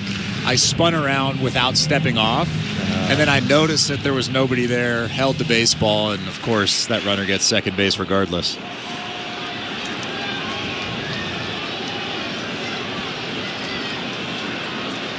Davidson still playing behind Clase, who will be off on the pitch again. Another 3-2. Swing and a miss. He got him. Guerrero strikes out, and the inning comes to a close. No runs on a hit. 1 left for the Blue Jays, who still trail 3-2 as we go to the 8th. You're listening to Blue Jays Baseball, brought to you by your local family-owned Crown Rust Control Center, streaming on the Sportsnet app and the Sportsnet Radio Network. As a sports fan, I just want the games. Right now, it's practically a full-time job to figure out which bundle I need. But with the SiriusXM app, it's done the bundling for me. It is gone, a grand slam! I don't have to go anywhere else to get every MLB, NFL, NBA, and NHL game. When there's a college game on, I just search for the school on the SiriusXM app. Holy smokes, what a play! With the all-access plan in the SiriusXM app, I've got the sports world in the palm of my hand. To the end zone, touchdown! No bundle required. Every night after the final out, the Round Trip Roundup brings you the scores, highlights, and analysis from every game across Major League Baseball, all in less than 30 minutes. Swung on and missed, strike 3 and a no-hitter. It's the perfect way to get caught up on all the night's biggest home runs and best performances. And a high drive, deep right center. It's the Round Trip Roundup on MLB Network Radio every night on SiriusXM Channel 89 and every morning on the SiriusXM app. Baseball is back. It's former General Manager Jim Duquette, and every Sunday on the front office, we have you covered on everything happening across Major League Baseball. That's right, Duke. It's former Big League GM Jim Bowden. Injuries, extensions, promotions, demotions, and trades. We'll have you covered on all the news. We'll bring you the front office perspective as the season heats up. Front office with Jim Duquette and Jim Bowden, Sundays at 10 a.m. Eastern on MLB Network Radio, Channel 89, and on the SiriusXM app. The Blue Jays are in flight, leading 3-0. Blue Jays fans, this is Ross Atkins, and you're listening to Blue Jays Baseball on Sirius XM. The Sportsnet Radio Network.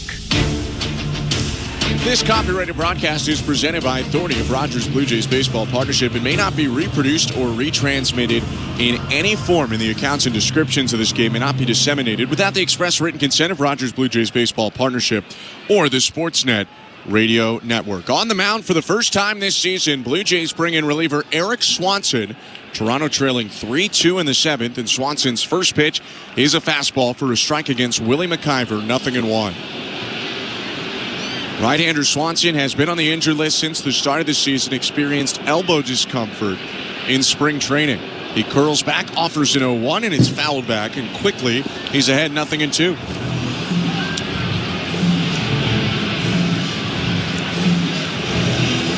Eric Swanson, 6'3", 225 pounds, from Fargo, North Dakota. Will step off for a second as McIver asked for time. Such a huge part of this bullpen in 2023 when he had a sub-3 ERA and almost 67 innings. Last season started with an injury for Swanson. First half did not go great. 0-2 pitch hit off the handle, a looper out to right field. Late break Springer, and it's going to drop in front of him for a base hit. Springer started back, then started moving in, and it drops in for McIver. That's a base hit. Another tough luck hit for Blue Jays pitching. Like you said, it looked like George Springer kind of stepped back and then broke in, tried to catch that broken bat base hit from Willie McIver, but another soft hit for the Oakland Athletics. Sorry, the Athletics. No Oakland, no Sacramento, no Vegas. This is a nomadic team right now. Pitch to Denzel Clark. He shows bunt, pulls it back, and the pitch skips to the backstop. McIver up to second without the bunt even put down. And that has been a rough 2 pitches for the Blue Jays. The bloop single and then the wild pitch, and it's a runner on second, nobody out. Looked like the breaking ball from Swanson. It bounced. Kirk went with the glove, and it tipped off of his glove and rolled behind him. It'll go as a wild pitch. Clark now hit with the next one. Goes right down to the ground, but pops up quickly. And I think the Blue Jays were wondering, did he square there? But he did not. Now he's on one knee on the base. He popped up and jogged down to first, but he does seem to be in some pain. He pulled it back, and he got hit square in the chest. Maybe the hand and then the chest, but I thought that ball went right off his chest. So it looked like he was showing bunt. He was trying to sack McIver over to third base, and as he was pulling back, that ball actually hit him in the palm of that right hand, or like that thumb area.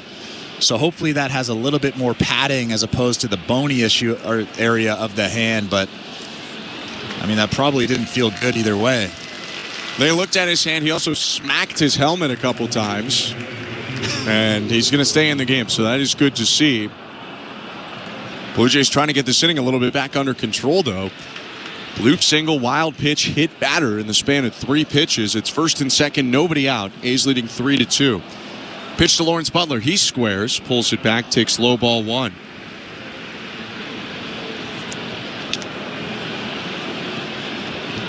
The A's losers of 16 of the last 17 games. They're doing anything right now to push across 1 extra run, give their pitchers a little bit more of a cushion. 1-0. Swing and a broken bat, fly ball, shallow left field. Clase darting in, makes the catch. Scrambling back to second goes McIver. There's 1 out. And as badly as the Athletics want to win this game, the Blue Jays need this game as well. They have the Phillies coming in for 3, and then they go to Minnesota for 3. 2 very tough teams. Even if you look ahead of that, you go at St. Louis, maybe not a team people are paying that much attention to, but they're 7-8 games above 500, and then you play at Philadelphia. That's 4 tough series against 4 teams in and around the playoff picture in their respective leagues. 3-2 A's, 1 out, top of the 8th. Jacob Wilson hitting. The runners take off on the pitch. It's called a strike, and there's no throw for Kirk. Early jump on the double steal. And it's second and third for the A's with 1 out. And just like that, that's about as good as a sack bunt. Willie McIver got a great jump. I mean, he started running even before Swanson threw that pitch. First major league stolen base for Willie McIver. The next pitch to Wilson, lofted out to shallow right field. Moving in toward the line, Springer. He makes the catch. McIver tags. Here comes the throw to the plate. It's not in time. That's a sac fly for Jacob Wilson. Advancing to third base, Denzel Clark. And it's 4-2 for the Athletics in the 8th. And how important is that stolen base? They don't score the run without it.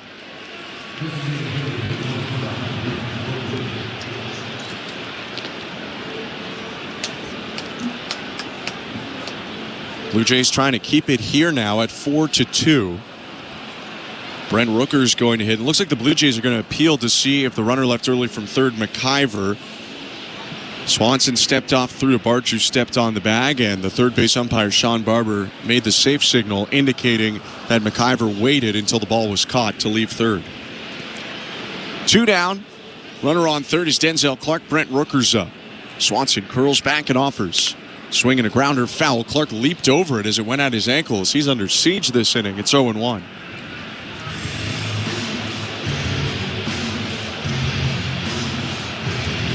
Just to go back to the last play, pretty remarkable for Jacob Wilson.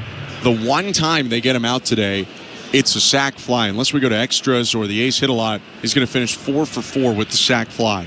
Swing and a miss by Rooker, and quickly Swanson ahead of him, 0-2. He plays like a veteran. He really doesn't seem like a rookie out there. He does everything right on the baseball diamond. It's pretty impressive. 2 outs, and Swanson's 0-2 pitch. Hit on the ground, foul, third base side again.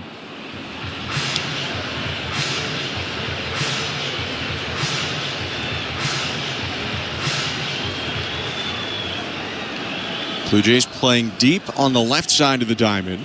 Davis Schneider, the second baseman's up the middle. 0-2 pitch to Rooker. Swing and a miss. He got him. First strikeout of the season for Eric Swanson. Ends the top of the 8th. The A's do add on. They get 1 run on 1 hit, no errors, and 1 left on base. It's 4-2 Athletics, middle of the 8th. You're listening to Blue Jays Baseball, brought to you by your local family-owned Crown Rust Control Center, streaming at sportsnet.ca and the Sportsnet Radio Network. Knock all your summer projects out of the park with Home Hardware, the official home improvement retailer of the Toronto Blue Jays and your DIY partner in making your dream home a reality. From gardens to garages, back decks to front doors, refreshes and renos, we're here to help you cover all your bases and make every summer project a home run. Visit any of our 1,000+ home hardware and building center locations where we're proud to be locally owned and genuinely Canadian. Buck Martinez here to tell you about the huge Double XL 3-topping pizza from Pizza Pizza, just $19.99. That's a whopping 18-inch 3-topping thing of beauty for only $19.99. So hurry into Pizza Pizza today and bring a big appetite for a hot and fresh Double XL pizza. I'm loving this big voice. I may just call the game this way. Go to pizzapizza.ca. Guess who just bundled their home and auto with Desjardins Insurance? Well, look at you, all grown up and saving money. Yes, I am. Mom told you to do it, didn't she? Yes, she did. Get insurance that's really big on care. Switch and you could save up to 35% on home insurance when you bundle home and auto. Desjardins Insurance. Here for your home, auto, life, and business needs. Certain conditions apply. This is Toronto Blue Jays baseball. That ball is gone. Third home run in 4 batters for the Blue Jays. On Sportsnet 590 The Fan and the Sportsnet Radio Network. Bottom of the 8th inning. It's crunch time in downtown Toronto. The A's leading the Blue Jays 4-2 in this series finale. New pitcher for the Athletics, the righty Justin Sterner in. He'll start with George Springer. The pitch. Outside, ball 1. I'm Ben Schulman alongside Chris LaRue. Blue Jays have already won the series, but they'd love to take all 4 before a tough Philadelphia Phillies team comes to town on Tuesday. 1-0. Check swing. Pitch was low. 2 balls, no strikes. Pitching change to Sterner is brought to you by Home Hardware, the official home improvement retailer for the Toronto Blue Jays. Locally owned, genuinely Canadian. Next pitch, hit foul on the ground, third base side. 2 balls, 1 strike. Justin Sterner, a 3.08 earned run average, 26 1/3 innings pitched. He's striking out about a batter an inning. His 2-1 hit on the ground and catcher's interference. That one was hit foul. George Springer immediately points back to the catcher McIver, and the home plate umpire Hanahan agrees. So George Springer is aboard. I believe that's the second time a catcher has interfered with him this season. No at-bat for Springer and an error to the catcher. Well, McIver actually walked about halfway towards Justin Sterner, the pitcher, and he was pointing at his chest saying, "My bad," as he was walking out there. Brings the tying run to the plate for the Blue Jays, Alejandro Kirk. Sterner kicks and deals. Kirk takes a strike. Mark Kotze is beside himself right now. Well, the A's, they really need a couple wins, frankly. They have had a tough last month. 0-1 pitch hit very high, but foul out of play to the left, deep into the seats. No balls and 2 strikes. And while, I think most people didn't have huge expectations for this Athletics team, there is a bit of an expectation that they take a step forward. They've made some significant investments, both in free agents and in extending current players. And they got to at least get moving in the right direction. Springer on first. Sterner checks on him and then sets at his chest. 0-2 to Kirk. High, 1 ball, 2 strikes. They were okay in April. They were. They weren't a bad ball club in April, and over the last 3 weeks, something's changed. And You said it. They have to start playing better. They have to take a couple of steps forward here. 1-2. Hit foul, still a ball and 2 strikes. But you can understand the frustration from Mark Kotze down in that dugout. Kotze recently got an extension. He's been with them through some of the tough times of the last couple seasons where he wasn't really given a team that was trying to win that many games. 1-2, down and away, 2-2. This is the first time maybe since 2020 or 2021 latest that the A's have put more into the team rather than trading guys away for prospects. Sterner's 2-2. Down and away, ball 3. Since getting ahead of Kirk, he has missed too far as he tries to make Kirk chase, and it's a full count. Kirk's taking some tough pitches. That one right there, a cutter off the plate outside. Really nice take. Let's see if he gets a heater here. Payoff pitch. Swing and a ground ball. Burst through the left side of the infield and into left of base hit. Springer up to second. Kirk's on first. The Blue Jays bring the go-ahead run to the plate in the form of Addison Barger. Well, he got that heater and he smacked it in the hole on the left side of the infield. Jacob Wilson actually was shaded towards second base. That ball would have probably gone where a shortstop normally is for a double play, but luckily for Alejandro Kirk, there was nobody there. Alan Roden will run for Kirk as that's the tying run. Mound meeting right now between McIver and Sterner, so we can look at the Bet365 standings. Download the Bet365 app for today's baseball odds. Find out why it's never ordinary at Bet365. 19 plus, play responsibly, Ontario only.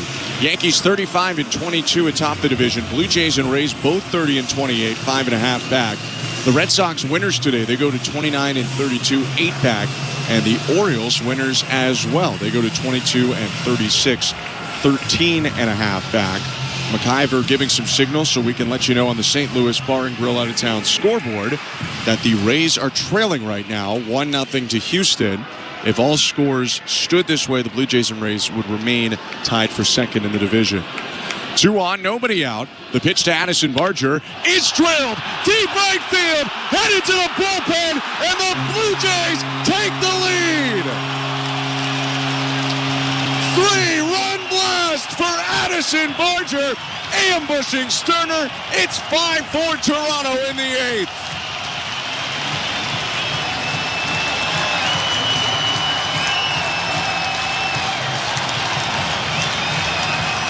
Vladimir Guerrero Jr. has his hands on his head, and 35,000 people feel the same way. Can you believe it? Barger comes up with another huge moment, his 5th home run of the year, and it's 5-4 Toronto.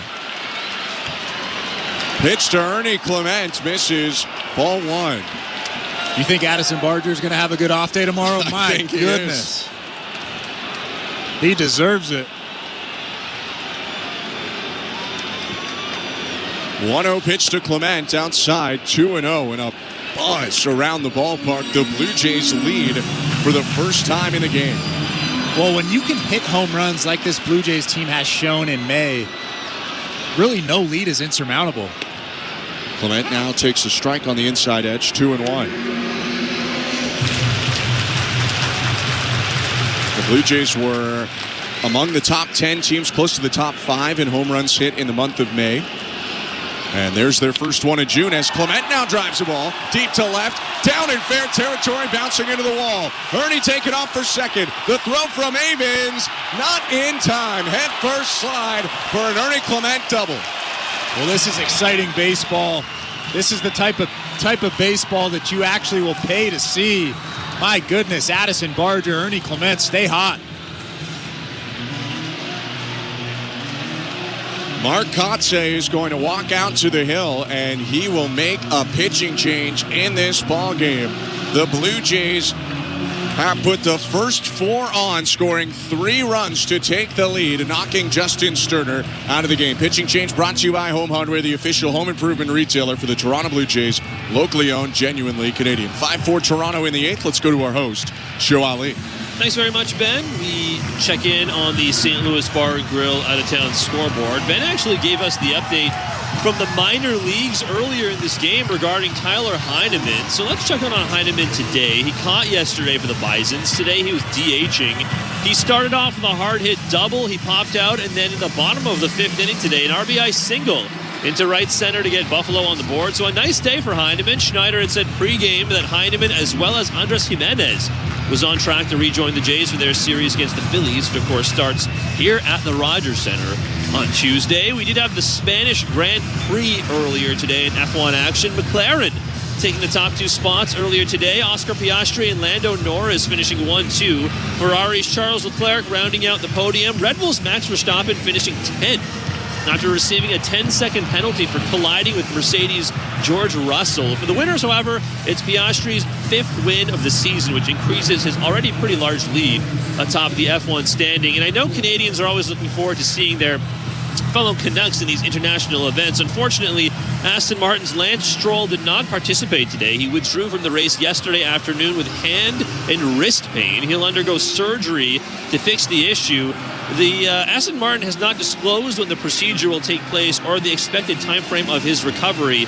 And with the next Grand Prix for F1 in Montreal in 2 weeks, it seems unfortunately unlikely that it will be a long shot for the Canadian Lance Stroll to participate in that event. Blue Jays baseball, as always, is brought to you by Crown Rust Protection. Let's get you back to the action here at the Dome. A buzz in the air here at the Rogers Center. Here's Ben Schulman and Chris LaRue.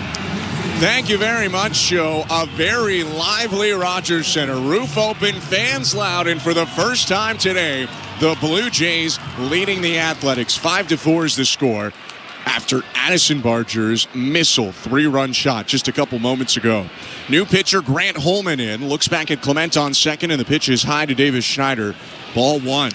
And keep in mind, Ben, there's still nobody out in this inning. Runner in scoring position at second base is Ernie Clement.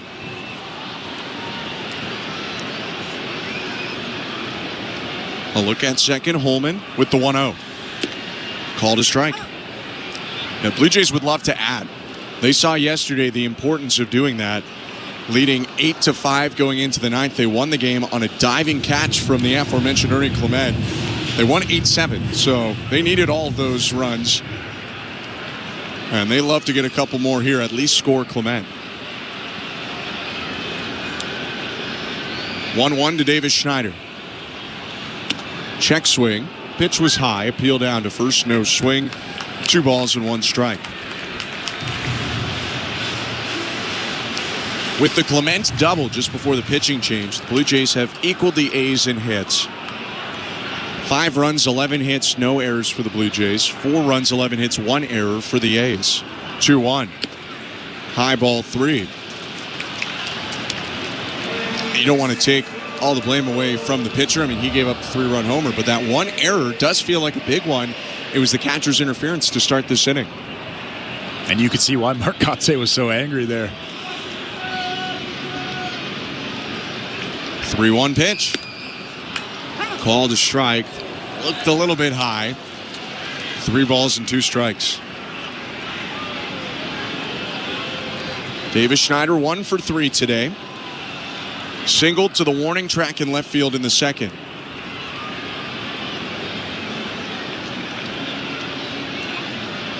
Payoff pitch. Outside, ball 4. Schneider will take a walk. Nice return for him to the big leagues his second time on today. That's a good walk. And now you have to think about Nathan Lucas potentially bunting those runners over. Those are 2 very important runs out there standing at first and second. We've seen Nathan Lucas sacrifice bunt even this week. So he's a guy that should be comfortable out there with the bat in his hands.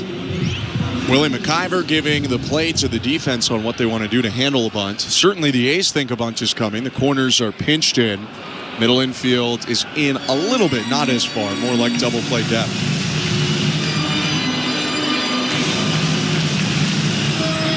Grant Holman, the hurler for the A's, and now there's going to be a mound visit. Scott Emerson going out there to talk to him. I guess the question is, do you catch him by surprise and let him swing away? It's possible. This week, I think we've seen Lucas bunt sometimes in obvious bunt situations and sometimes swing away. John Schneider talked a little bit yesterday about his philosophy around bunting, and You just said there's so many factors. Who's on base? Who's at the plate right now? Who's coming up to the plate after we bunt that we're trying to set up? I think because the Blue Jays have the lead in this situation, I potentially swing away here. Maybe 60-40. 60-40 swing away. Let's see. Mound visit over. Corner's still in. Lucas at the plate. First and second, nobody out. Holman, the right-hander, looks back at second. Steps off and throws to second, and it goes into center field. Clement taking off for third. He'll get in there without a bunt. Error on the pitcher. I bet he's not bunting anymore. No, I think if he was before that, he's not bunting anymore. Drive that guy in from third base. If you thought Mark Kotze looked upset before, it has not gotten better now. That throw was just too far to the right, forced Jacob Wilson to try and reach around the base runner. It's runners on the corners, and still nobody out in the bottom of the eighth. 5-4 Blue Jay lead.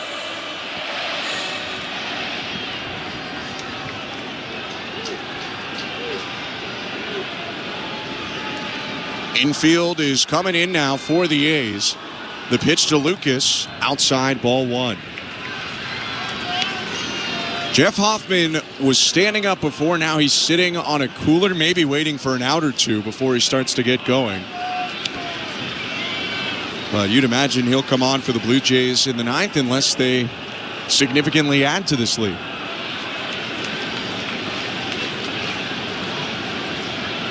One-0. High, 2 balls, no strikes. Wouldn't mind if Nathan Lucas gets big here. It's a big situation, a fastball count. You know that Holman's trying to throw a strike in this situation. Holman throws a fastball, splitter, and slider. Mid-90s on the heater. 2-0 pitch. Fouled back, got a fastball middle in, took a good swing, flipped it over the netting, 2-1. That was about as big as Nathan Lucas gets right there. Good swing on a four-seam fastball right down the middle. He just missed it.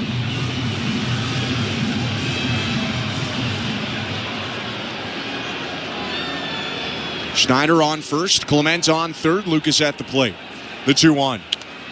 Fouled off again. Another healthy hack on another inner half fastball, 2-2. And now if you're Nathan Lucas, you think about going the other way, shortening up. The infield's in, so if you hit something hard on the ground, it could potentially get through. Lucas loves to slap it through that left side of the infield. 2-2. Inside, nearly hit him, ball 3. It almost looked like he wanted to get hit there, didn't it? I think he might have. You know, he's that kind of guy. He's been an average, batting average and on-base guy through the minors. Get on any way you can. Take a bruise to get on base. And he's translated that this season to the major league level. Over 100 at-bats now. He's got a .777 on-base plus slugging. That is way above major league average. 3-2. Hit on the ground right side. It skips into right field, a base hit. Clement scores. Schneider stops at second. RBI single for Nathan Lucas. And the Blue Jays lead 6-4. And just like that, with the infield in, that little bouncer easily gets through. The batting averages go up quite a bit when that infield comes in. A big hit for Nathan Lucas and a big run for the Jays. Now you have to wonder if Jonathan Clase is going to sacrifice bunt here, move those runners over to second and third, or at least try to. I will say infield in. Good point by you, and that all goes back to the throwing error by the pitcher. If it's first and second, the infield isn't in, and Lucas might have gave himself up. Instead, he's on first, Schneider's on second. Clase is bunted for a hit today. Holman kicks, and Clase takes outside, did not square. It's ball 1. Yeah, and I think that John Schneider is letting Clase swing away here because they're up by 2 runs. If it was a tie ball game, down by 1, maybe you see him square around to potentially sacrifice. The general thinking is a bunt can help you score 1, but it hurts your ability to have a big multi-run inning. Now he squares, and he pops up the 1-0, but it hits the screen behind home plate. That was a bit of a late square for a sacrifice. Fouled off, it's 1-1. Well, who knows what they're thinking right now? Because he went take pitch 1, bunt pitch 2. I have no idea. The A's are going to keep the corners in. First and second, nobody out, bottom 8. Holman looks to second. Clase squares and pulls it back as the pitch missed inside, 2-1. That's a good take. Tough pitch to bunt.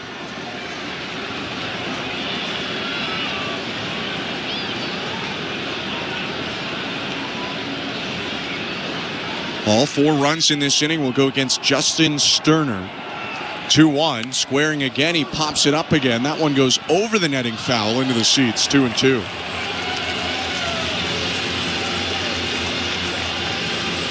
Seems like he's a little bit uncomfortable sacrificing. Obviously, he's a good bunter, but a lot of the times those guys that don't sacrifice very often don't know how to sacrifice. Right. And I don't think Clase is that guy who sacrifices all that often. 2-2, he squares again, and he pops this one up, and he's going to be struck out either way. McIver lets it bounce because that's a foul bunt with 2 strikes. A slam of the bat down on the ground for a moment. Clase strikes out on the foul bunt, 1 out. Well, it was a good job from Holman throwing that fastball to the top of the strike zone. Like I mentioned earlier in the ballgame, when you know a guy is sacrificing, you want to throw that 4-seam fastball to the top of the strike zone, even above the strike zone, potentially get him to pop it up. He did a good job there. First and second, 1 out. Bo Bichette is up. The pitch. Swing and a high fly ball. Deep center field. Clark back at the warning track. Gets behind it and makes the catch a couple feet from the wall. Schneider tags from second. Races over to third.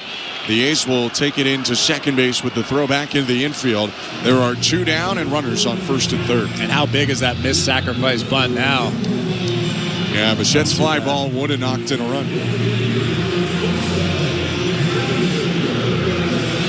So Vladimir Guerrero Jr. hits, we think, 1 more time at least in this game. 6-4 Blue Jays, a 4-run frame, 2 outs in the bottom of the 8th. 1 for 3 with a double, a hit by pitch, and a run scored today. Lucas on first, Schneider on third. Holman's pitch. Fastball zips in at 95, just caught the outside edge. Strike 1.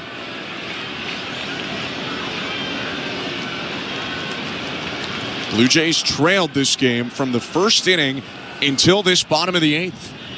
But Barger's 3-run homer changed everything. 0-1. Swing and a deep drive left center field. That one's hunting for the gap. It's down and bouncing onto the track.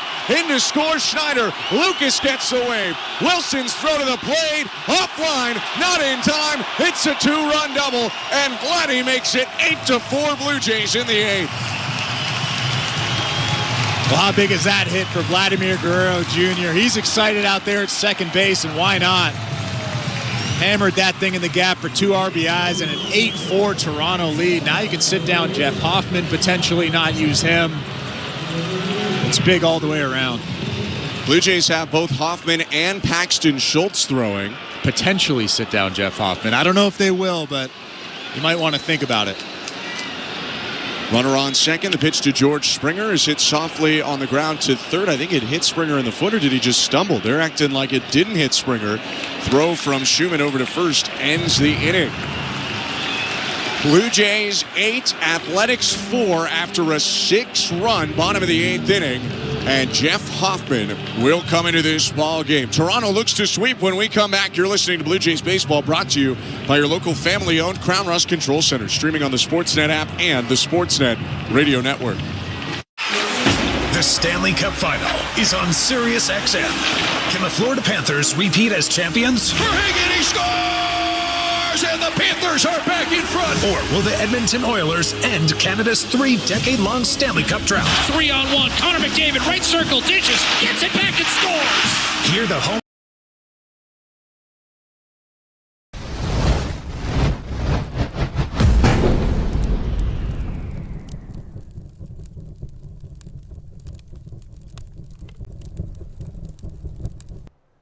Hey, you.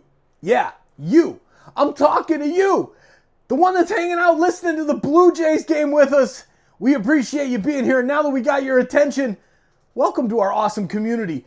Please hit that subscribe button and turn on the bell so you don't miss it for game 1 through 162. And of course, every single game of the MLB playoffs, whether the Blue Jays are in or not. We appreciate you being here. We've just passed over 100,000 subscribers because of you. Yeah, those of you who haven't hit that subscribe button yet, that just do now, it's because of you that we're here. And everybody that's hit that subscribe button along the way. And we're on our way to 1 million and even further. Thank you for hanging out with us during the Jays game. Welcome to our awesome community. Thanks for turning on that bell, and we'll see you back in the chat. On SiriusXM Channel 89 and the SiriusXM app.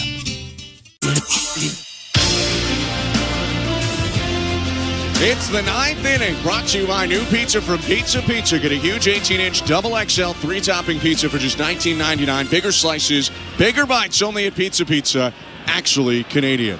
Blue Jays 8, Athletics 4. Top of the 9th inning. Jeff Hoffman on his pitch to Logan Davidson. Check swing, called strike. Ahead of him, 0-1. I'm Ben Schulman alongside Chris LaRue. This pitching change is brought to you by Home Hardware, the official home improvement retailer for the Toronto Blue Jays. Locally owned, genuinely Canadian. 0-1. Call to strike again, puts the fastball right at the bottom of the zone. It's 0-2. Second day in a row for Hoffman, who got the save yesterday, but it was a little bit interesting. Not only a 2-run homer by Rooker to make it a 1-run game, but Tyler Soderstrom was on second base as the tying run when Ernie Clement's diving catch up the middle ended it. Hoffman kicks and offers, and the pitch fouled back. I like this sequence so far. Just fill up that strike zone with hard stuff. 3 straight fastballs to start off Davidson. Non-save situation. Blue Jays bring in Hoffman, who's got a 6.04 ERA and 25 1/3 innings pitched. 0-2. Called strike 3.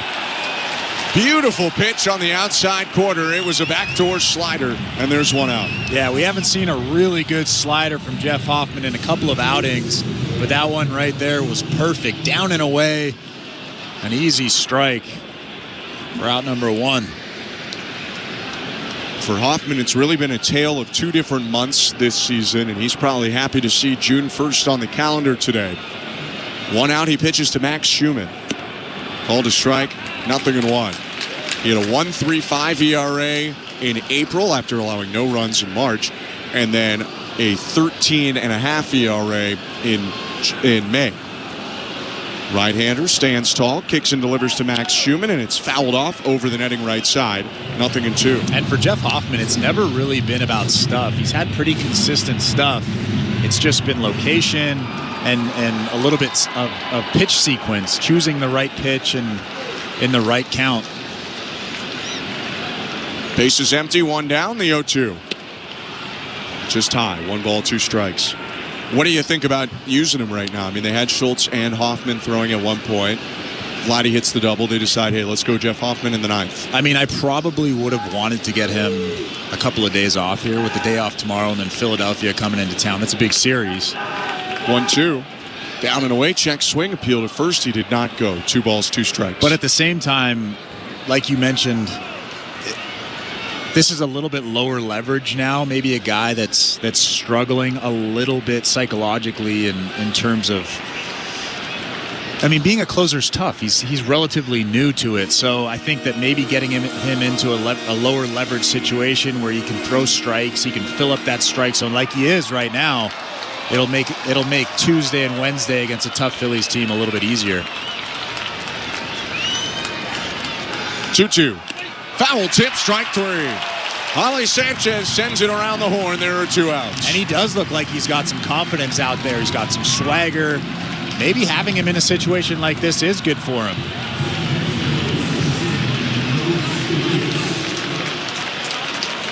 Back-to-back strikeouts for Hoffman. Working with the new catcher defensively, Sanchez, who came in after the Blue Jays lifted Kirk for a runner in the bottom of the 8th. 8-4 Toronto, 1 out away from a 4-game sweep. The pitch to Luis Urias, called a strike, 0-1.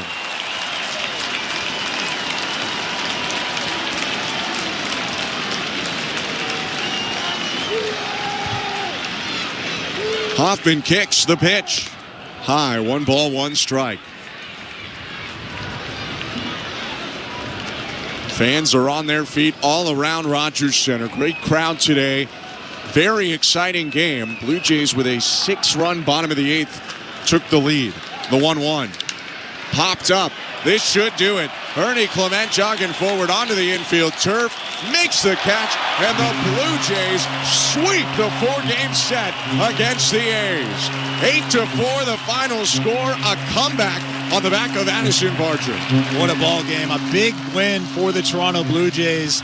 The Philadelphia Phillies are coming in town for 3, and then they have the Minnesota Twins. So this was a very important game and a very important win. But how about the bottom part of this lineup again coming through for the Toronto Blue Jays with home runs, with big base hits. What an exciting ball game. Blue Jays win it 8-4 the final. We're going to step aside, wrap it up, and when we come back, get you over to Blue Jays Talk with Show Ali and Julia Kreutz. Don't go anywhere. You're listening to Blue Jays Baseball, brought to you by your local family-owned Crown Rust Control Center, streaming on the Sportsnet app and the Sportsnet Radio Network.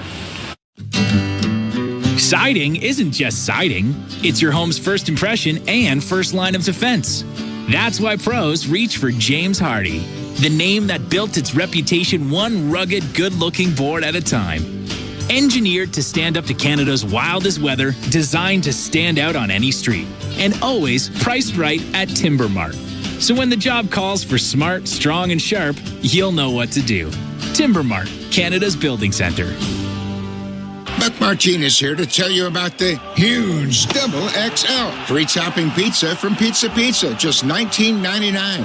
That's a whopping 18-inch 3-topping thing of beauty for only $19.99. So hurry into Pizza Pizza today and bring a big appetite for a hot and fresh Double XL pizza.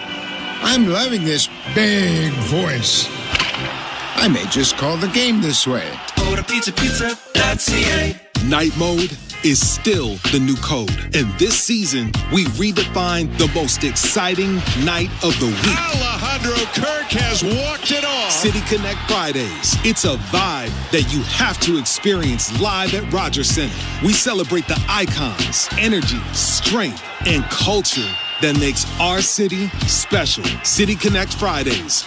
Lights up. Let's go. For tickets, visit BlueJays.com.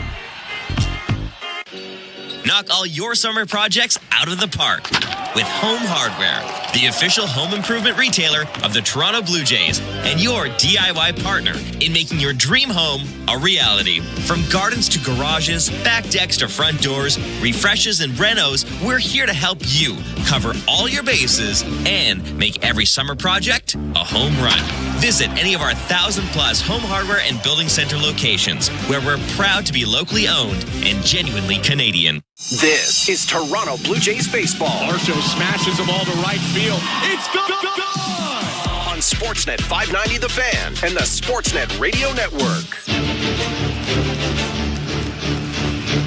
Welcome back to Rogers Center in downtown Toronto. An ice bucket-soaked Addison Barger walks back into the dugout after his post-game interview on Sportsnet. He was a big hero today as the Blue Jays win 8-4. We'll get to him in a sec, but first, let's go back to the start of this game, Chris, and talk a little about the starters. Actually want to focus on the A's side. Kevin Gausman did not have his best today. Probably a little tough luck also with some batted balls, but nothing too big. On the other side, the A's desperate for any semblance of a quality start or just a start that puts them in position to win, and they got that today. J.P. Sears was good, 5 innings, gave up 2 earned runs, didn't walk any, struck out 3. He was by far the best that the A's have had out of the rotation this series. Yeah, in his previous 3 starts, he had given up 19 earned runs, and that's why that ERA coming into today's ball game was elevated. I think it was about at a 5.15 coming into today's ball game.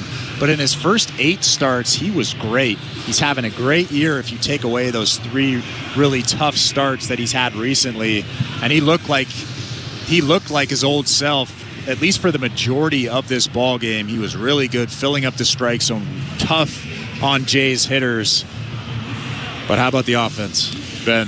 The offense, this relentless Jays offense. They took a little longer today than before. Each of the last 3 games, the Jays had at least 6 runs after 3 innings. The Blue Jays didn't score at all in the first 4 innings, but got it going in the 5th. Nathan Lucas single. He ended up being knocked in by George Springer. Alejandro Kirk would knock in Vladimir Guerrero Jr. with a double. That made it 3-2. We did get to see the debut of Eric Swanson today in the 2025 season. He pitched the 8th, maybe a little tough luck on a bloop single, but then a hit by pitch, double steal, and a sac fly later. The A's add to their lead in the 8th. It's 4-2, and all of a sudden it seems like the hopes at a sweep are slipping away from the Blue Jays. You go to the bottom of the 8th, Blue Jays down 2, and an ominous start for reliever Justin Sterner. He throws a 2-1 pitch to George Springer. Catcher's interference. The glove of Willie McIver got in the way of Springer's swing. Alejandro Kirk ripped a ground ball through the left side of the infield for a base hit, and that brought the go-ahead run up to the plate. Addison Barger batting with 2 on and nobody out in the 8th. 2 on, nobody out. The pitch to Addison Barger is drilled deep right field, headed to the bullpen, and the Blue Jays take the lead. 3-run blast for Addison Barger, ambushing Sterner. It's 5-4 Toronto in the 8th. Vladimir Guerrero Jr. has his hands on his head, and 35,000 people feel the same way. Can you believe it? Barger comes up with another huge moment, his 5th home run of the year, and it's 5-4 Toronto. Well, Addison Barger continues to swing a hot bat. He took that fastball and he hammered it into the bleachers in right field. It's just really impressive to see his growth. We saw him early last year when he first got called up, chasing pitches, swinging through fastballs that he should be doing damage on, but that's not the guy that we're watching now. He is a completely different guy, taking tough pitches, and when he gets mistakes like he did late in this ball game, he absolutely hammers them. He is a massive addition to this lineup. That is a home run in 3 straight games for Addison Barger. You could call this the Barger-Clement series. They helped the Blue Jays take all 4 from the Athletics. The Blue Jays win today 8-4, the final score. For the A's, 4 runs on 11 hits, 2 errors, 11 left on base. For the Blue Jays, 8 runs, their fewest of the series, on 13 hits. No errors, 7 left on base. The win in relief goes to Eric Swanson. The loss goes to Justin Sterner. Swanson 1-0, Sterner 1-2. No save today, but a very clean 9th inning from Jeff Hoffman, who threw up 4, striking out a pair and getting a pop-up to win it. Game took 2 hours and 54 minutes in front of a crowd of 30,130. And the Blue Jays win it 8-4 to move to 31-28. The A's are now 23-37. Day off for the Blue Jays. Tomorrow, they get rest after a stretch of 13 games in 13 days. They'll return to Rogers Center on Tuesday. Bowden Francis against Zach Wheeler for the Philadelphia Phillies. That game, again, Tuesday, 7:07 Eastern, first pitch at Rogers Center.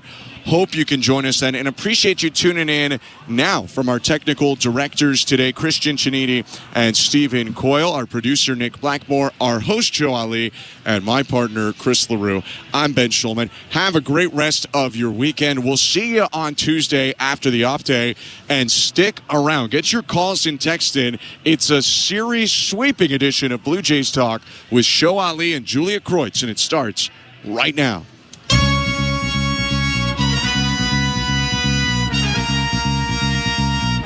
Well, Jules, the calendar has been flipped to June, but the Jays are still hitting like it's May. They trailed in this one from the top of the first inning to the bottom of the 8th, but some timely hitting from Kirk, certainly Addison Barger, Ernie Clement, Vladimir Guerrero Jr. as well, helped the Jays storm back to take the lead, an 8-4 win, their 5th straight.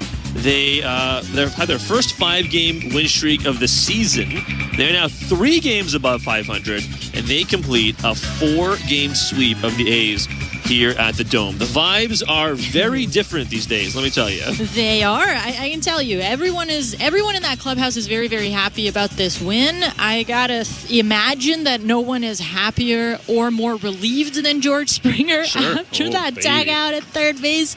We could be having a very different conversation right now, Show, if the bats had not come back to win this game for the Blue Jays. But yeah, not all games are going to be the most fundamentally tight. Sometimes you make mistakes. This has been a messy series pretty much throughout, and we just saw a little bit more of that. Kudos to the Blue Jays bats, honestly, for, they just kept chipping away, which is something that is a little different, certainly from the iteration of this team that we saw last year. And, Show, a lot has been said by players, by coaching staff, about just the different mentality around this team. We heard Ernie Clement earlier, or in May rather, talking about, sometimes last year when we were down by two runs, it felt like we were down by 10, right? And that's very much not the case this season. You can take that with a grain of salt if you want. You can look at it for what it's worth type of thing, but these games are the ones that I feel like this mentality matters a little bit more, and you can sort of see what it actually means, because that tag out with Springer jumping on the bases, and I'm sure we got some texts about that. We did. In the game. Did, believe me. That could have been, a momentum killer, and it's the worst kind of momentum killer because you're killing your own momentum, right? You're finally getting it going, getting to the starter and things of the sort, and then that happens. But this year, this version of the Blue Jays is a version of the Blue Jays that keeps chipping away no matter what happens. And so, yeah, that is one moment that I am going to circle, and, we may end up revisiting it later on. All things considered, a sweep is a sweep, a win is a win, and the Blue Jays are into the off day pretty happy. That is Julia Kreutz. I'm Show Ali. You're listening to Jays Talk on the Sportsnet Radio Network. We're also streaming on sportsnet.ca and on the Sportsnet app. You can give us a call, 416-870-0590, 1-888-666-0590, star 590 on your cell. You can text us as well, 590-590, name and location. That's the People's Text line. It is always open. Standard messaging and data rates may apply. Before we go any further, Jules, I did want to quickly announce the winner of yesterday's giveaway. Oh, nice. So yesterday was Springer's first 2-home run game of the season, both coming off of Gunnar Hoagland. And our question was this. In 2024, he had 3 games where he had 2 home runs. In every one of those games, both home runs came off the same pitcher. So if you sent in any one of these names, you were entered into a draw to win. Carlos Rodon with the Yankees, Keider Montero with the Tigers, or Carson Spires with the Reds. I'll be honest, I remembered the Rodon one. I did not remember the Montero or Spires one. So if you sent those in without looking it up, kudos to you, because I certainly would not have gotten that correct. Nick in Bedford, Nova Scotia correctly answered with Montero. So he is the winner of our George Springer jersey. We'll continue doing the giveaways throughout the season. I'll see about getting some of those Vladdy hockey jerseys. Nice. Maybe we can give those away later on. But I'll tell you what, Jules. If Addison Barger keeps this up, he'll be getting a giveaway next season. I have yet to see a cheap Barger bomb. When this guy hits home runs, he is never hitting the cheapies that just scrape the blue line at the top of the fence, or if they're on the road, just barely get out. This guy only hits missiles. Yeah. This is not a recording from Friday or Saturday. His 3rd straight game with a home run. In this one in particular, coming in a very consequential spot. The Jays were down, like we outlined earlier, essentially all game. Bottom of the 8th, he comes up and blasts one deep into the crowd. This place was tense after it became 4-2 A's. And boy, the roof was cracked mid-game. It was a little chilly, a little wind swirling a little bit, and Barger sent this place into a frenzy. It was the biggest momentum swing, perhaps, of the whole series, which is really saying something. And it also indicates that the Blue Jays were dominant throughout the first 3 games. It was a little different to see, this game kind of carry on the way that it did, and the Blue Jays not being able to get anything going in the first few innings here, that's the starter actually going deep for the A's, things that we hadn't seen in the first 3 games. And of course, that is going to happen. These days are going to happen as well, but they needed it. They needed a big inning, and the momentum shift was very extreme, very visible, and most of all, I think people in Midtown could hear just how loud this place got, and that is Addison Barger. It's amazing that he keeps doing it, and it's even more impressive that he is doing it in the clutch moments, in the moments where the Blue Jays really, really need a spark. And obviously we can't overlook Vladimir Guerrero Jr. and his RBI double, that really, or it was a 2-run double, that really, obviously very important as well. There's been a ton of talk about, can Vladdy show up in the clutch? Well, he did today, and Addison Barger certainly did as well. So these are the types of contributions that make a winning streak possible, and they are the type of contributions that are the difference between a really good team and a playoff team. At the bottom of the 8th, you get George Springer. Well, he reaches on catcher's interference, so kind of tough luck for Justin Sterner. But then Kirk with an RBI single through a hole, Barger with a home run, Clement with a double, a walk from Davis Schneider, and then a throwing error from the pitcher, the new pitcher, I should say, into center field, and then a Lucas single, and then after a couple outs, a Vladimir Guerrero Jr. double on a line drive to the wall. So, yeah, a 6-run rally, essentially, in the 8th inning. Great stuff. And again, I know some people will say, yeah, well, you know what? It was the A's. The A's don't have a great pitching staff. This is true, but we have also seen many times in years past, not just this season, but many times where the Jays should have taken advantage of situations that, in theory, are slanted their way, and they haven't, right? So I think, again, the Jays beat a bad team, a team that has lost many of their last 20 games essentially, but this is what you should be doing if you want to be making some noise. And again, I think you'll be able to answer some more maybe minute questions, some more fine questions about this team after they play the Phillies and after they play the Twins. I mean, the Cards are coming up after that on the road, and I think they're 6 or 7 games above 500 or something. So you're going to be able to answer some of the questions about how much of a quality club this is. But I don't think that means you can't enjoy a 4-game sweep in which they score 6 runs in the bottom of the 8th inning. That's pretty fun. You will take a 6-run inning against any team any day. You're right in that the schedule will tighten up again, and that means that the Blue Jays need to play cleaner baseball, which is also something that we've run into a bit more than I expected us to, for sure, this season. And so the mental mistakes can't happen. The distractions can't happen. If you want to actually keep building towards something more here, then you need to be on the ball for the entire game. These teams are not going to let these mistakes slide too often. I'm surprised and, obviously pleasantly surprised that the Blue Jays were able to keep chipping away and to come back in this game. But it's really, you need to know the recipe for winning baseball, especially when you're talking about, better teams. So as the Phillies come in, the Blue Jays need to be a bit more sound in what they're doing, and then they should be okay, because this offense is rolling. I don't think that there's a question anymore about where we are. Again, I don't expect to see 4 home runs a game, but they're putting runners on, and more importantly, they're cashing them in, which is something that the A's were unable to do today. They left a ton of men on base, won 1 for 16 with runners in scoring position. Blue Jays went 5 for 10. So as long as you keep the good at-bats going, you should be okay. David from the 6 on the text line, again, 590-590, name and location. David saying, would be nice if 500 could hit even smaller in the rearview mirror, but time and the immediate schedule will tell. Nice to see the curling broom get some work today. I like that one. And then Matt from Pickering from Jays Talk, I think kind of on the same line of what we were talking about, what David was saying. Matt from Pickering saying, great series, and the Jays need to start hitting consistently and show they can do this against good pitching for them to be considered a real playoff contender this year. So I think the vibes are appropriately where they should be, right? You're happy and pleased with an outcome like this in 4 games. Because again, I mean, sweeping any team, I don't care how bad they are, sweeping any team is bad, and sweeping a 4-game series is even harder. So I think you're happy that this happened. but also, you still want to see this continue against more quality competition, but you will absolutely take it. 416-870-0590, 1-888-666-0590, star 590 on your cell. Let's go to the phones. Let's stay right here in Toronto. Let's chat with Jen. Jen in Toronto joining us on Jay's Talk. Jen, what's up?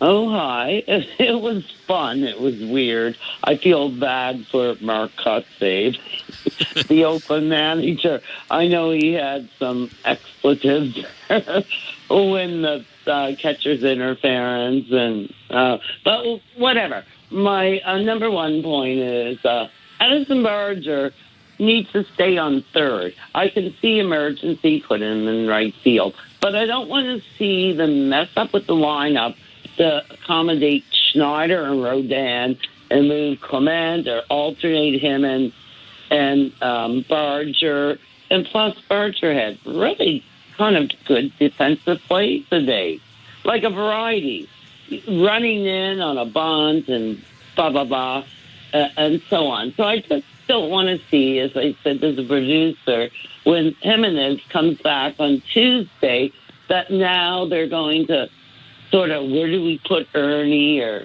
do we put him on third? Do we alternate Barger? Or do we sit Barger against every left-hander?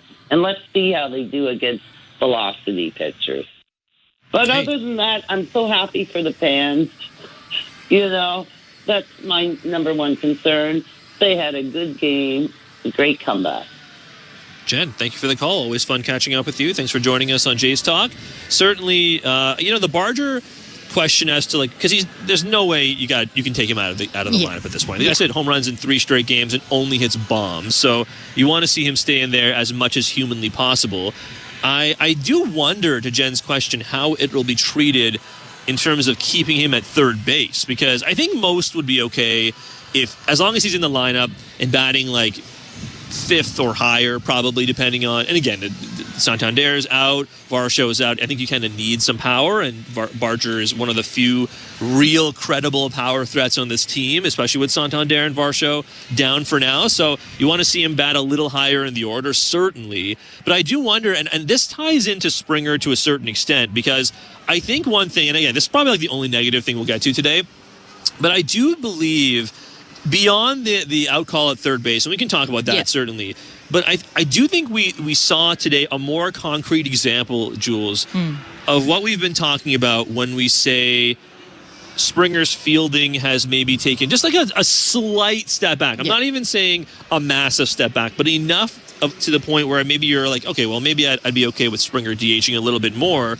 And the McIver bloop in the top of the 8th inning. So he broke back towards the wall, and then he changed the direction. And again, not the most egregious item in this in this game, certainly, and certainly even less so because they won this game. But I do think that it underlines the idea that if you can DH Springer, maybe you would take that option if you can. The only problem is with Varsho and Santander down, I mean, who's the next candidate you prefer to see DH? Probably Vladdy, honestly, right? And I think you prefer Vladdy at first base. For sure. And using that DH spot on someone else, because to Jen's point, I also would prefer to see Barger stay at third base. I also think I prefer, if I'm talking about Clement and Davis Schneider, I think I prefer Clement at second base over Davis Schneider. Personally, defensively, I think I would prefer Clement at second, which I suppose means you could, if you really wanted to have Schneider in the game, which I'm not sure you necessarily need to, but if you really wanted to, you could put him in left field if you really had to. So you could find a solution here. But to Jen's point, with Jimenez coming back probably on Tuesday, or at the very least at some point this week, we got to think, then, I mean, you're going to have to make some tough decisions as to how you deploy the infield and some parts of your outfield, including Schneider and Springer and, frankly, Barger as well. Yeah, I don't see this going any other way for Clement other than he will see a cut in playing time, which is, that's tough, tough, especially because he got 2 more hits today, right? He's hitting close to 300 now, which is unbelievable to say given the way that the start of the season went for him, but he picked it up. He's hitting. So How do you organize that? I don't know. We saw him at first today.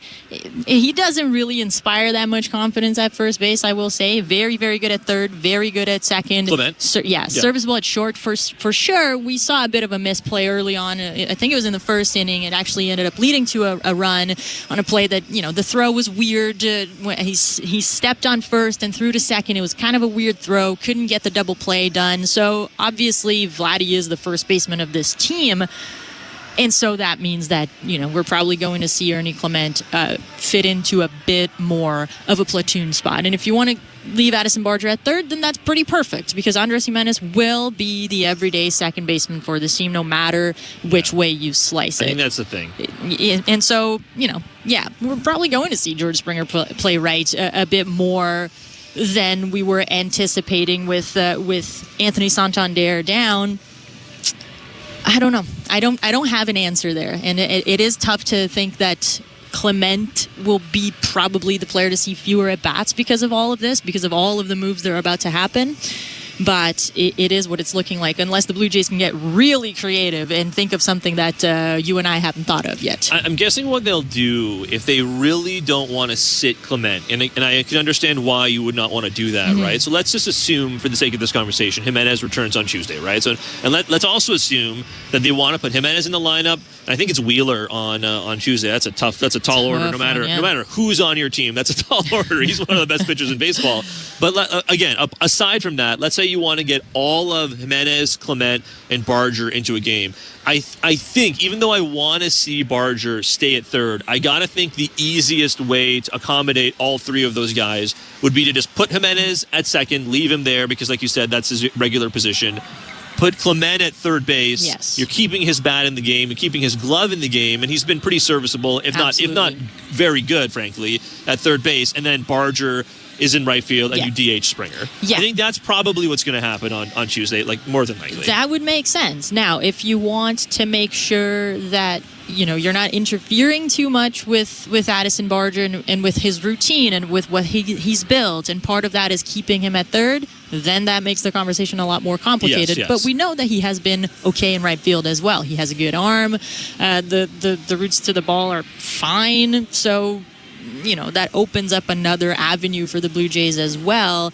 It is a matter of how conservatively they are going to play it right now, because one, he's been playing very well at third, and two, he's been hitting extremely well. Do you want to do anything that could mess with that for a young player? I don't know. I don't have the answer. Josh in Brampton on the text line saying, gives me great comfort to see this team can be behind in a game, come back, take a lead, and hold it. Yeah. Confidence has been sorely missed, and I welcome this feeling back. I bet a lot of people feel the same way, Josh, and I certainly agree with you. 416-870-0590, 1-888-666-0590, star 590 on your cell. Let's go back to the phones, Jules. Let's go to Ryan in Innisfil joining us here on Jays Talk. Ryan, what's up? Ryan, you still there, Ryan? I'm still here. Yeah, go ahead, man. Can you hear me? Hey, guys, how are you? Good, man. How's it going? Oh, just living my best life. Sorry, I was at work and I had you guys on hold for a second. I just want to say, hype. We just swept the A's. It's cool. We're over 500. Go Blue Jays, go. We rock. But that being said, what the hell is George Springer doing today, and how do you not get benched after that? It's fine and dandy to do it against teams like the A's, but if you guys want to be a serious, good baseball team this year, you can't do that against any team, no matter how bad they are. You need to stay dialed in constantly. And second point is freaking Vladdy. You know why he had his hands on his head when he saw Barger hit a clutch home run? Because he has no idea what it's like to do that. No idea. He's always after the fact. Even Julius, to your point, is saying, Vladdy was clutch today. Was he, though? It's after the fact. It's always after the fact.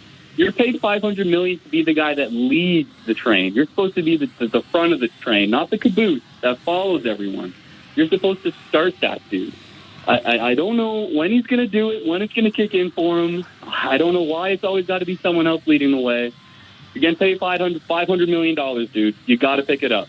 And then with the Clement Jimenez thing, we got Miles Straw platooning for $15 million a year. I don't see why Jimenez can't platoon for what he's getting paid. keep everyone that's hitting well in the lineup, get them as much bats as you can. It doesn't matter what people are getting paid. Do you want to win baseball games, or are you worried about what your checkbook looks like? Let's go Blue Jays. Let's go sweep the Phillies. I feel like we can do it. It's a great ball team if they just stay focused and all the players do what they're supposed to do. Let's go Blue Jays. Hope you guys have a great rest of your weekend. Thank you. Hey, Ryan, thanks for the call. Appreciate it. So, okay, let's chat about... What do you want to get to first? You want to talk about the Springer out call at third, or you want to talk about Vladdy clutch? Well, I mean, let's just go in Ryan's order, I guess, and start with Springer. Okay. Yeah. Okay, so what was your... What did you understand? Because listen, like I watched the game from the press box, and that's a good vantage point.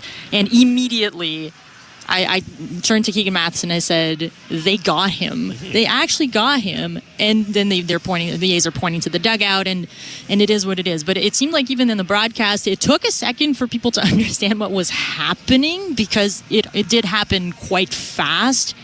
But yeah, so.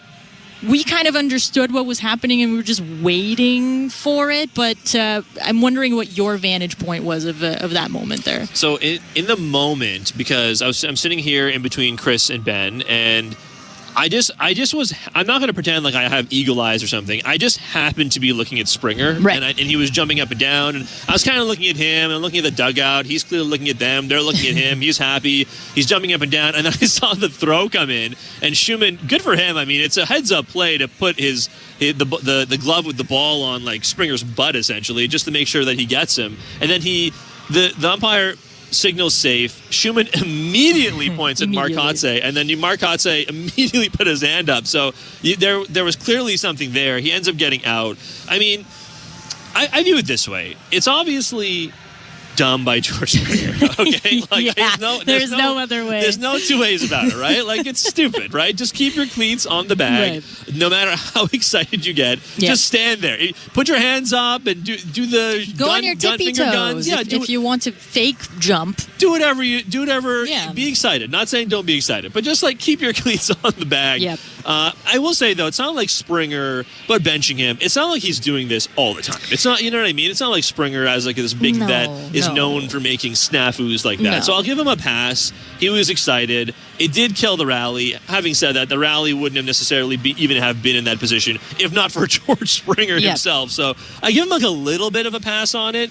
I also believe that, and this may be just going a little too deep on something that ultimately did not matter in a game they won, but I also do think, as dumb as I think it was, like a boneheaded thing of Springer to do, I also think it's very much like against the spirit of the rule challenge, that because he clearly had like taken the bag. It's not like he like barely got in there and was called out. Like he was safe at the bag and then just jumped up and was tagged off the bag. Now again, letter of the law, he was off the bag. It was the correct call. I'm not disputing that in any sense. I've just like never really liked that in any like aspect of any sport. It's like in hockey, right? When the tip of a player's blade is over the blue line and then a goal is scored and they like spend 10 minutes reviewing it. Then it's like, oh, that's offside. They wave off the goal, right? I've like I've never liked it because obviously that did not materially affect the play. Again, I 1000% get them overturning the safe call. He was out. It was the right thing to do, but it just always kind of annoyed me. Yeah, it's tough because obviously, you make one exception, then you need to make another, and that is why the rule is followed by to a T. Totally understand that as well. It's funny because a couple months ago, this actually happened in the NCAA softball tournament. Very similar situation in which a Michigan State player hit a double, gets to second base, safe, jumps up, the fielder tags her. That was actually a 1-run win for Minnesota. So you see how much that did play or make a difference in that game. And Springer, as a big softball guy, should have known better, should have remembered that it happened. And just, and again, we're not talking about a college player, right? We're talking about a 12-year MLB veteran. So I agree with you. It was not the smartest play. I don't really believe in punishment or anything like that. I don't believe in punishment for young players. I certainly don't believe in it for a player of the caliber of George Springer. They're going to talk about it. I don't expect it to happen again. That said, like I said to start, he's probably the most relieved player in that Blue Jays clubhouse today. Also on the Vladdy clutch thing. Oh, yeah. And I can kind of get what Ryan is putting down, because there was a point in the game, they're down at this point. Vladdy comes up to the plate and a relatively-ish long AB, but the AB ends with Vladdy swinging through a pitch for a strikeout to end the inning. And at that point, I think you would like to see your $500 million man come through. Having said that, I'm not entirely sure I'm going to spend a lot of time being mad at Vladimir Guerrero Jr. today after he got on base multiple times. He had a double in the eighth to add on some insurance runs. He has a 32-game on-base streak. I mean, look, do you want to see him come through in the clutch, like in those kinds of moments every single time? Like, yeah, you do. But ultimately, I can't imagine there was a person in this ballpark or who's watching at home that when you saw Jeff Hoffman start to warm up out there, even in a 2-run ball game, that you weren't a little nervous. And then after Vladdy put this game out of question, you kind of thought to yourself, all right, like I feel much better about that now. So I do understand what Ryan is saying, but I don't think I'm going to pick today to get on Vlad. I have gotten on Vladdy before. I don't think I'm going to pick today to do that. Yeah, for sure. I totally understand the frustration. The strikeout does not look good, especially with the runner on base, and there were real chances in that at bat. Even the pitch before the strikeout pitch, it was a cutter. It was a middle cutter, right? So, and it's 90 miles per hour, so it's not elite velocity, or it's not Emmanuel Clasé's cutter. Let's put it like that. And Vladdy could only foul it off. So I get it. There were chances there for sure, and this rally could have started an inning earlier. It didn't, and Vladdy recalibrated, and he was ready for it in the next inning. That said, yeah, we need to keep an eye on that. He will have more clutch opportunities this season, and you sort of, wait and see if a trend is materializing, or if this is a one-off or what. Baseball is a weird sport. You get a lot of chances to do some things, and you're going to succeed probably 30% of the time, right? That's just how it goes. 416-870-0590, 1-888-666-0590, star 590 on your cell. Let's go back to the phones, Jules. Let's go to Alexander in Manitoba. Alexander, welcome to Jays Talk. What's on your mind? How's it going, bud? Good, man. What do you want to talk about today? Just want to say just absolutely ecstatic about this win today. My name's Steve, actually. Alexander's the town. Oh, okay. Okay. It just says Alexander here, but Steve in Alexander joining us. What's up, man? All right. So about 2 weeks ago, I started, I watched every Jays game, and I started getting a little bit like, are they going to turn it around? Are they going to whatever? Last 2 weeks, unbloody believable. Hasn't it been awesome? Addison Barger. You got your big guys. I mean, Barca goes out. That sucks. But, man, I love this team. Unreal. And I really feel like we're half game back now, right? So from 3 games back to half game back in a couple of weeks, hey, you got to love it. Steve, appreciate the call. Appreciate the enthusiasm. Thank you so much for joining us. You know what? I do think, and again, like we talked about this, like A's versus other teams, you'll temper these results to a certain extent, but I think it still means you can be excited. I still think you can view something different in the character of this team. And I feel like, too, I mean, even go back to the beginning of the season, Jules. I mean, I remember hearing from Kirk when he, after he signed his big deal. I remember hearing from Barrios before opening day, and I remember hearing from so many different players, pitchers and position players, all saying that even they recognized that there is something different about this team in the clubhouse, like something different about the bones of this team. Yeah. And it's not like the team has changed like that appreciably. Like, you still have most of the starting rotation, you still have most of the star players, but it certainly feels like even they themselves as a ball club are looking at things a little differently, which is, and again, like the team aside, they played today, it feels undeniable that even we, like the media, Steve and other fans who are watching and listening, I think everyone is kind of feeling that to a certain extent. It's not something you can really quantify, though, which makes it hard to like pin down, I would say. Yeah.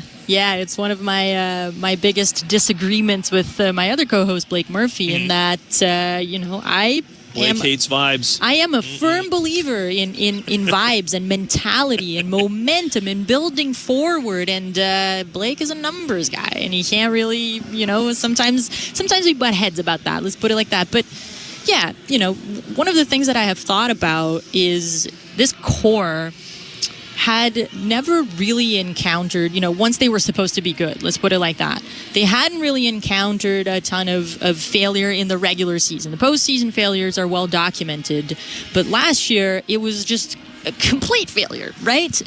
Right off the gate, and they couldn't really build anything. What's the worst that can happen? Well, you start again this year. And so you have that experience now, and it does make it a little bit easier to deal with when it is actually happening, because you believe in yourself, and you know that that the world doesn't end. Obviously, there's expectations. Obviously, there's still pressure. There will always be pressure around a team like the Blue Jays, a team with high aspirations. At the same time, failure plays a part as well in evolution and development, and we're seeing a more tight-knit group, it seems like. And I wouldn't be surprised if it's partly because, you fail, you collect yourself in the off-season, you have tough conversations during the off-season in spring training, and then you show up and you're a little bit stronger for it. 416-870-0590, 1-888-666-0590, star 590 on your cell. So back to the phones, Jules. Let's go to John in Penetanguishene joining us here on Jays Talk. John, welcome to the program. What do you want to talk about? Hey guys, how are you doing today? Good. Always fun after a 4-game sweep, right? Well, it's a great feeling, isn't it? It really is. Well, I got to say one thing, guys. This team is interesting right now. They're playing some wonderful baseball, and I have to say that that finally that they're over 500. It looks like they're finally heading in the right direction in terms of chemistry, and everyone's getting along. And as a Blue Jays fan, you just love to see that. So I'm hoping going forward that, they have a tough schedule ahead. Like, they got Philadelphia, then they got Minnesota next weekend. So I'm just really hoping that, it will be a good test for them. And let's just hope that they will really stick together and play as a team and really grind some wins out. But right now, I'm very optimistic, and this team is doing tremendously well. And I'm very impressed with the pitching. And Barger, I got to say, he's one heck of a player. What do you guys think? Yeah, hey, appreciate the call, John. Yeah, I think Barger, I want to see as much as we can get from Barger. Yeah. I think we're at the point now, because I had said this about 3 weeks ago at this point, Jules, where I thought to myself, you know what? I think the results are finally catching up to the metrics with Barger. But I want to see him do it a little more consistently. I want to see him remain patient, something he had not necessarily done in his previous stints in the majors for long stretches of time at the very least. I want to see him actually show off the power tool, which he is now starting to do a little bit more. 3 home runs in 3 straight games, including today's 3-run bomb in the 8th. I want to see him continue to play well defensively, whether it's at third base or in right field. Both things, we're at third, obviously, as we've discussed, have happened. So, and you know what I want to say? I think we're at the point where I think we can say that he has shown us more. I still want to see him. I mean, again, there was a text here. I can't quite find it, but there was a text here on the text line 590 that said, "Hey, have the Blue Jays found that second thumper that Barker's always going on about?" Maybe they have, honestly. Maybe Barger is that guy, right? I've said this a million times. Successful teams do need surprises to come from somewhere unexpected. If Bo goes on to play really well, and he has, if Vladdy continues to play really well, and he has, but if you're getting the results from those two, it's good, but it's also expected, right? You always needed to get the results from those two guys. You unfortunately have not gotten the results that you wanted from Santander, but if you can get results from an unexpected place like Addison Barger, you will absolutely take it. And I would make the argument that any successful team in any sports require you to get surprises from an unexpected source, right? 100%. I think Barger can be that surprise. I think so too, which is I didn't think I would be saying, honestly, Show. I had my doubts. I stayed very quiet about Addison Barger for a long time because my opinion was not favorable. And that is when we were seeing him, it was a lot of pop-ups and a lot of strikeouts in which he didn't really have a chance to do anything with the pitches that he was swinging at. And that changed. And as Keegan Matheson put it a few weeks ago, we're witnessing an athlete become a baseball player, which is really fascinating. But the tools have all been there. We all knew that. We've known it for years, since he was a prospect. We have known that Addison Barger has all the tools. And what we're seeing right now is he is putting it all together, and he's giving the Blue Jays the type of quality that they could only dream of when he was a prospect. So extremely good development for this team, especially because Anthony Santander has struggled and is now on the IL. And obviously you hope that this reset, these 10 days or whatever, however long it may be, will actually allow Santander to come back and to perform the way that he has in his career. And then maybe we reevaluate Addison Barger and where he's hitting and what is expected of him. But right now, he has been that pleasant surprise that seems to follow teams that are destined for bigger things. 416-870-0591, 888-666-0590, star 590 on your cell. Those are the numbers to call. 590-590, name and location. That's the way to reach us on the text line as well. Let's take a quick break here, Jules. On the other side, we'll check out the Bet365 standings update, take a look around the rest of the American League, and certainly we got to chat about the pitching. We haven't gotten to any of the pitchers today. Sure thing. Certainly got to talk about Kevin Gausman's start, talk about the bullpen as well, who did hold it down. So still lots to get to. Still some time to give us a call. If you're stuck on the Gardner or in traffic somewhere or anywhere else in the country, you can certainly give us a call on the phones. 590-590, name and location is the way to reach us on the text line as well. Blue Jays complete the 4-game sweep of the A's. You're listening to a series sweep edition of Jays Talk. That's Julia. I'm Sho. We're back in a flash on the Sportsnet Radio Network. Knock all your summer projects out of the park with Home Hardware, the official home improvement retailer of the Toronto Blue Jays and your DIY partner in making your dream home a reality. From gardens to garages, back decks to front doors, refreshes and renos, we're here to help you cover all your bases and make every summer project a home run. Visit any of our 1,000-plus Home Hardware and Building Center locations, where we're proud to be locally owned and genuinely Canadian. Buck Martinez here to tell you about the huge Double XL free topping pizza from Pizza Pizza, just $19.99. That's a whopping 18-inch 3-topping thing of beauty for only $19.99. So hurry into Pizza Pizza today and bring a big appetite for a hot and fresh Double XL pizza. I'm loving this big voice. I may just call the game this way. Go to pizzapizza.ca. At Crown Rust Control, protection runs deep because every Crown Rust Control Center is owned by a local family who cares beyond business. Your Crown Rust Control is 100% committed to their product, to you, to their community, which is your community. Protecting you and what matters to you is equally important as protecting your vehicle. Did you know spring's the best time of year to protect your vehicle from rust? For a special spring offer, find your local family-owned Crown Rust Control Center at crown.com. Wednesday on Sportsnet, Hockey Central kicks off the Stanley Cup Final. Then, Edmonton has waited a year for the chance to avenge last year's final with Florida. The Oilers are headed for a rematch with the Florida Panthers in the Stanley Cup Final. The league's best fight it out for the right to bring Stanley home. But the biggest step is still ahead. Is this the year for Edmonton to hoist the cup? That's playoff hockey. The Stanley Cup Final. Watch on Sportsnet. Stream on Sportsnet Plus.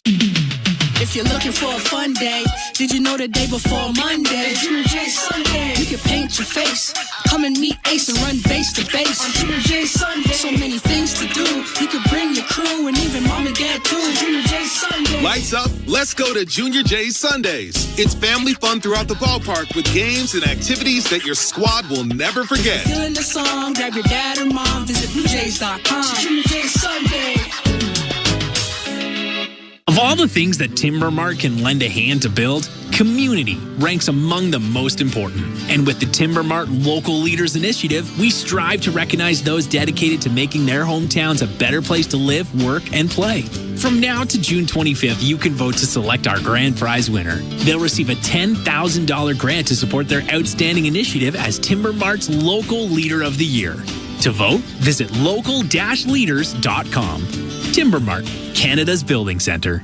This is Toronto Blue Jays baseball. Swing and a miss, strike 3. Middle lane fastball, but he puts it by Cruz. 2 down. On Sportsnet 590 The Fan and the Sportsnet Radio Network.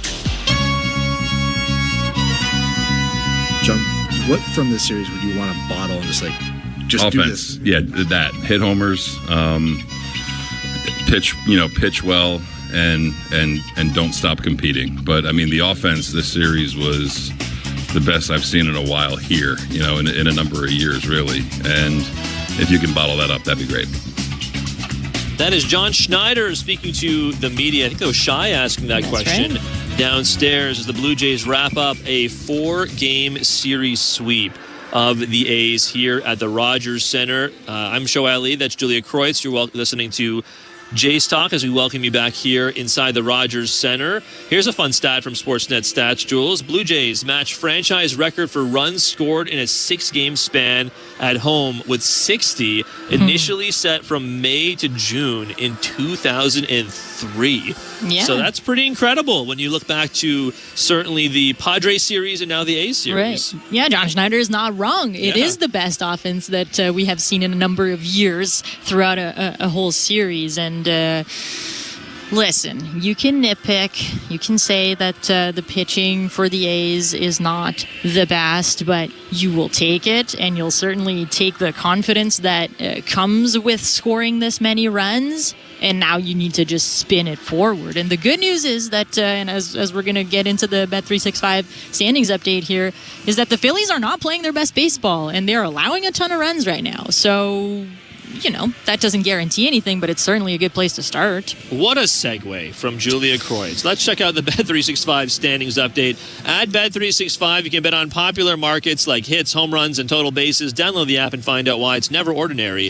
At Bet365, 19 plus, play responsibly, Ontario only. So first, let's check out the American League East. So I believe all of the games except for Sunday Night Baseball, of course, because it hasn't started yet, are over. The Yankees, I will say, we said this yesterday too, Jules, because the Yankees had an evening game yesterday as well. They got thrashed by the Dodgers. My goodness. I think it was 18-2 was the final score in Los Angeles. My goodness. So we'll see if that holds again today. But the Yankees taking on the Dodgers in about 90 minutes or so. The Red Sox did beat the Braves 3-1. The Baltimore Orioles completed a sweep of the White Sox. They beat the White Sox today 3-2 to complete the sweep. The Rays narrowly losing to the Astros 1-0. The final score for the Astros over the Rays. And then we have our game, an 8-4 Blue Jays win over the A's. So with the Yankees game not having started, the Yankees are 35-22. The Blue Jays are 31-28. The Rays are 30-29. The Red Sox are 29-32. And the Baltimore Orioles with the 3-game sweep, their first sweep of the season, I believe, they are 22-36. To your point about the Phillies lost to the Brewers today 5-2. So the Phillies, even with the loss, they are 36-23. So that's the team coming in here beginning Tuesday. Yeah, this is going to be a very interesting series. And, it kind of does take me back to the Padres series, also a team that came in here struggling, and the struggles continued. Yeah. So, again, nothing is guaranteed. One series does not impact the other in any way, but we've seen the Blue Jays have success in a similar spot in a very recent past. So we'll see how much of the dominance in this series carries over to the Phillies side. Let's check out the text line, Jules. We got about 10 minutes left here. 590-590, name and location. So we were talking about how do you deal when Jimenez likely returns on Tuesday. How do you deal with the configuration? Where do you place guys in the field? So Bob in Brampton saying Jimenez at second, and then you platoon Barger and Clement at third base depending on who's on the mound for the opposing team. So Barger versus righties, Ernie versus lefties. And I mean, look, it's not a terrible idea. Right. I think the only reason, really, I would disagree with that is just I would like to see what Barger has at third base, even against left-handed pitching, because he has been hitting so well.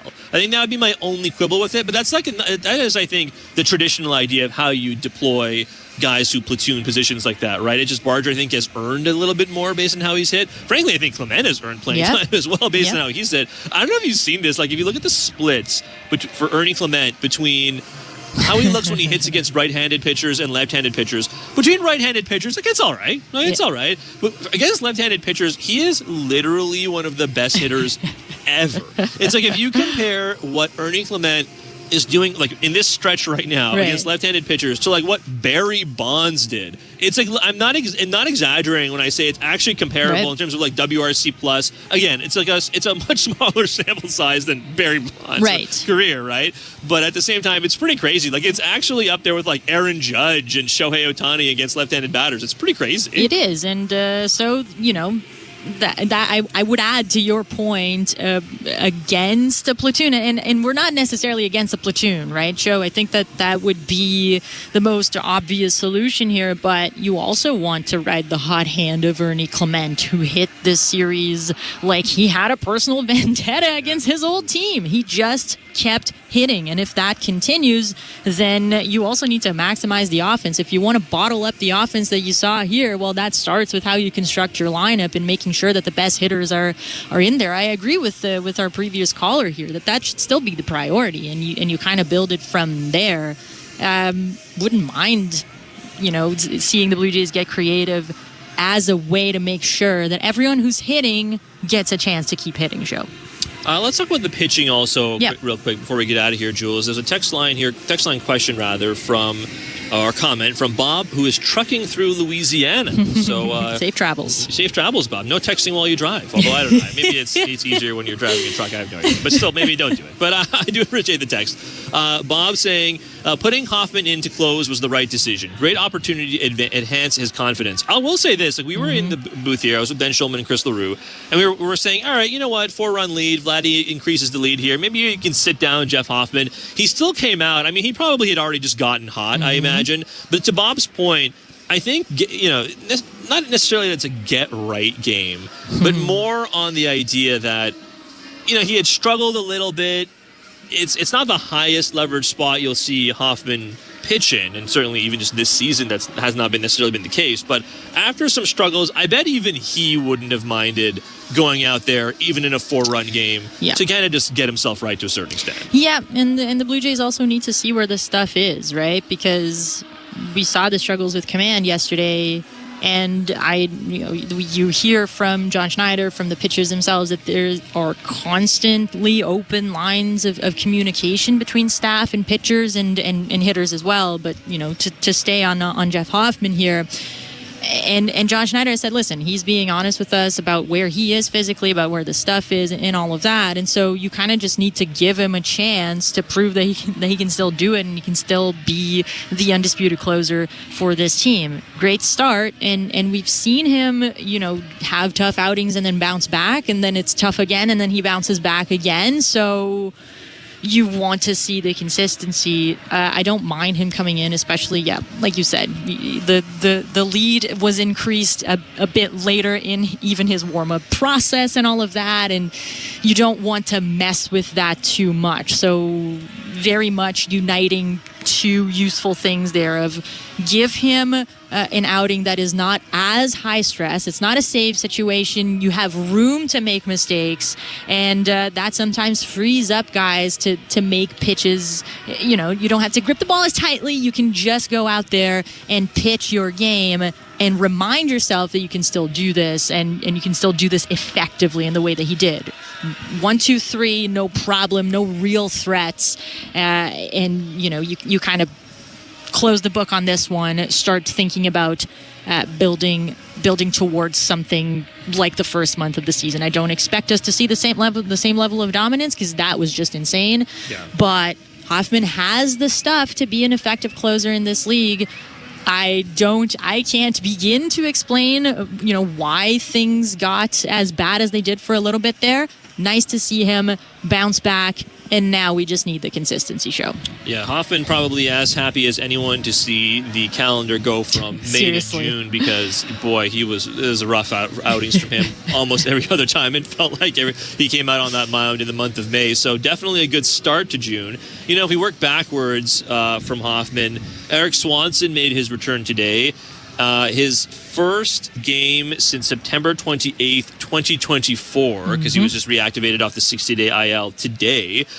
We were debating pregame the situation. You choose to bring Swanson into this game. And, you said you'd do it in high leverage as long as he could start with a clean inning, and that is exactly what we got. Maybe some tough luck on the very first batter of the inning to McIver, but a wild pitch, a hit batter, a double steal executed in that same inning.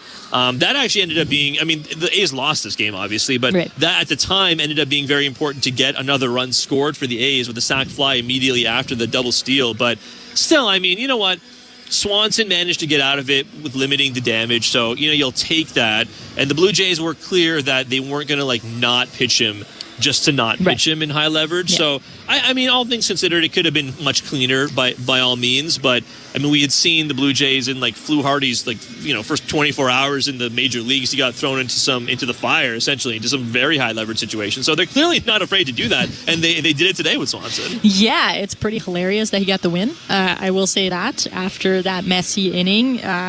Something to build on, show. But you have to clean it up as well, right? The command, you have to be more precise in those moments. And I did remember you quite a bit when he came in because it was exactly the situation that we had discussed. 1-run game, 7th or 8th inning. Do you bring Eric Swanson in? There he was. You're right. He limited the damage. It could have been a lot worse. But if he is to be a consistent high leverage guy moving forward, there's a lot to clean up after that inning that he pitched there.